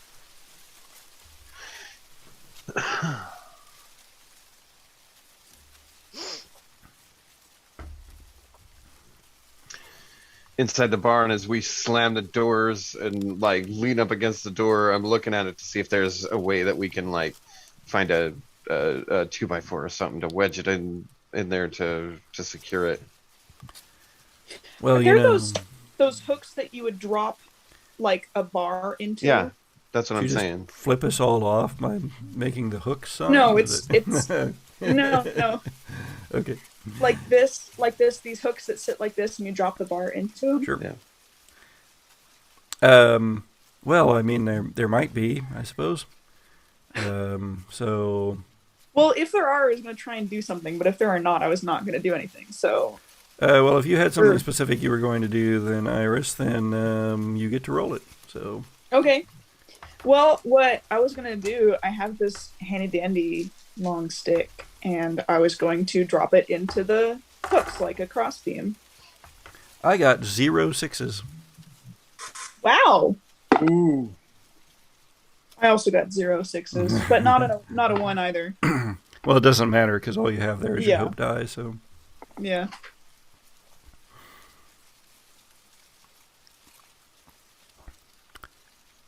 Well, you know, Iris, what 0 6s mean? Yeah. Ooh. You get to narrate your own death. Yeah. So, having pulled Gage into the barn successfully and gotten the doors shut. Oh, wait. I'm sorry. You haven't lost your brink yet. I have not lost my brink yet. You can burn it to re-roll Yeah. all of your dice. I mean, you don't burn it yet, actually. You roll, and then if you fail, then you'd burn and you'd lose your hope die. But in this case, if you fail, you will just narrate your own death. Wait. Okay, so I have rolled, and I roll again, and then if I fail that roll, I burn my brink? Right. So if you decide to embrace your brink, you get to re-roll all of your dice. In this case, your hope die. If you fail, then you burn your brink. Okay. And lose your hope die. But also, in this case, you would also die, because that's where we are in the story. Right. Okay. But if you succeed, if you get a 6, what is your brink? My brink is... Wait, is this... Do I actually read it out loud? Yeah, you can tell us what your brink involves, because this is now you at your darkest moment. So live or die, you're going to be showing us all what it is you're capable of. This was this will be interesting given another player character I play in a game that you GM. I have seen you in a furious state. You threw out care and pummeled that opposing player without a second thought or remorse. And in this case, my brink, I'm going to turn on jitters again now that we have a moment to breathe, or at least I feel like we do. Drop my lacrosse stick, disguised as my humorously large mallet, into the hooks for the crossbar of the barn. And and I'm just going to turn on jitters and be... Let's see how it goes. Yeah. Nope. It's a 2. All right. Well, it's worth a shot. You can continue to turn on him and be yelling at him or whatever, but your death also comes soon. Yeah, I can be standing. Maybe I don't advance away from the doors. I'm like right there. And because maybe Jitters hasn't backed up yet. I haven't. I'm wanting to get in his face, but he just hasn't moved to that far away from the door. What are you saying? What are you yelling? What are you... I don't know what you think you're doing, or what happened with your arm back there, or why you pushed Kelly into the corn, but this is on you. And I'm jabbing him in the chest. And I'm like, you just jumped over Gage and you would leave him behind. And that is not something that you do. It is not.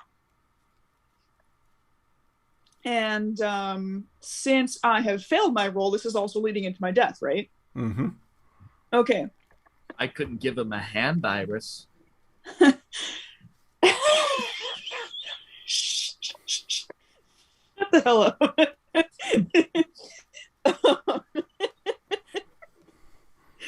That just makes me so mad. I think I slap you in the face. And then once I've done it once, I do it again. And as this is happening, I'm not even paying attention to the doors rattling immediately behind me, and the splintering of the shaft of my beloved lacrosse stick disguised as the humorously large mallet.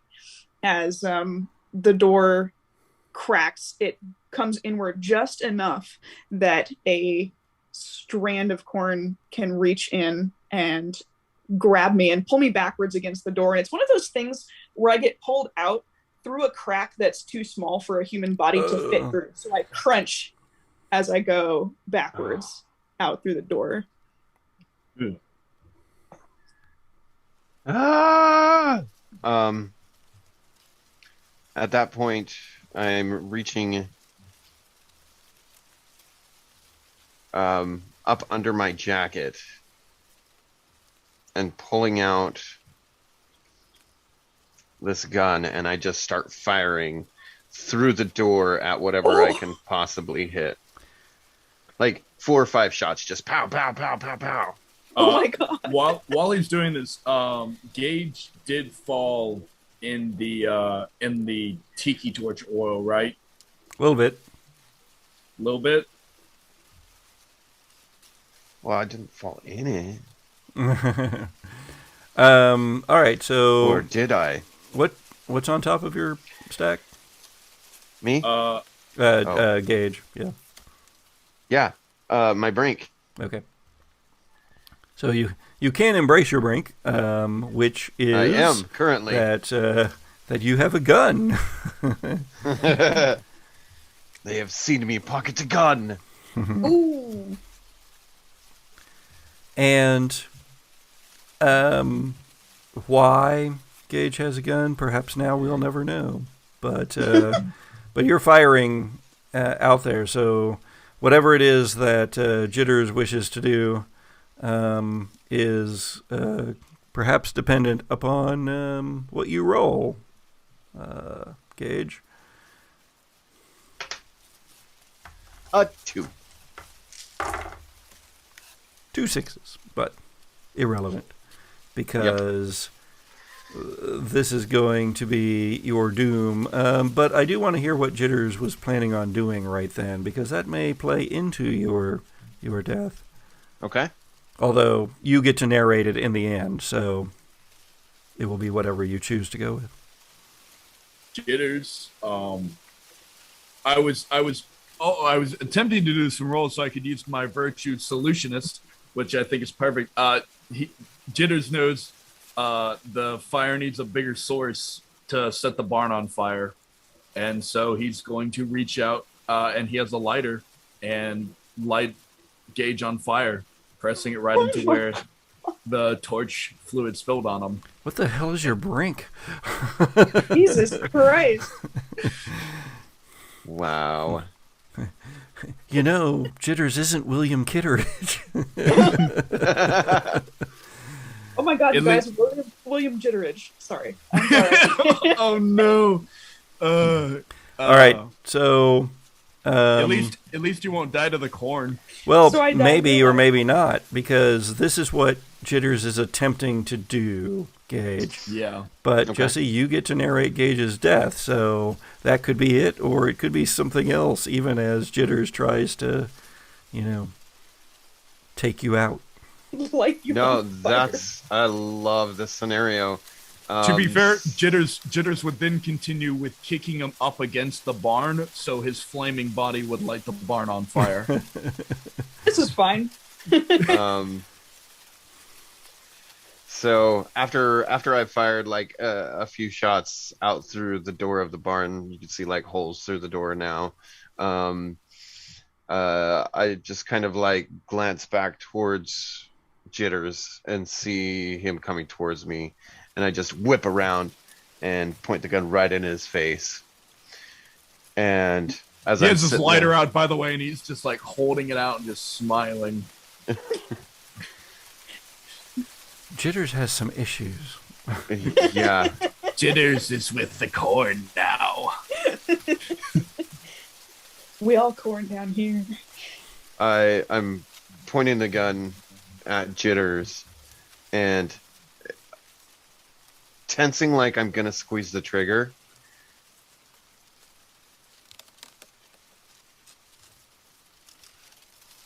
but then I just kind of like let it up a little bit.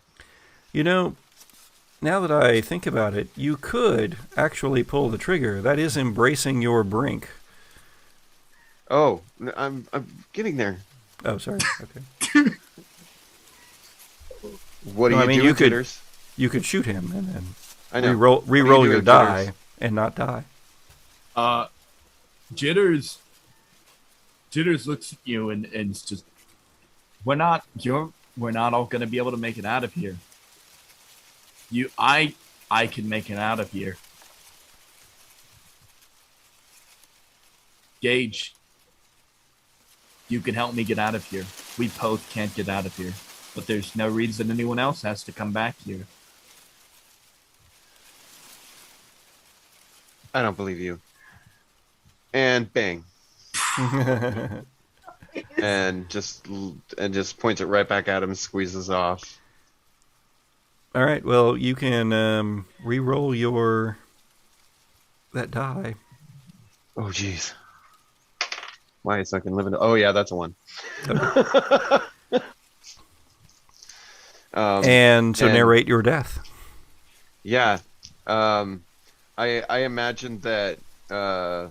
Of course, this is gonna have to be a little bit of what happens with Jitters, but it only blows like a part of him away. Kind of like how his arm. What's that? We burn your brink. Yes. It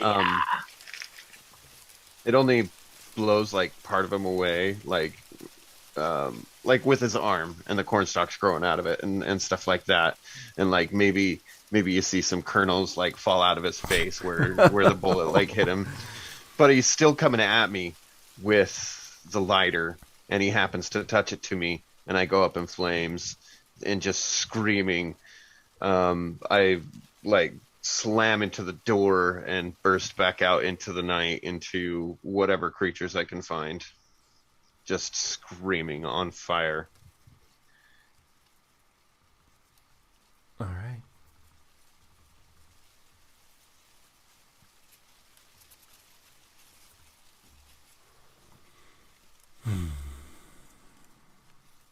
Jitters. There are gunshots. You have been perhaps hit, perhaps not. I would say that we really probably ought to find out how this goes, so roll some dice. I rolled a 6. I will take a picture. I will show the video that I actually rolled a 6. I believe you. I rolled 3. Fair enough. That is the way the cookie crumbles. You are shot, but it hits you in the face. Maybe, yes, you think, but you reach up with your one remaining hand, and you don't feel any pain. You don't feel a cut. It's just, the ridges of corn inside of an opened ear, that rough ribbing, and outside you hear something flare up into flames, but you don't know what happens out there. And then around, things are pounding against the barn, but you are still alive. What do you do?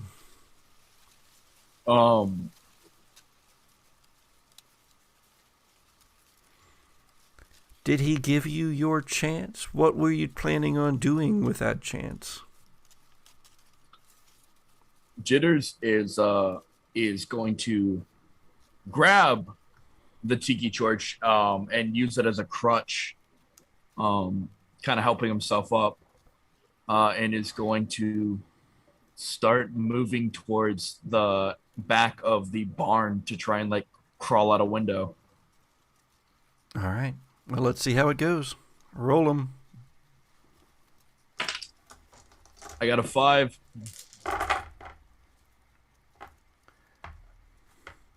I got 2 6s. Oh.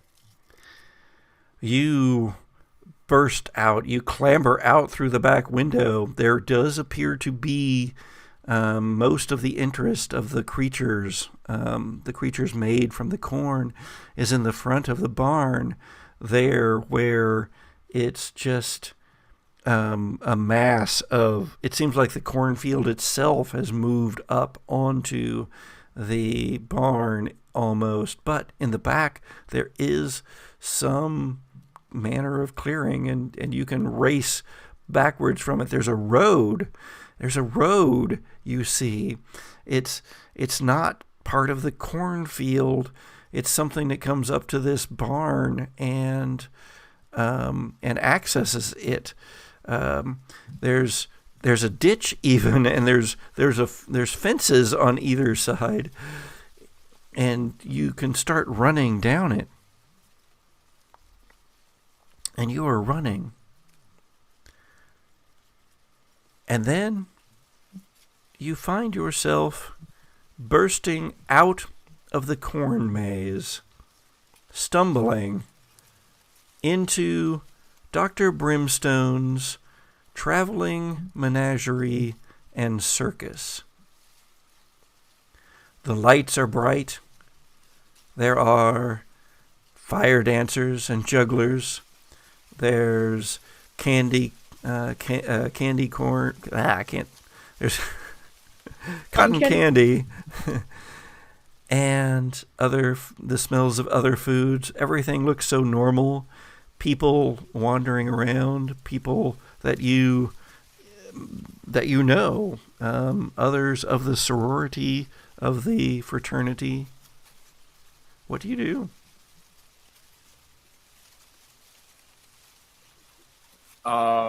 Is Jitters is going to look down to see if he still has his arm. No. And in fact, tendrils may be crawling out of that burned stump.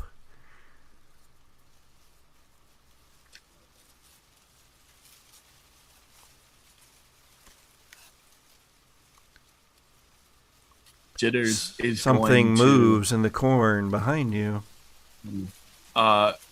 Jitters is going to take his lighter that he used to light Gage, thank you, on fire, and is gonna kind of put it upside down underneath one of the carts while it's lit, and just let that melt and burn and catch that on fire. So people will start moving around, give something for the corn to target besides him. oh my god! Roll it.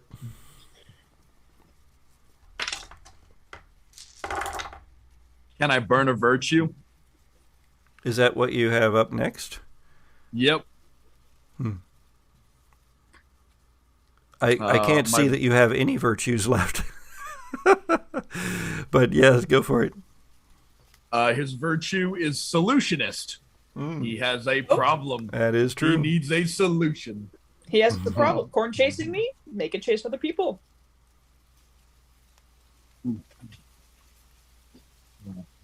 Your cards burn very vigorously. Thank you. I'm very proud of them. They're doing great. Mm-hmm. All right. Let's see. I got a 1. Can I burn my brink as well? You can embrace your brink. You don't have to burn it yet. If you succeed, then you get to keep your brink and your hope die. My hope die. What is your brink? My brink is I have seen you using. And so what he's going to do is he's going to, knowing that these tendrils are growing out of the base of the arm or feeling something, he's going to take out of his hoodie pocket a thin piece of rubber, wrap it around his mid arm, and then he has like 2 syringes, and he injects them both one after the other right into the end of that arm and pulls that cord as tight as possible. just All trying right. to like tourniquet it off while he fills it with drugs, hoping it might kill what's ever inside.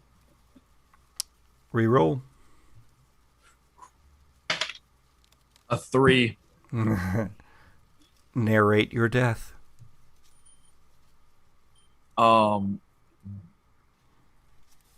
He doesn't do it tight enough.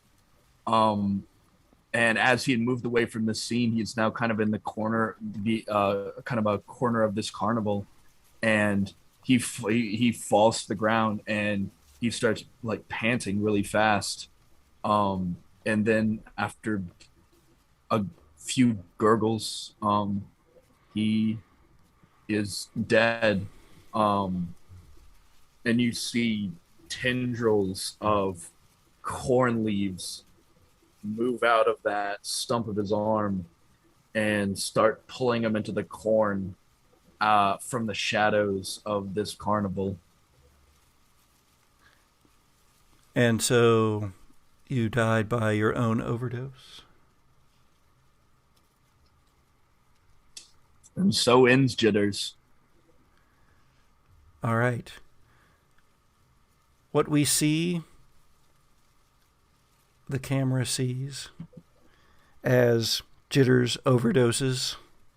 We see him stumble out of the corn maze. The injection held up, the syringe held up to his neck, not to his arm, not to his a vein in his arm, but straight to the jugular, where he's pumped it in to himself. We cycle backwards, and we see all the times, all the places where Jitters thought he saw the corn, heard the corn, but instead we see him cutting apart his friends, them running from him throwing himself on them, stabbing at them, tearing at them, ripping at them. And we see the screams of the people in the crowd as they gather around Jitters' spasming body covered in the blood of his brothers and sisters. Let us have a moment for our characters.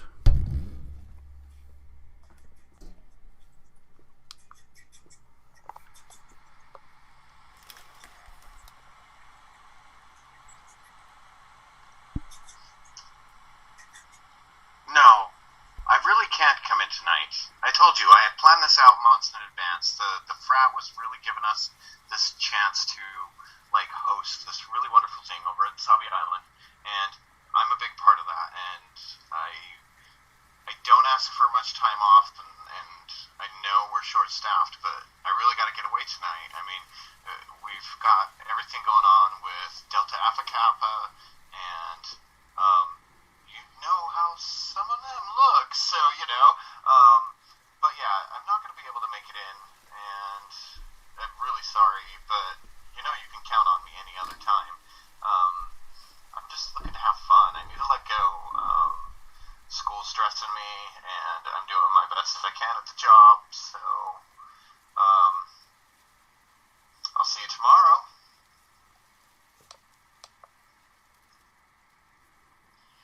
Hi, Hilda.